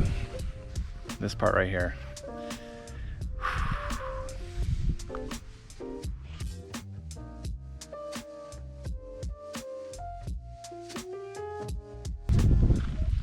This is 100% a total guess, but I feel like they filmed one of the Star Wars scenes right up there. Which I think this might be the first time I've mentioned Star Wars. This is a UNESCO World Heritage Site, and of course a lot of history with the monks who used this island. And the popularity of the movies really boomed tourism in this area. Our captain of our boat was talking about that, and he said the tourism was very, very good. And then they've had a couple rough years after COVID, where they basically didn't sail at all in 2020. They only sailed for 2 months in 2021, and then this year they've had very bad weather. So there really hasn't been that many people on this island over the past couple years. But one thing we did miss while we were here were the puffins. They're puffins that make their nest on the island. They left about a week ago. They say they're out there in the water. I think they're just giving us hope. But wow, what an amazing venue.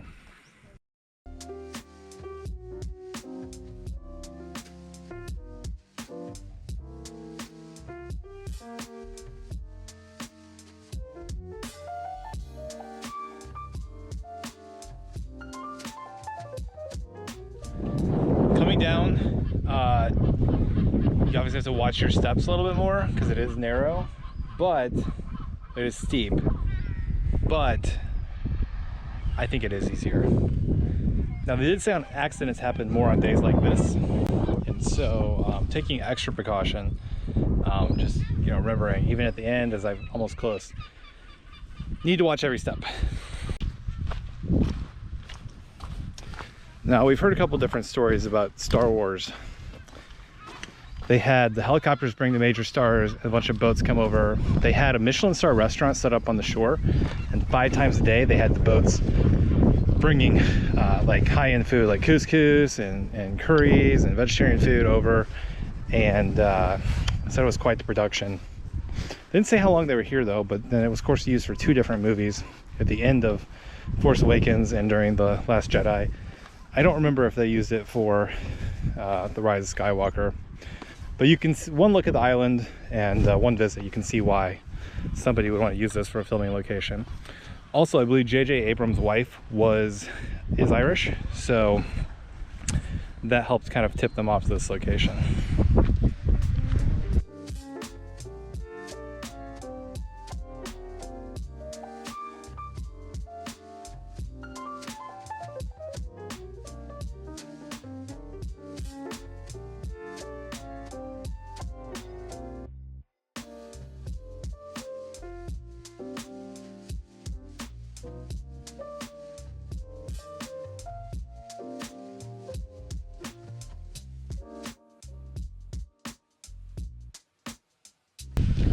That was actually the Irish Prime Minister.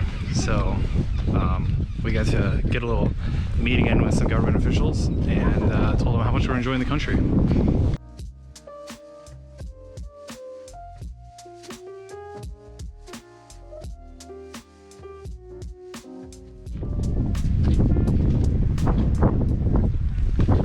That's the helicopter. pad. There's also a lighthouse on the island, and there's 3 full-time employees. Now they rotate out and they go back to the mainland of Ireland, but they are on the island. One stays at the bottom, one's up at the top, and they actually live here. So they spend the night here. And I'm sure on nights like tonight it's absolutely beautiful, but if it's 40 and rainy, whew, the tough conditions. Also, incredibly, there is 4G internet service on this island.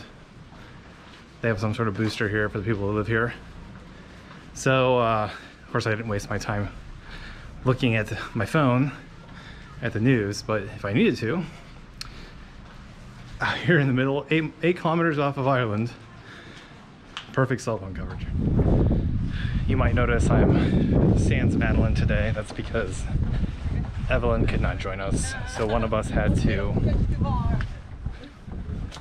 come, and I was the winner. I feel bad that she didn't get to enjoy this. However, she doesn't like heights either, so it would have been a harrowing experience, but she would have got it done.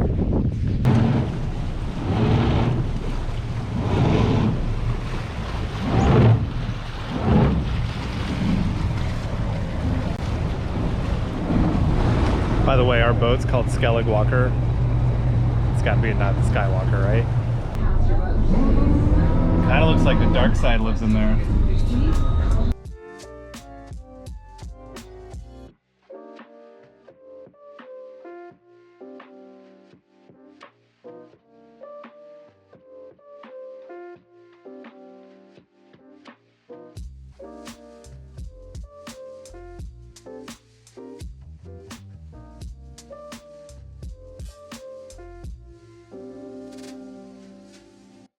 Adam's back from his trip out to Skellig, and now we're going to go explore some sites along the Ring of Kerry. We've been staying in Waterville, and there's some cool spots around here that we want to check out.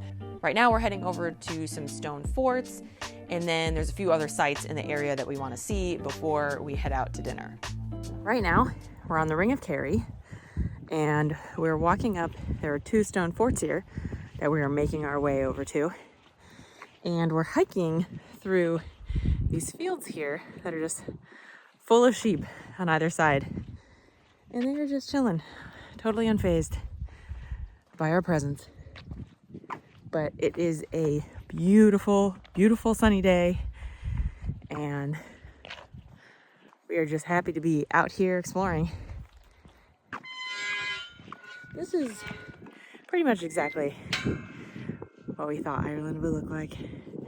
And it is delivering.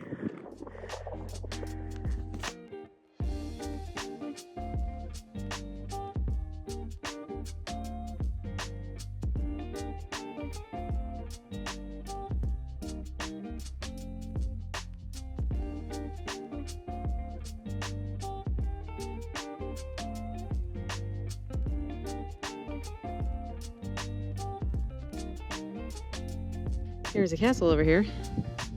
We're gonna go check that out next.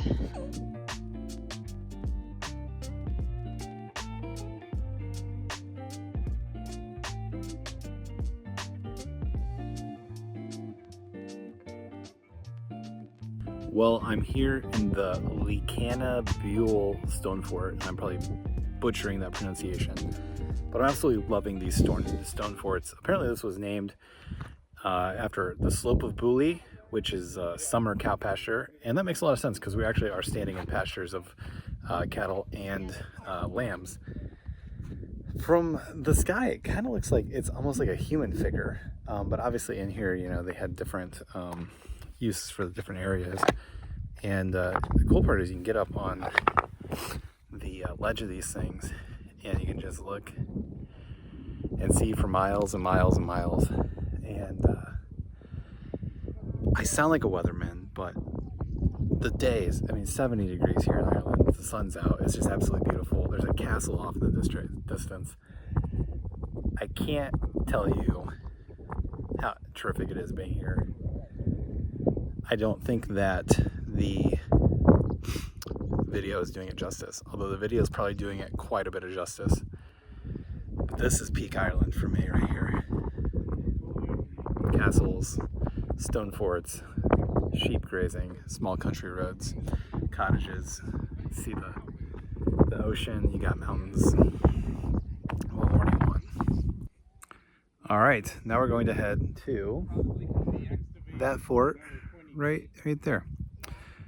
This fort was built in either the 9th or 10th century, so this thing's over 1,000 years old.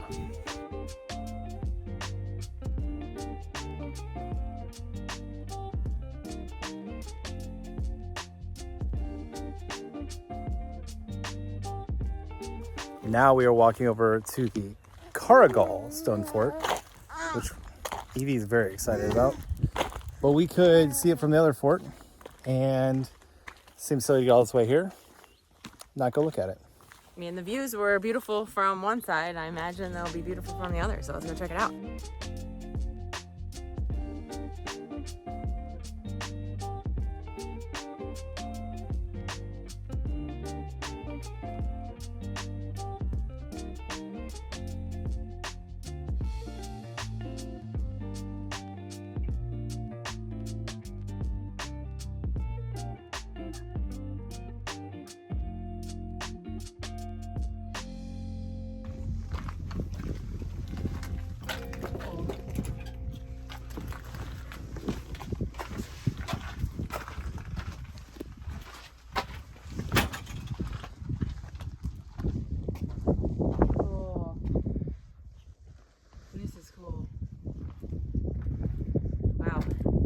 Very cool. This is, I think, bigger than the other stone fort we were just at. Certainly has higher walls. It definitely has higher walls. You can climb up. There's some stairs and wow, this is really cool.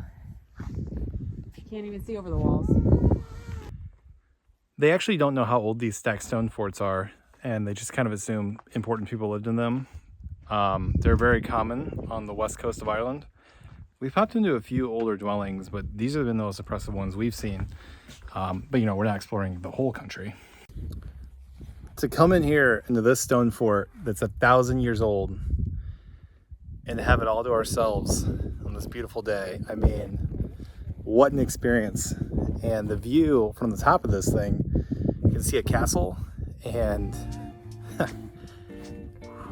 Ireland, bringing it big time.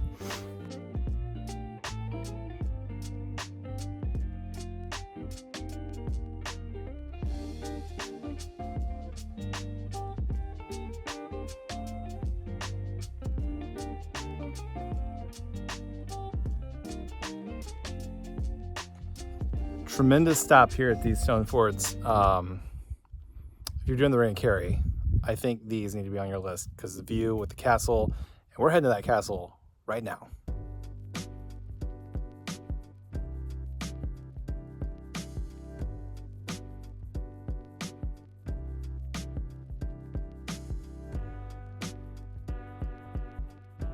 Carberry Castle, and we can't walk up close to it. This is about as close as we can get, but it's really, really cool. It's a cool castle.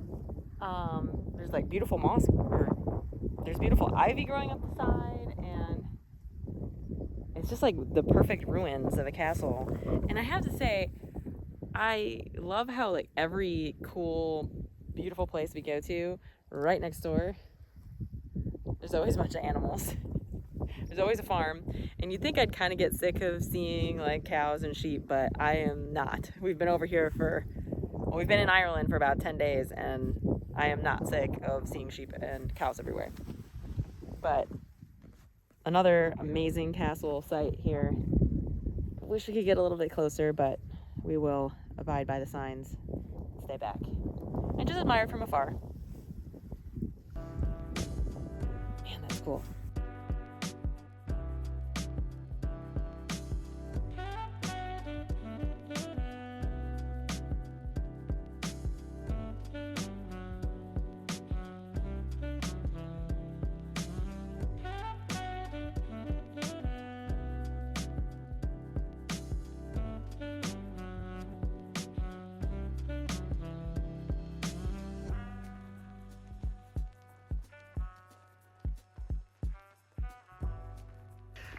right now we're heading up to the Kerry Cliffs.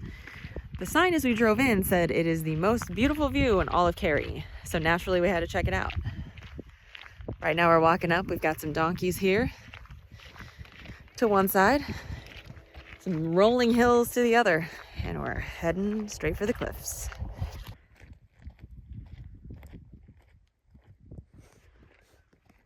Just some alpaca hanging out here near the cliffs.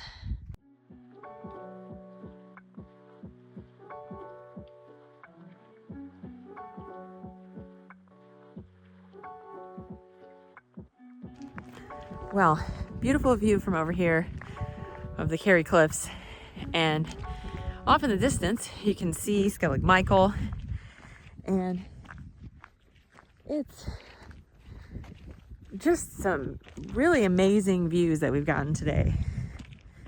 Absolutely gorgeous day. I know I heard Adam talking about that earlier. Feels like a weatherman telling everyone it's 70 and sunny, but we just feel so lucky to have had some really beautiful days on this trip and being able to really enjoy places like this with beautiful weather.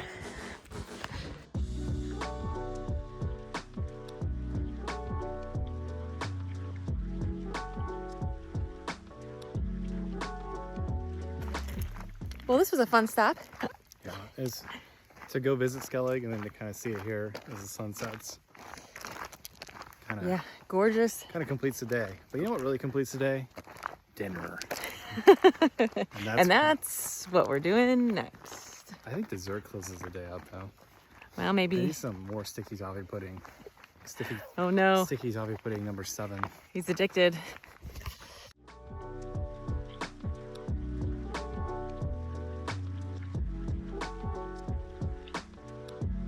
Well, right there, the Fisherman's Bar, Skellig restaurant.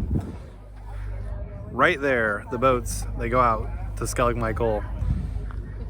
Already did the boats. Now we're gonna have dinner right here. As you've heard me say 1,000 times, picture perfect day here in Ireland. So we're gonna sit outside, and I have been holding off on ordering fish and chips because I wanted to do it by the sea. And tonight is the night that the fish and chips happen. So let's go. Well, we put in our order here at the Skellig restaurant. I'm getting fish and chips. Madeline's getting sizzling prawns. Those are prawns that will be sauteed in a sweet chili sauce. We're by the ocean. This will probably be our last seafood meal, but we think it's gonna be a good one.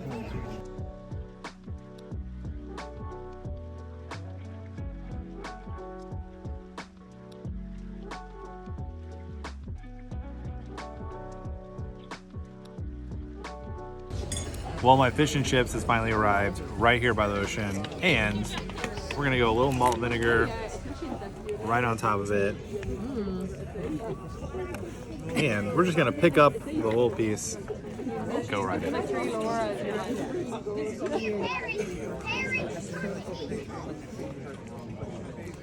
It's just better by the water. They know how to do it because they've been doing it for years, and I'm glad I waited to get fish and chips until we were right here by the ocean.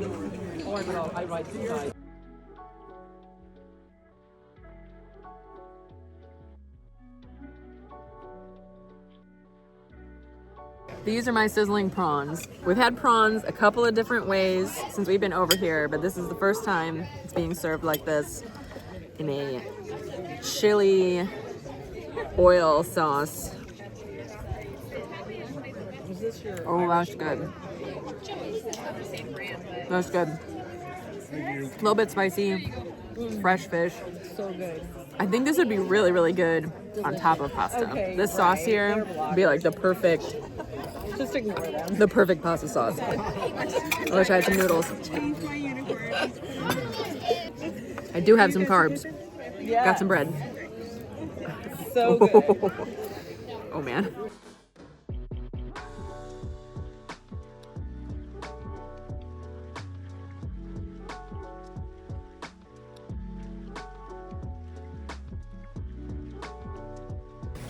Well, a fun stop in to Skellig restaurant here in Portmagee.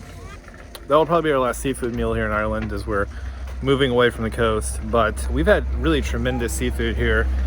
And if you're coming to Ireland, you gotta get some seafood because it's very, very good.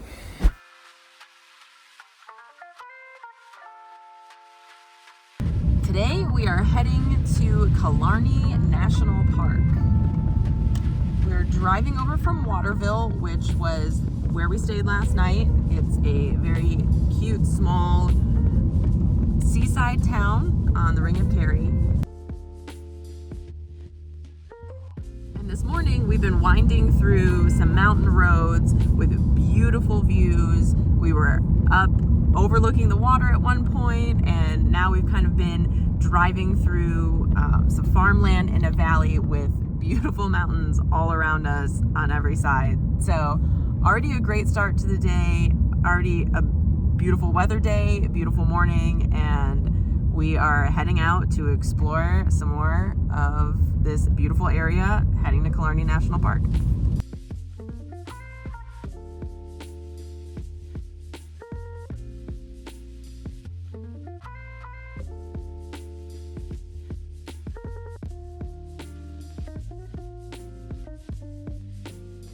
Well, we're about to drive into Killarney National Park. The drive-in so far has been absolutely beautiful. We've explored a lot of national parks in the United States. This is the first one we're actually visiting in Ireland. We drove through another one, but we didn't really stop and do any of the sites. And so we're actually very, very excited for today because this is what we love to do back home. And we are excited to see what Ireland has to offer in terms of national parks.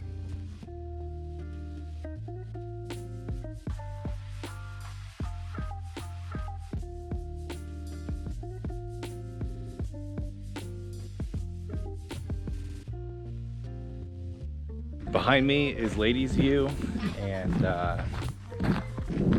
it is quite spectacular. On the drive-in, you're up much higher on this road over here, and it's a tight road, but the payoff is definitely worth it.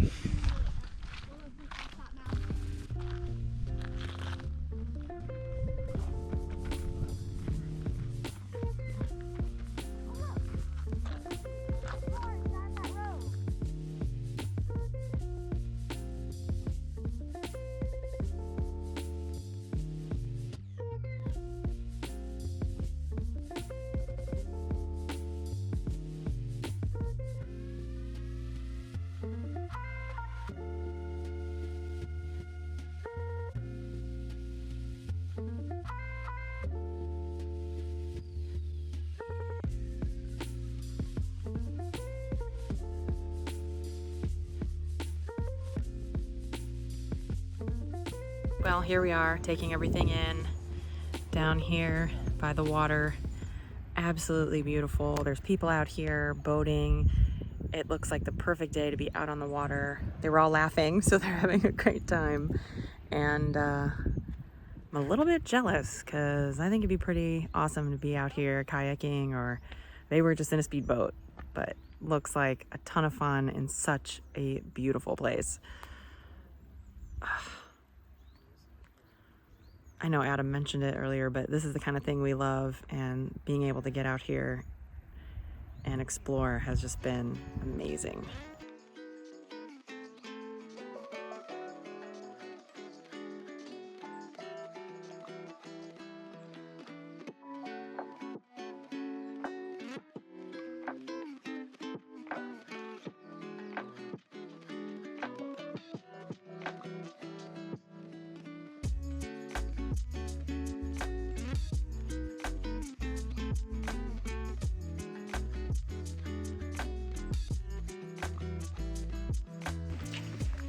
Right now we are hiking over to a waterfall.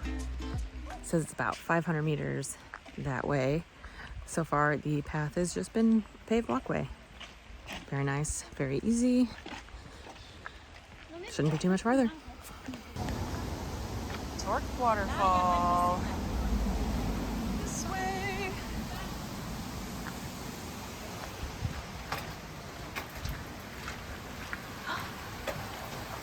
Ooh, that was cool. That was fun.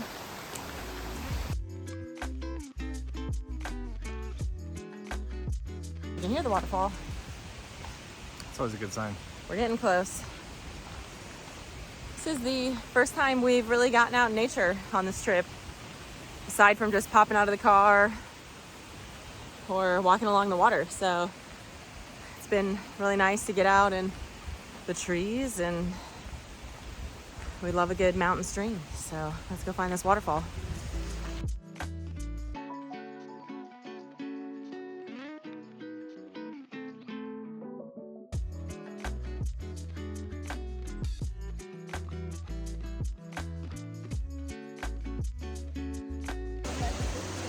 So we have made it over here to the Torque waterfall. It's a beautiful little waterfall cascading down here right behind us, and really nice little trail. Very easy hike to get over here and take it in. Popular spot, and there's a good reason for that. But we love a good waterfall, and like I said, very nice to get outside, be out in nature, and see some beautiful things up close. Now we are heading up some stairs. I'm surprised Adam is willing to climb upstairs after Skellig yesterday, but we're doing it. I don't think it's quite so bad as that. The sheep in Ireland don't have any predators, so they're able to roam free. No mountain lions, no bears, no foxes, no coyotes. So we're out here roaming free, not having to worry about bears or coyotes or mountain lions, which is kind of nice.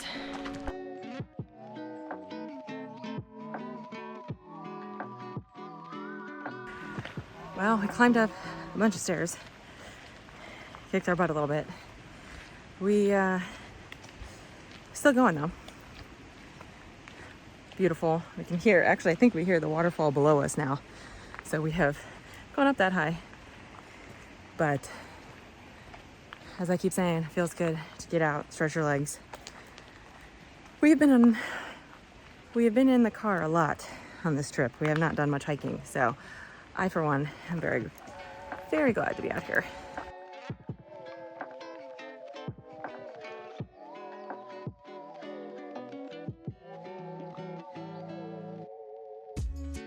Well, our hike is starting to wind down. We are heading back to our car, but it was a lovely little hike. A little strenuous at times. Like I said, I'm surprised we climbed up all those stairs after Adam went to Skellig yesterday, but it really wasn't that bad. But always fun to get out and explore really up close and personal with the area and not just look at it from our car. So we're heading back, and we're gonna keep rolling here in Killarney National Park and see what we see next.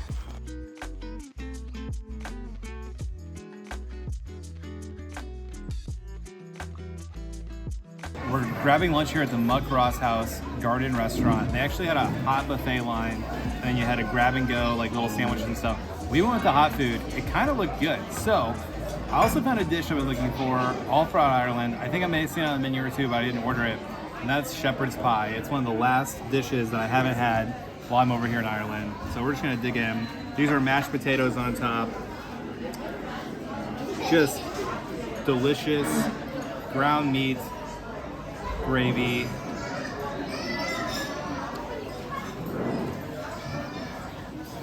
Maybe a little hot in Ireland today to eat this dish, but looks good. In terms of eating in national parks, this is high level. In the United States, we would not get food this good in a national park, although there are some good spots. I don't want to be too mean, but this is very good shepherd's pie. And it's not just you get shepherd's pie here. You get a scoop of mashed potatoes, you get a potato, peas, carrots. This is a full meal. Here's some chicken tikka over some rice. We worked up a hunger out on the trail. So I'm just gonna take a big bite.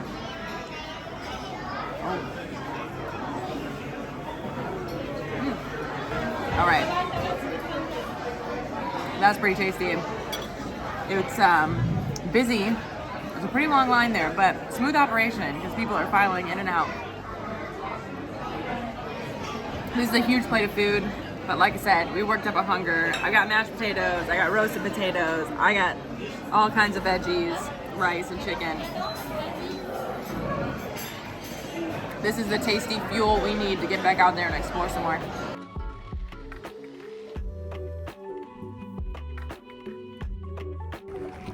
Well, a nice stop here for lunch at the Muck Ross House Garden Center restaurant. Beautiful garden out back. Madeline has informed me she wants an English garden. It's not what that is, but it's similar. And I have to say, if I could have afternoon tea in it every day, I think I'll figure out a way to make that happen.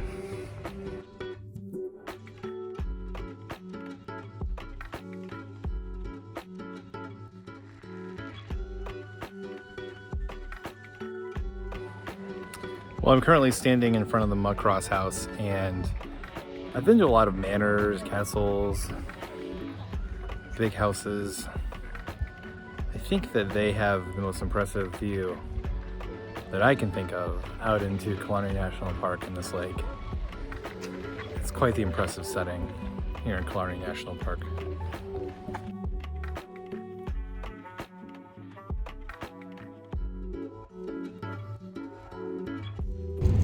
Well, we finished up at Killarney National Park. We had a great time getting out and exploring. And now we're going to head over to our hotel, which isn't very far. It is the Killarney Park Hotel. We're staying at the Killarney Park Hotel just outside of Killarney National Park. Let's go check it out.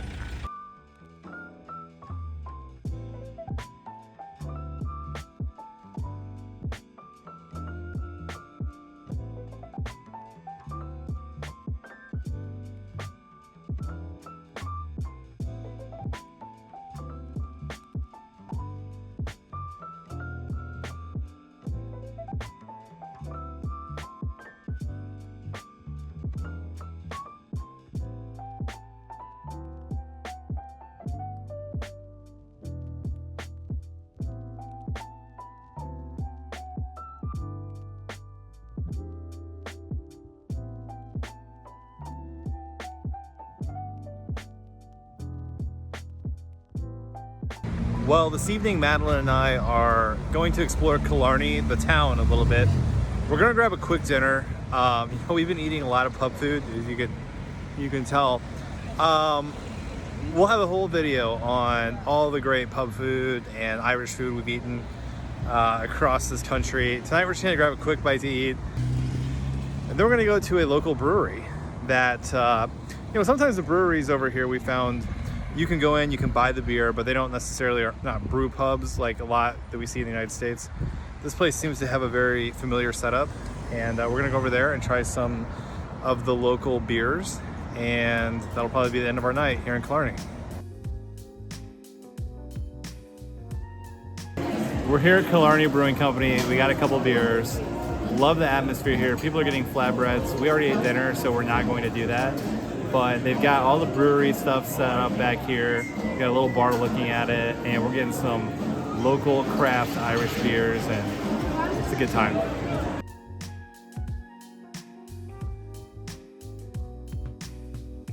I have a German lager. Yes, I am in Ireland drinking a freshly brewed German lager. But it's a very delicious, great setting. Really fun to be able to come and sit in a brewery here because we popped into some, we've had local beers everywhere, but it's fun to come and experience it in the brewery. It is very fun to be here, having local beers where the locals do.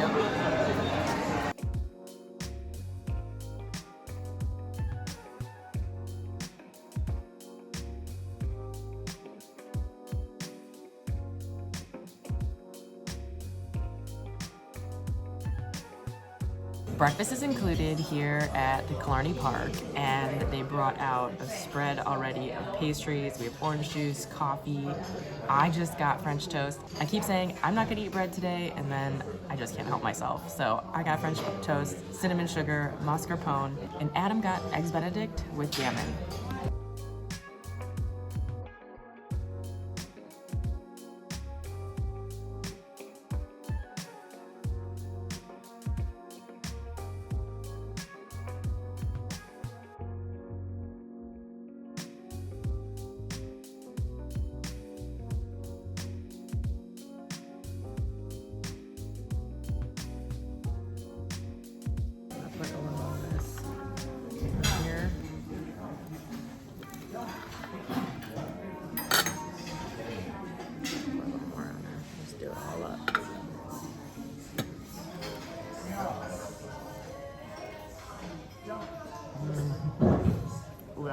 good. We had a great stay at the Killarney Park Hotel. We loved exploring Killarney, and now we feel energized and ready to go to keep exploring Ireland. We're heading back to Dublin, hitting up some great sites on the way. We have one last stop here in Killarney National Park, and that is the Ross Castle. You'd think we'd be getting sick of castles. Never.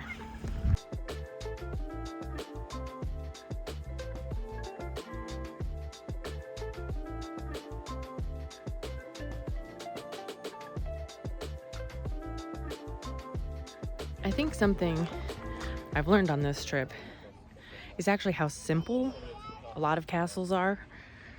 It sounds really silly to say, but you watch movies or you watch like shows like Game of Thrones, and there's these big giant castles with all these rooms and all these chambers.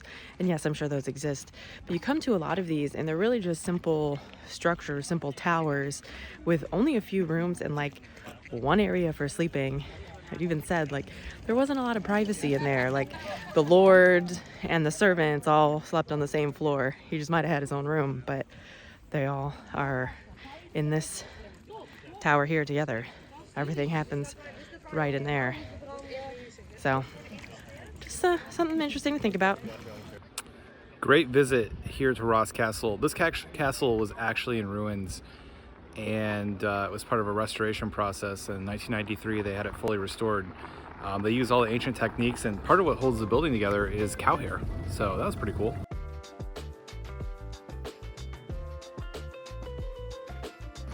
As you can see behind me, Ross Castle sits on an absolutely beautiful lake, and there's kayaks and a lot of activity going on around here. Really just a beautiful setting. We've been really impressed with the castles here in Ireland. They're very approachable. It's fun, you can get up close and personal with them. Some of them aren't too big. And just popping in and seeing them. This one was free, and free to go in and take a look in the first floor. And of course, I think what's great about a lot of the castles is the outside and the settings, and they certainly don't lack for great settings here in Ireland.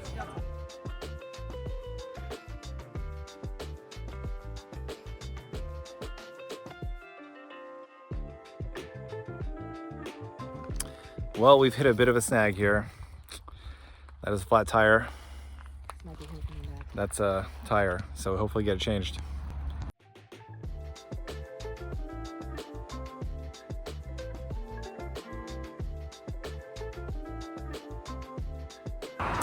Well, we got the spare on, the help of a local farmer, also known as our hero. So, the day continues.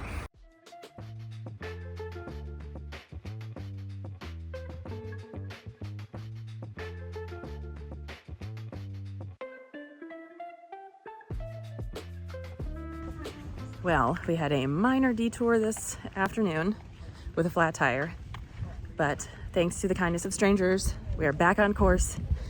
And we are here at the Blarney Castle, and we're very glad that we made it here. Let's go check it out. Let's go kiss that stone.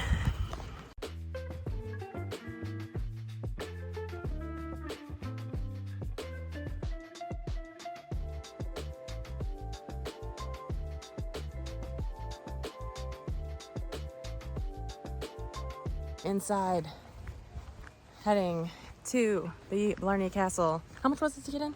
€18. 18 euro for the two of us. Baby's free. But we're catching our first glimpses as we're walking up. Beautiful grounds all around.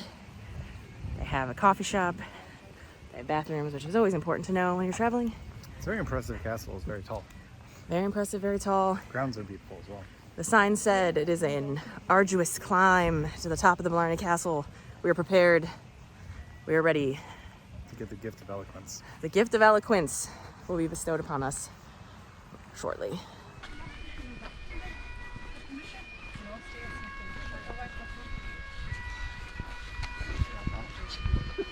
Maybe the most Irish thing we've done.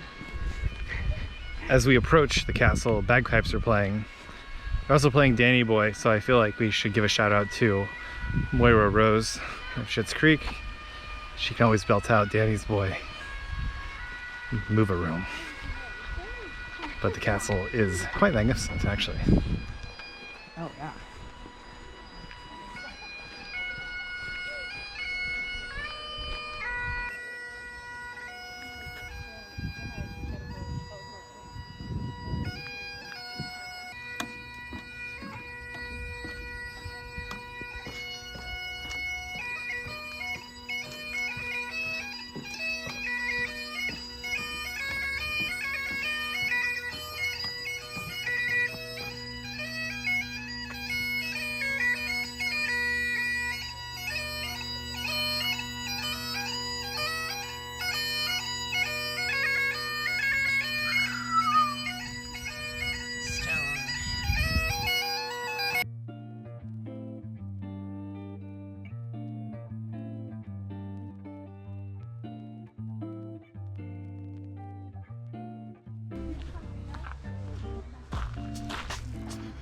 That seems ominous.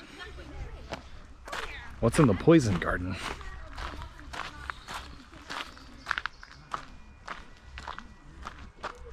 I think it's a bunch of poison ivy. So we're gonna avoid the poison garden. Also on property is the Blarney house.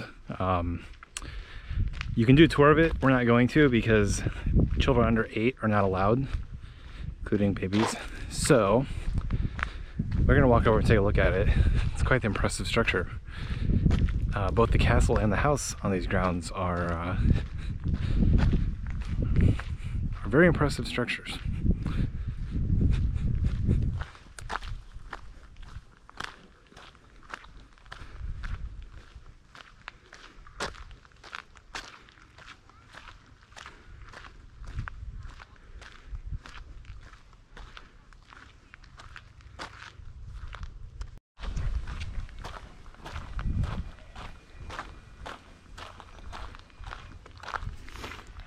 They have some gardens behind the castle as well. They're nice to stroll through, especially when you've got the bagpipe music playing.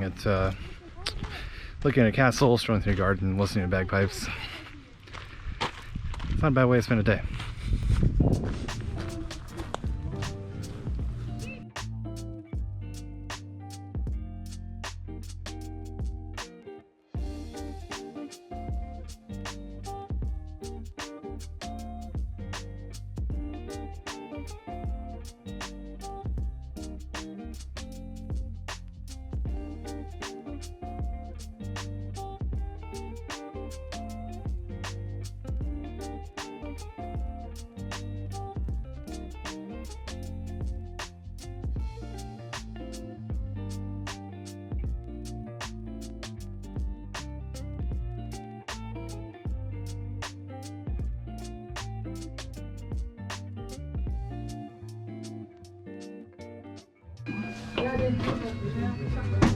Climbing up the stairs here in Blarney Castle, and it is a tight circular staircase. A little bit claustrophobic in here, not gonna lie. Here we go. I don't know if this is coming across how tight these stairs are. Oh, there's a rope. You can hold this rope as you climb up the stairs.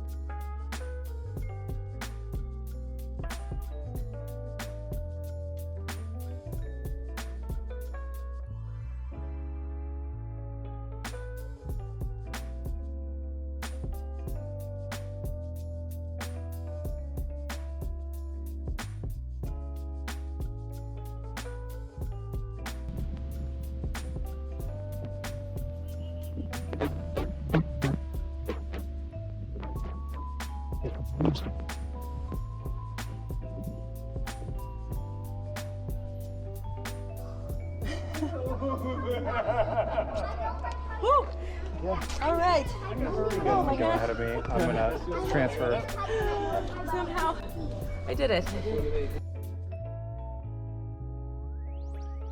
We kissed the Blarney Stone, or some stone near the Blarney Stone. It's really quite a stretch to get there, but we're gonna check out the pictures and see if they turned out any good. Well, I successfully kissed the Blarney Stone, just the top of it. Adam didn't quite make it all the way down, but I still think there's some luck in it. I'm still hoping it gives us a little more eloquence. But it was kind of a scary experience. You hold on to bars and hope you don't fall, but very fun. Very, very unique experience. Now we're going to finish up here and keep rolling on to our next destination. There are more gardens and grounds to explore here at the Blarney Castle. We're on a mission to get to the Blarney Stone, and our flat tire earlier had slowed us down just a little bit, so we have to keep on moving. But very, very fun stop. I'm like re-energized for the rest of our trip here in Ireland. Our next stop today is the Rock of Cashel. Right now we are walking over to the Rock of Cashel.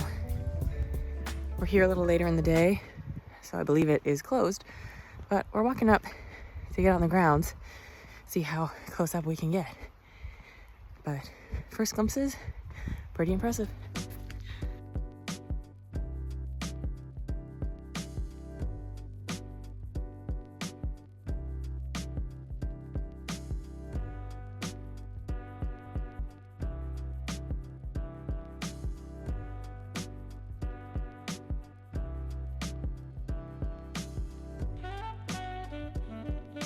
Well, to me, one of the best parts about the Rock of Cashel is that when you drive into Cashel and see the tower, it is absolutely incredible in terms of its presence on the hill. It's a formidable structure, and when you get up close to it, you can really see kind of like where the roofs used to be, and you know, how it is kind of aged over time. But in terms of like castles that dominate like an area, it's probably one of the most impressive ones we've seen.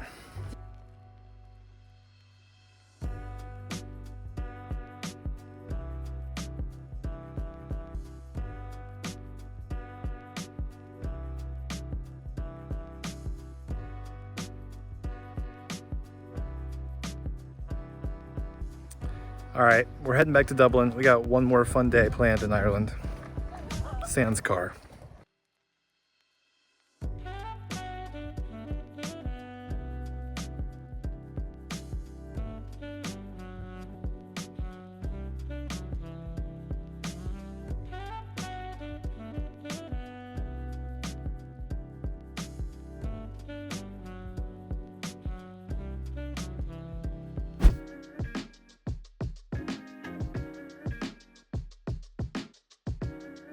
We are in Dublin. Thanks for coming along with us as we decided today we're going to eat our way through Ireland's capital city.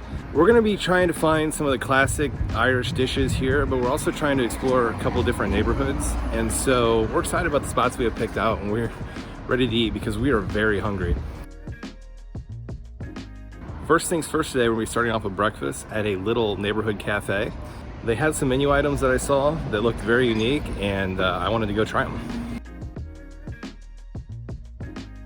We just put in our order at Two Pubs Cafe. I'm getting a breakfast bop. Now, a bop has its origins in Scottish. It's basically a very pillowy soft roll, and you put a bunch of delicious breakfast ingredients in there, and you've got a great sandwich. Madeline is getting Turkish beetroot eggs. I have no idea what that dish is.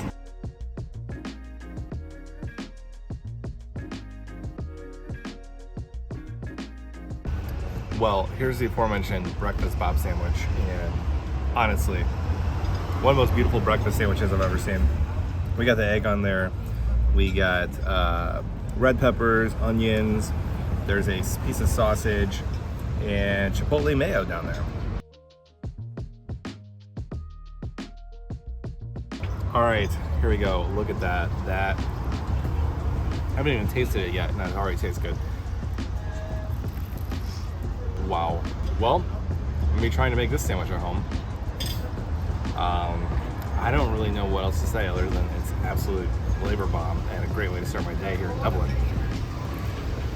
Here is my Turkish egg breakfast. Absolutely beautiful presentation. We have pickled beetroot, we have beets, we have feta cheese, eggs, and pita. Oh, there is also like a beetroot yogurt on the bottom too. Oh, that's good.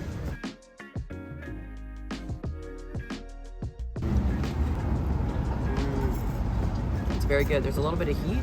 There's creaminess from the yogurt on the bottom. Pickled beets. I don't really eat a lot of beets, but these are candied and they're sweet. I think they're pretty good.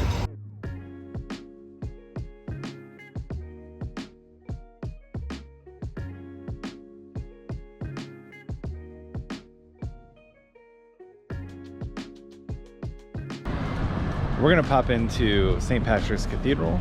We're gonna check out one of Ireland's most famous churches right here in the heart of Dublin.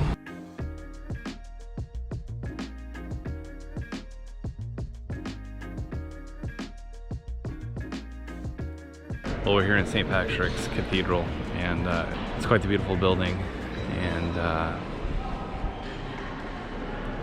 there's also a lot going on. Very busy. Very busy in here. Lots to see.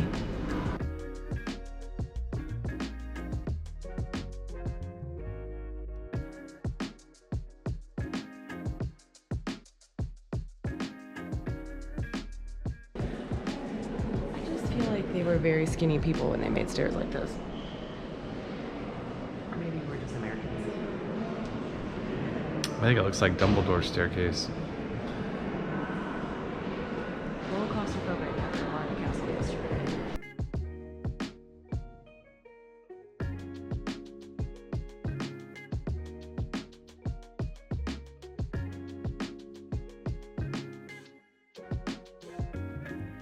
By far and away, my favorite part of visiting old churches is the stained glass. I don't even think I could place one piece of stained glass. And it's always amazing how those came together.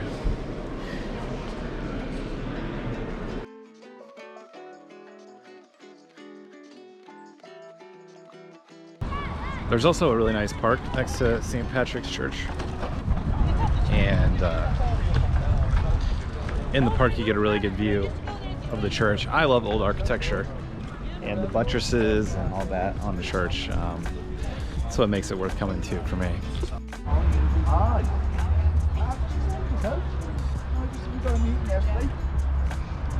I think the best view of the church is from the park.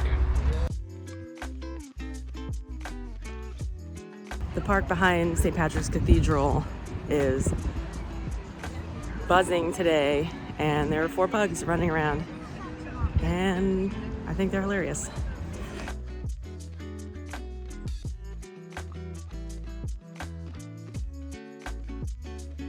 That was our quick pop in to St. Patrick's Cathedral. We love visiting old churches like that. It just take a minute, take it all in. Absolutely beautiful. Now we're gonna keep rolling here in Dublin. I think some lunch is in order.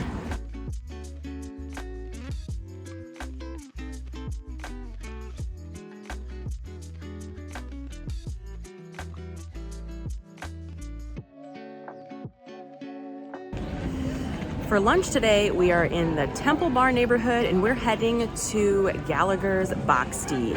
They have some great traditional Irish dishes on the menu, and that is exactly what we're here for. We also have not had a box tea yet.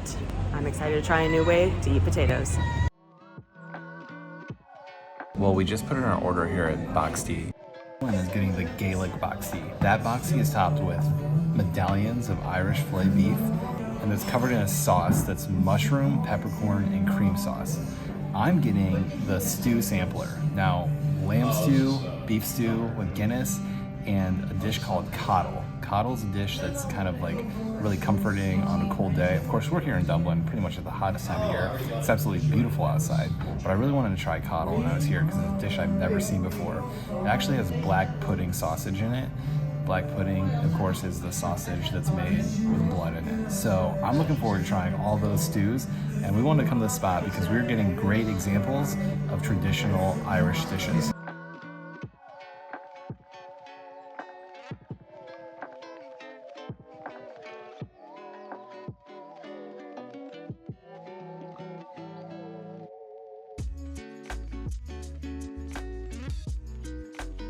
All right, here is the Gaelic boxty.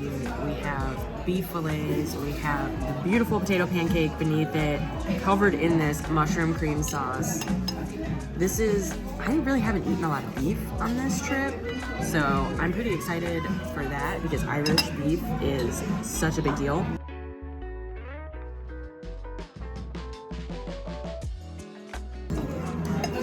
Beef is cooked perfectly. I'm loving this sauce. I think the boxty is one of my new favorite things. It's just soaking up all this sauce. And it's a whole nother way to eat potatoes. Well, I have my 3 stews here. I also have 3 pieces of bread. I have beer bread, stout bread, and of course, soda bread, which you've gotten everywhere here in Ireland. I also have my 3 stews. This is lamb stew, this is the coddle, and this is the beef stew. We're gonna go coddle first because I've never had it before. It has ham in there, and then some black sausage pudding, and I think there are leeks. Kind of looks like a potato soup, maybe a chicken noodle soup. Ooh, the black pudding is definitely a unique flavor. It's not something I'm very familiar with. Next, I'm gonna go with the lamb stew. You can see the slow roasted lamb. You got carrots in there, you got barley. It smells amazing. They have sheep all over this country, and lamb's a very big dish here. That's so savory, and slow roasted lamb. Really, really becoming a dish that I'm enjoying, especially when I'm over here in Ireland. Fresh carrots, barley. Again, talking about hearty right here. It's delivering on that. Final one we got here is the beef stew. It looks a lot like the lamb one. Looks like we got some celery in there and no barley.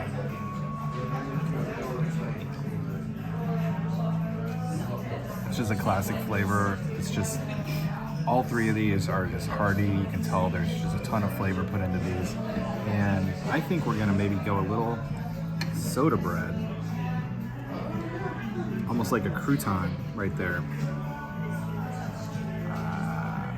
This feels like Dublin. This feels like Ireland. A great lunch stop over there at Boxty's. To have a Boxty like that, absolute perfection, exactly what we're looking for. And then to try all those different stews. I mean, as you can tell, it's quite sunny behind me right now. It's kind of a hot day to have a warm soup belly. But that said, they were very good. I will say, if you're adventurous, you've never had coddle before, try the coddle. I don't know if it's something I'll be making at home. I haven't fallen in love with the black puddings, the white pudding. I just don't think it's my cup of tea. But part of traveling and exploring new places is trying different foods, and I'm always happy to do so.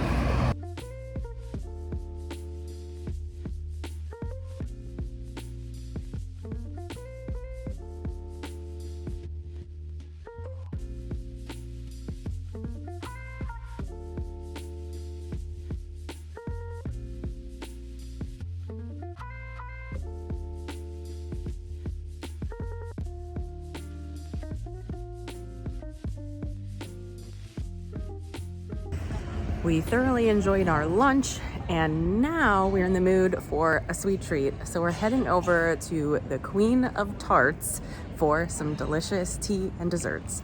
Our food tours are never complete unless we have a little dessert.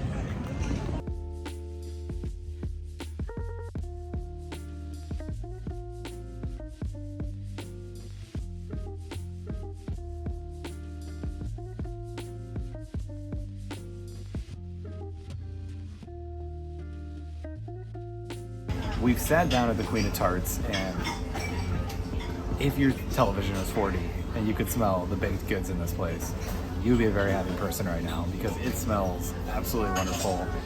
It smells like the British baking show is going on in here, I guess, but we're in Ireland, so I guess it'd be the Irish baking show is going on in here.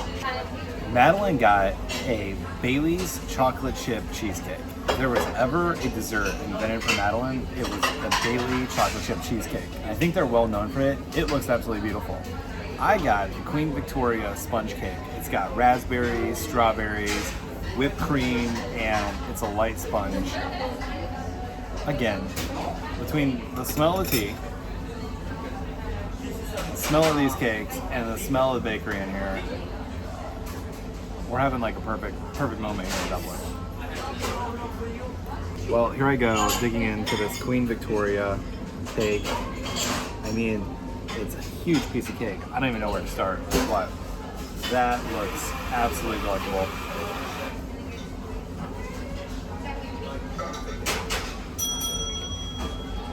Oh, the whipped cream is so good. Keep hearing bells.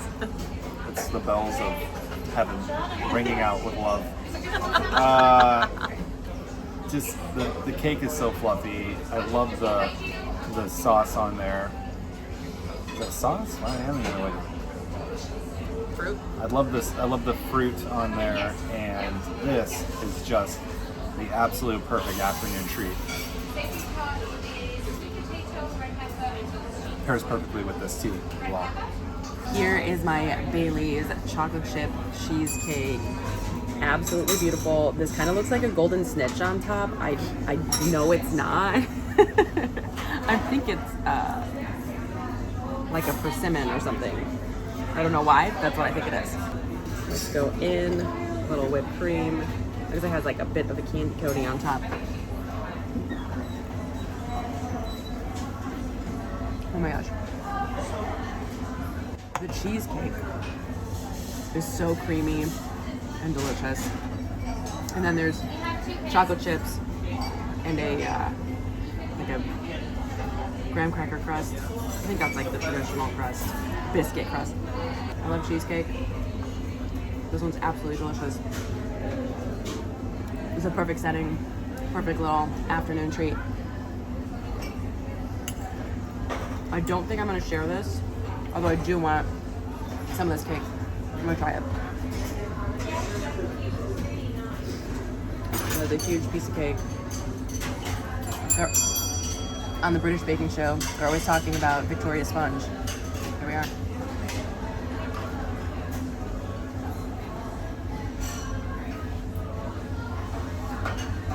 It's kind of a denser cake, which I like. It holds up really well with the fruit in there. I love it. Madeline stole some of my cake, so I'm going to steal some of her golden snitch cheesecake.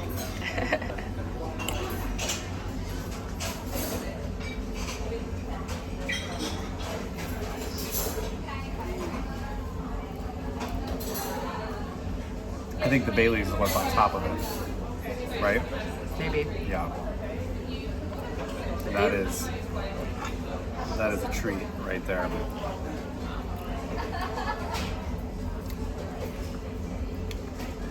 Dublin, you're delivering on the flavors big time.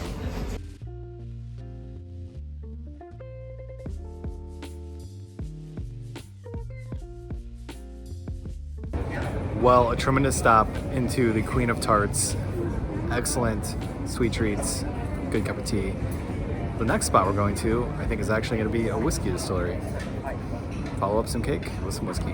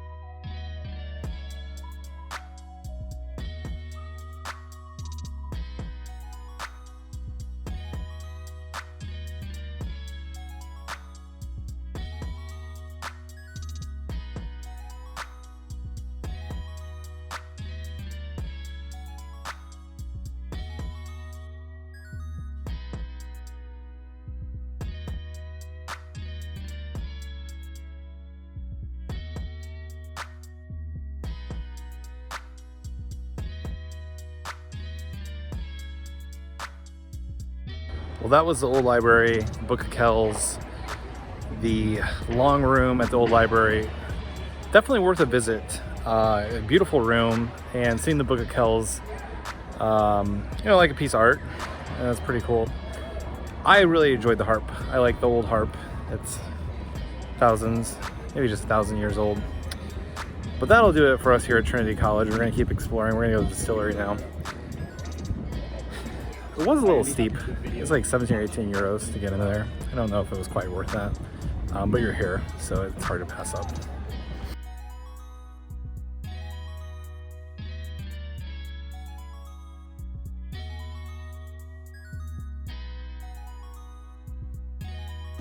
This afternoon, we are heading over to Teeling Whiskey Distillery. It's right around the corner from our hotel. We're gonna pop in, check out their bar for some whiskey cocktails.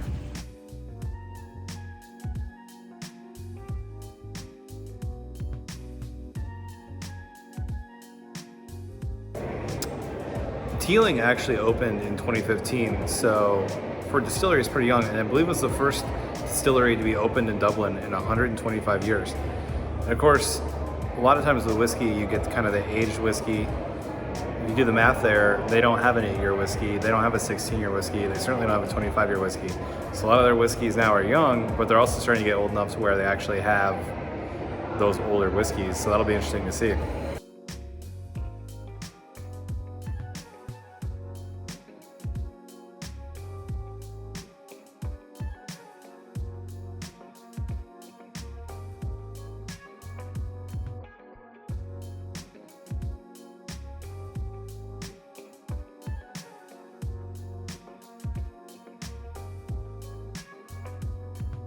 Well, we've gotten our drinks here at Teeling Distillery, the Bang Bang Bar, and I just love that this is a new distillery. Really funky, cool decor in here. They've got some cool sitting areas, and I've got what they call the new fashion. They're definitely leaning into the fact that there's a new kid on the block. By the way, the block is totally under development. It's like all new apartments and condos. It's very cool to see. If you come here in 5 years, it'll be a totally different neighborhood. And I've seen this happen a lot, where a cool distillery or craft brewery goes into a part of town and the whole part of town gets redeveloped. And I think that's awesome. That's a good drink too. We have enjoyed our fair share of distilleries, both in Scotland and here in Ireland. And this is my actual first whiskey cocktail. Everywhere else we've gone, I've just drank it straight, but this here is a blood orange smash. Very refreshing because it has been a very hot day here in Dublin. We've enjoyed it thoroughly, and it was kind of cold at the start of our Ireland trip, and these last few days it has been like 80 degrees and sunny and beautiful. It's kind of hard to leave that nice weather. Fun stop in this Teeling Distillery. Definitely a place to check out if you're here in Dublin. And it's very walkable from a lot of these city center attractions, which was also nice. Now we're gonna head over to dinner. I'm excited about the spot we have picked out. It's got kind of an interesting story behind it, and I think that always adds to dinner.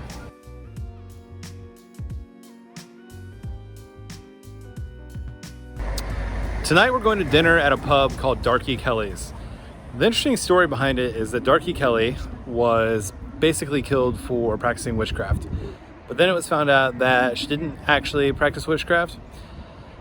But she also ran a brothel, and they found dead bodies underneath the brothel. And so she might have been Ireland's first serial killer, or Dublin's first serial killer. So, interesting story to name a bar after someone like that. But it's a local pub. We're looking forward to going. They should have live music. And we, believe it or not, are hungry.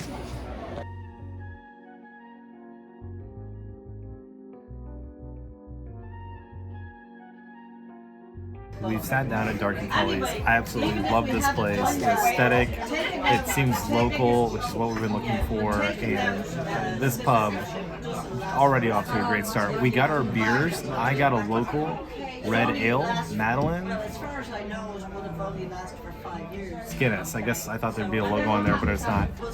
I'm getting a pub favorite over here in the Ireland and British Isles, which is chicken curry. This is a green chicken curry. I haven't seen that, although I'm sure it's more common than I'm guessing, but I absolutely love chicken curry, and I couldn't leave without getting it one last time. Madeline is getting fish and chips because she absolutely loves fish and chips, so we're getting our favorite meals that we've had over here for our last meal. Also, Darky Kelly's has live music, I think, most nights of the week, and they've got some bands starting later this evening. So we're looking forward to taking in the live music. I think it's one of those where everyone brings their instrument and they just play songs they know, which that's really what we've been looking forward to seeing. So hopefully that's what it is. How to begin here? This may be the biggest piece of fish I've ever seen in my life. Wow, they're not skimping on the portions tonight. Part of me wants to pick this up and eat it in one piece, but I'm not gonna do that. I think you should.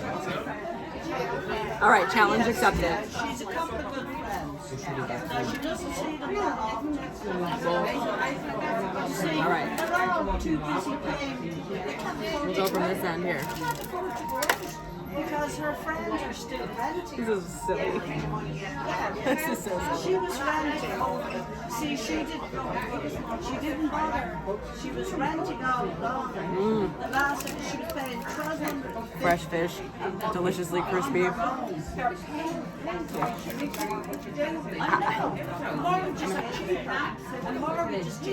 And you know what I think that I think I'm gonna need some help to finish this, but absolutely delicious. I cannot think of a better last meal here tonight in Dublin. A giant piece of fish, a bunch of chips here. We got mushy peas. We got house-made tartar sauce. Well, this is my dish. It's the green chicken curry. It's absolutely beautiful, and it smells amazing as well.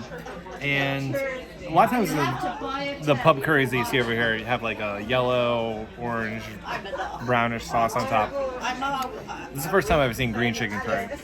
And I'm just gonna go right in. We've got bell peppers, chicken, looks like zucchini, onions. A lot of We're veggies. yeah, a lot of veggies. We're just sitting here in this sauce. We'll just get that fully loaded bite. as we're getting older, we can't afford to waste time.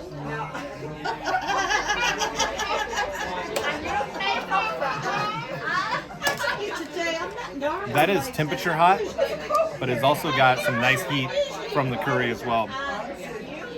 I enjoy this dish, and honestly, it's a lot of comfort food, and that's what we've had a lot over here in Ireland, is a lot of comfort food. The food here in Ireland just kind of wraps you up in a big old hug, and it makes you love this country, and that's what we've enjoyed about every meal that we've had here. Well, our food has been cleared, and the band is about to start. We're going to stick around and listen to a little bit of music, and as far as pub atmospheres go, it's one of the best ones we've found in Dublin.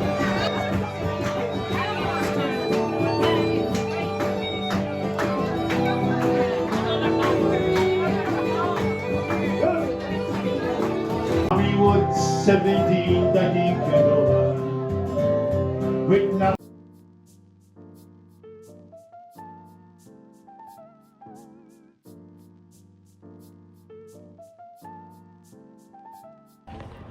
Tremendous dinner at Darky Kelly's. Madeline and I are having too much fun here in Dublin to shut it down early, so we are actually going to stop at a smaller local pub that we find on the way back to our hotel and have one last Guinness here in Ireland. To finish here in Dublin, Madeline and I stopped at John Fallon, local corner pub, had a snug, not very loud music playing.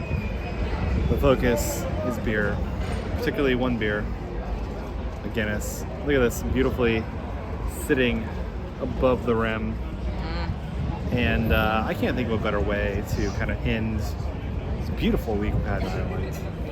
I mean, we sound like weathermen, but it was sunny and 70 the entire time we're here. You can't pull that off with a little luck, right? So, Ireland, thank you for hosting us. You're a wonderful country. Wonderful beer. sláinte.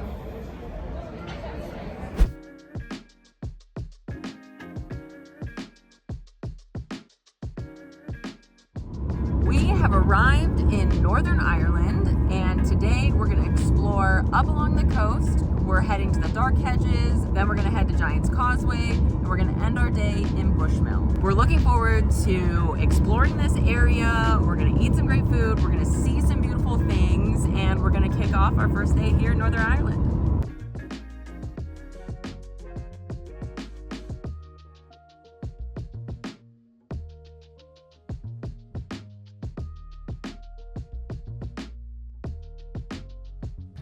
We're walking up to the Dark Hedges, and we're actually going to grab lunch at this little spot right near there called the Pantry. There's a golf course here. There's a hotel here called the Hedges Hotel.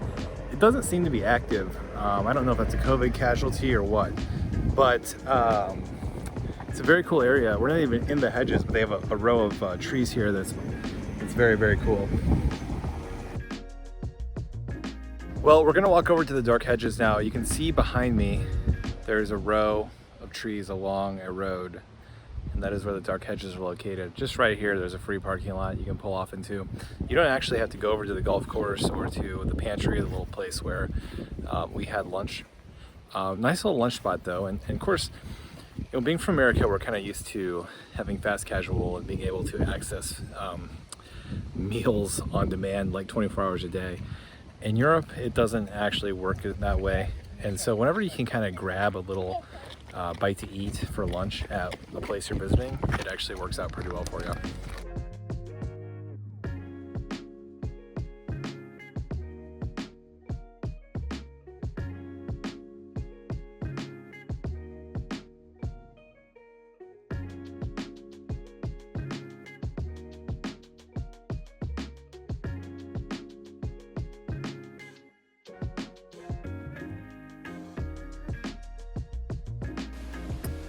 If you walk all the way to the end of the Dark Hedges, they have a little plaque commemorating Game of Thrones and the episode that it was used here for. It's a nice walk, especially on a nice day. They obviously CGI'd it during the show, but Madeline knows more about Game of Thrones, so she's gonna have to talk about all the different Game of Thrones filming locations, because I only watched one season, sorry.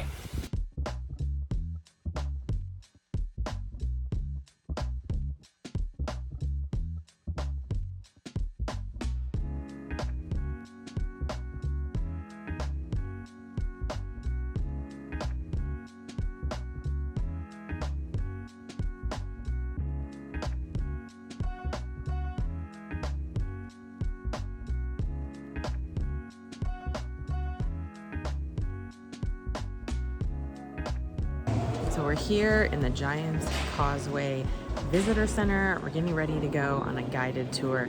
This is quite the building they have here. And we're getting ready to go on a tour.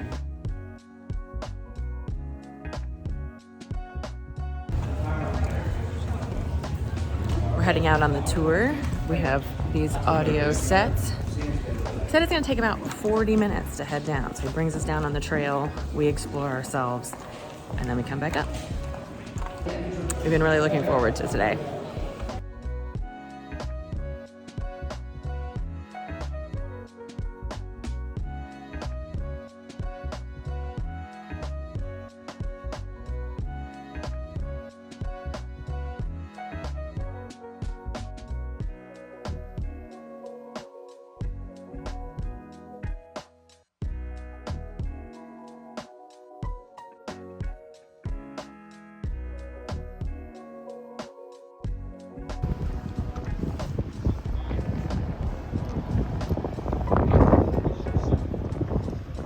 Down there.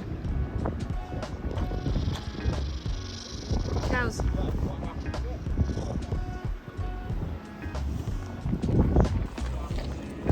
It's starting to rain.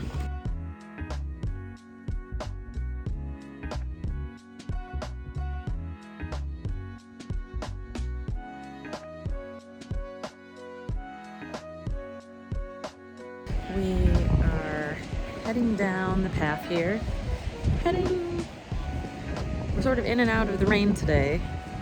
Packed the umbrella, but decided to leave it in the car because we're smart.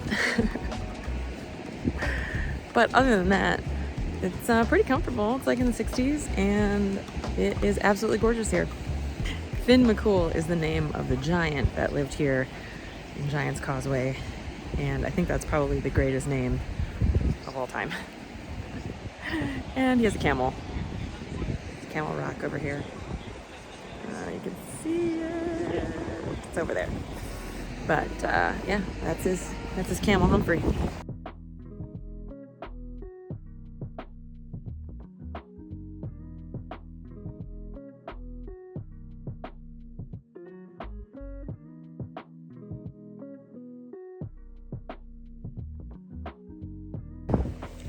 Well, we're now entering the windiest part of the coast, called the Windy Gap.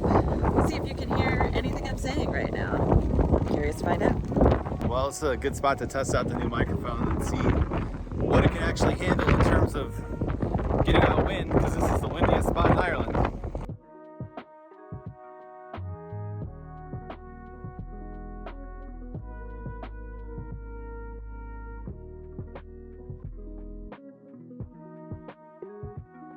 Well, we just learned the tale of how the Giant's Causeway was formed. Of course, not the actual geographical version, but the mythical version. You can choose to believe whichever one you want, but Finn McCool, the Irish giant, he lived up over in that tower, and he was fighting the Scottish giant, and he picked up a Isle of dirt, threw it, and he missed, and that became the Isle of Man. They decided to fight. So he built a causeway, and he went across the ocean to Scotland and woke up the Scottish giant, and then found out how big he was. So he ran back over here to Northern Ireland, and he hid in his house in a baby's crib. His wife covered him up. And the Scottish giant saw the baby and said, well, if that baby's that big, how big is the father? So he ran back, destroying the bridge on the way back over to Scotland. And that is the rumor, the mythical story of how this was formed. But the fun part is the Isle over there in Scotland actually has the same rock formations as the one here. Right there, that's where Finn McCool lived with his wife. They had a crib for some reason. They were having a baby. Then he pretended to be a baby. The geographical explanation is that this is a lava lake, and this is how the lava formed, and then it was washed away and exposed by glaciers, and now we're left with this very unique rock formation.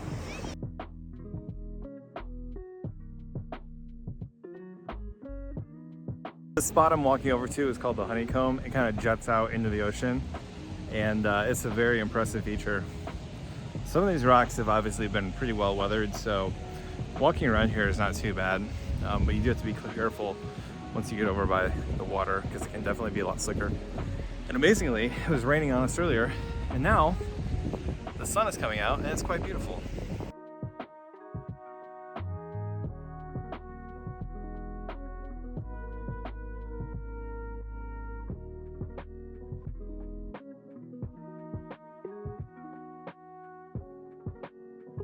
Well, right here, you kind of feel like you're standing on the edge of the world.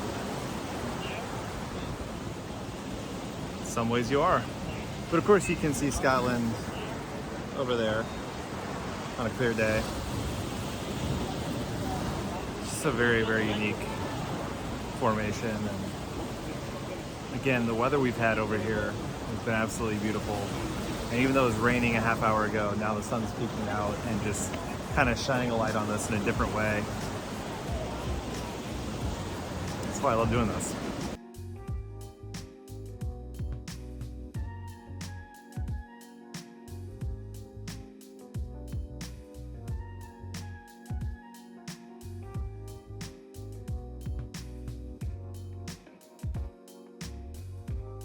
Here in the visitor center, they have a museum, they have a shop where you can get something to eat, And then they have a gift shop full of local souvenirs. So you can pick up something unique to the area right here in their gift shop.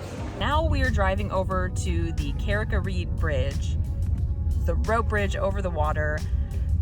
I don't think we're gonna be brave enough to head out onto the bridge. Both of us are not so great when it comes to heights, but we do wanna go over and take a look at this popular spot. Well, right now we're walking along the coastal path here. There are beautiful fields of sheep and cattle to my right and the ocean to my left. And it's an absolutely gorgeous day here on the Northern Ireland coast. And one of the more stunning scenic settings I've ever been to.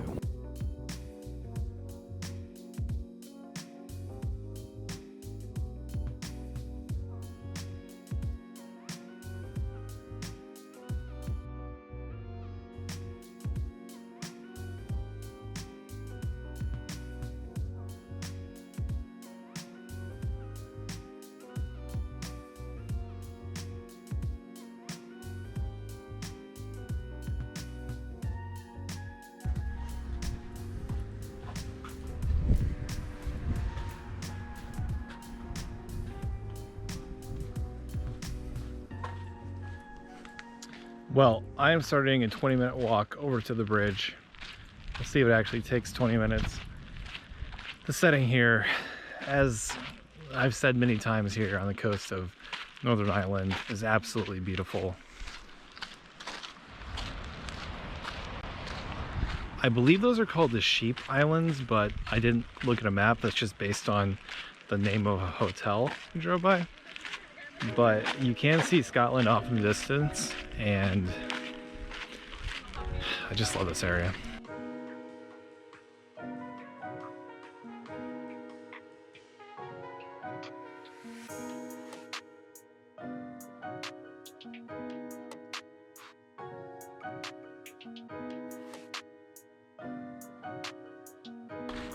It's been a good hike so far, very well paved path.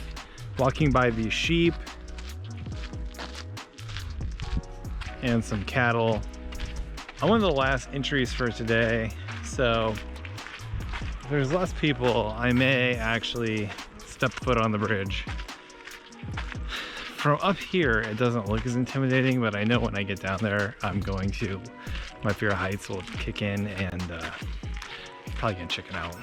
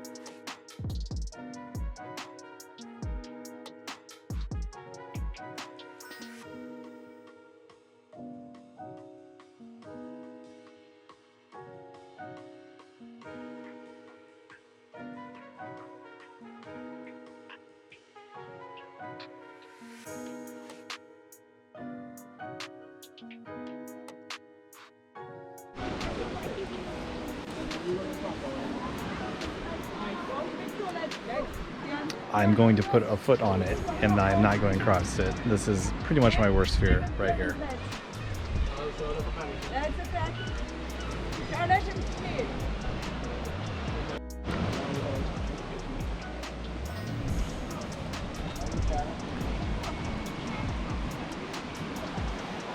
No way.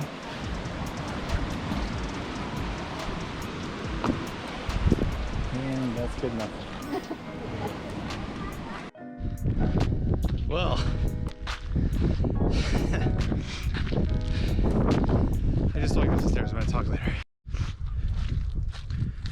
Well, once again, my fear of open air heights, which I believe is a reasonable fear, got the best of me, and I could not make it across the bridge. Despite the fact that little kids were doing it, they don't know better. Now, no one's ever fallen off the bridge, and I did have a big wired cable running on both sides. So it looks secure, but it wiggles. I don't know what the height is, but I have a 3-month-old daughter, and I'd like to continue to be around to raise her. So I put a foot on it, which I was quite nervous doing that, and I consider that to be an absolute win. But we're gonna keep rolling here in Northern Ireland, having a great time so far. This coast up here is just one of those beautiful places I've ever been in my entire life. And I've been to some beautiful places. This one is as good as that sheep right there agrees with me. He likes living here.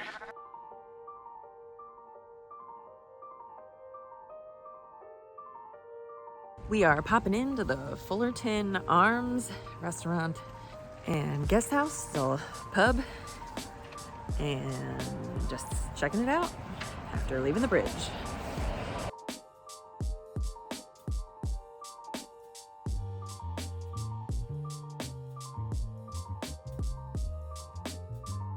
For dinner, I have a beef and ale pie. This is a giant flaky pastry on top of seasoned beef, and it smells great, looks great. This is the Irish dish right here.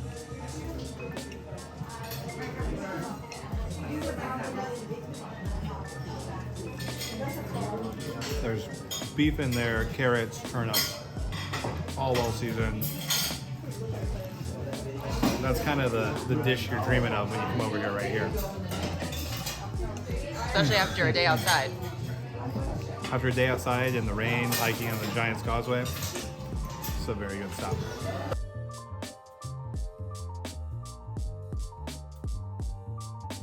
So this bar actually has some ties to Game of Thrones, and the door here was made from trees. I think they may have been from the Dark Hedges, or at least somewhere on set that there was a storm and trees fell. So then they made 6 doors from the fallen trees, and they've spread them out over Ireland. And here's one of them right here. I guess it's based on an episode from season 6. Not positive which, but there is a dragon and some horses, and it's very, very cool.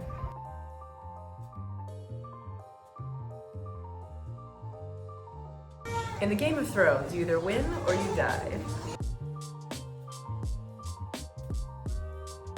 Well, after a quick lunch, we have headed over to the Bushmills Distillery to do a tour of the oldest whiskey distillery here in Ireland. We did some whiskey distillery tours over in, well, Scotch distillery tours over in Scotland. And this is our first one that we're doing here in Ireland. Of course, we're in Northern Ireland right now, which is where Bushmills is located. So it's a beautiful property, and we're looking forward to exploring it.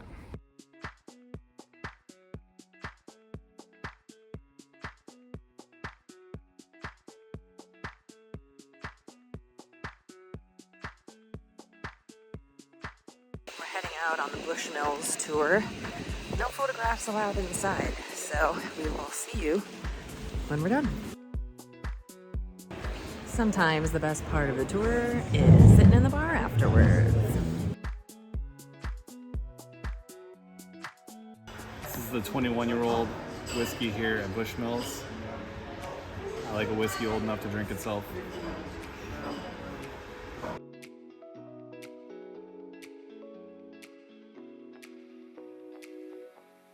That's some depth of flavor right there. Very smooth. This is unreal. This is an incredible whiskey.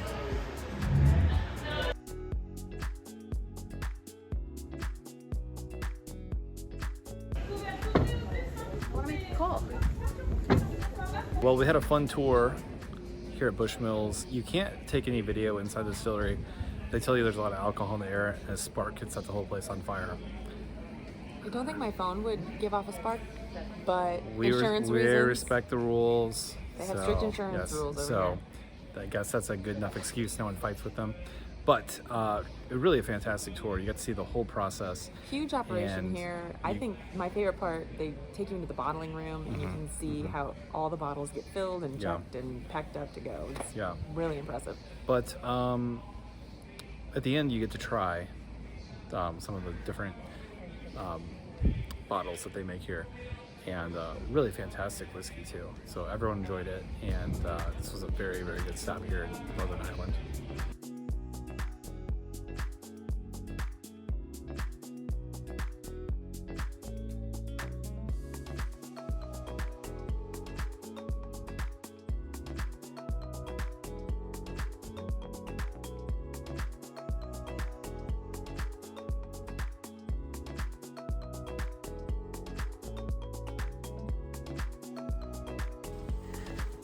We're here at Dunluce Castle.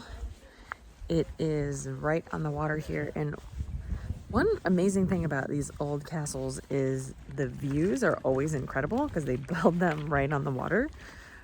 Makes a lot of sense because you can see who's coming for you. But the views from here are absolutely stunning. It was £6 to get in, and parking was pretty easy.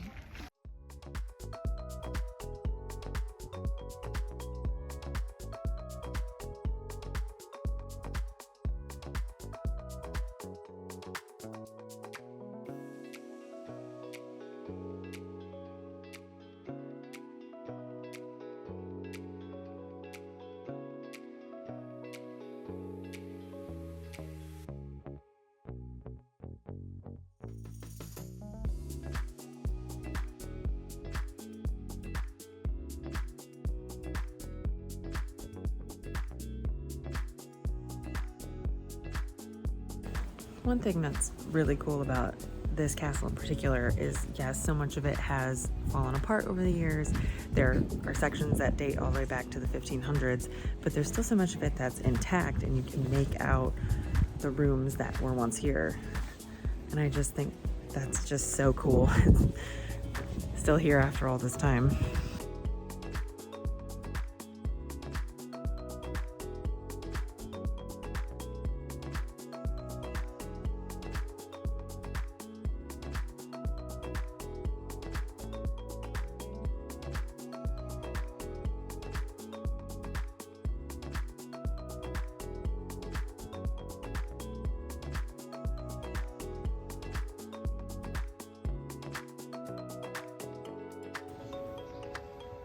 Wish you could reconstruct it.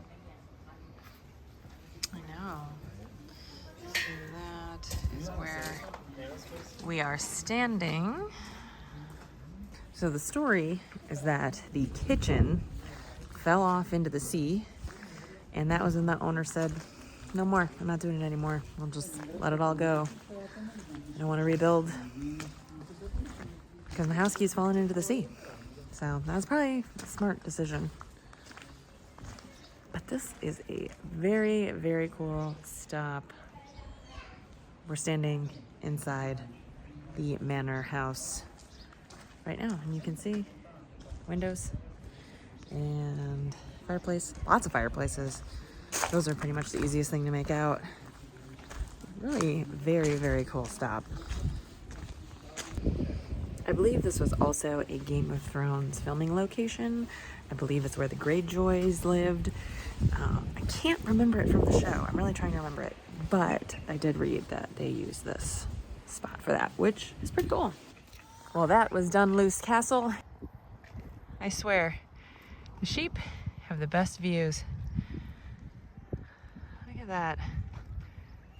That is pretty cool.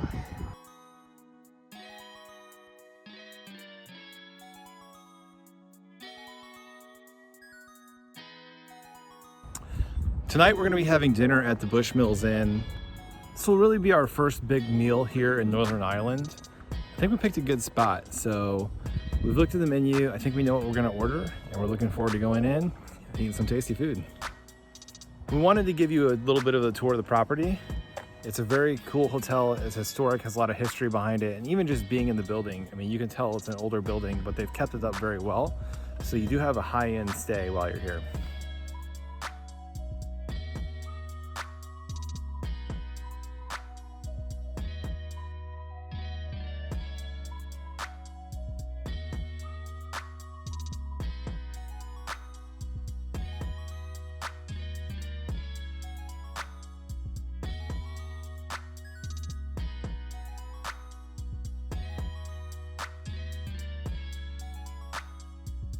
Well, we put in our order here at the Bushmills restaurant, and we always like to get food that's representative of the area we're at. And we saw a lot of sheep walking around today, so I'm gonna eat one. I'm getting lamb. It's a rump of lamb with bonbons, which should be like little fried croquettes. And Madeline is getting the chicken dish. And you know, chicken's not always the most exciting thing on the menu, but we both wanted that dish, so I think it's gonna be pretty good. It's got a white balsamic on there, some tomatoes, and goat cheese. It's a cheesy dish as well. So this is gonna be a good representation of the area.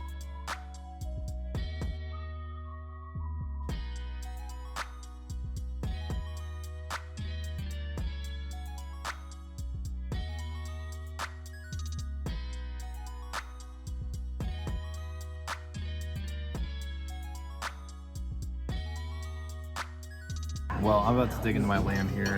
It looks amazing. In fact, I'm gonna go with this bonbon first.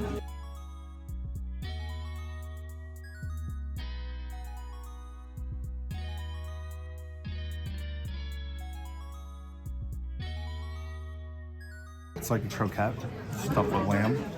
Very good.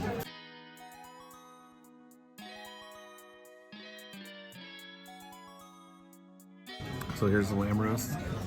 2 garlic potatoes.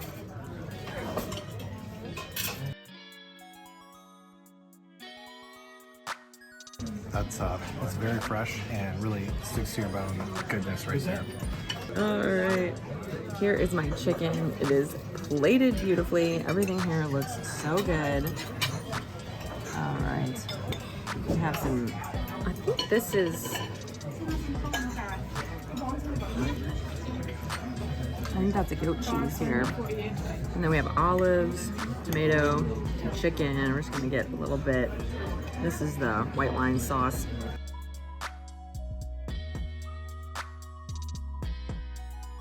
The chicken is cooked perfectly.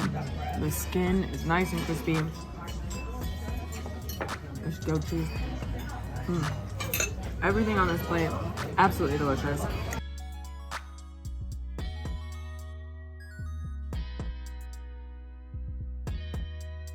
Well, we had to get our sweet treat for the day, and we got the classic dish, sticky toffee pudding, and it looks delicious.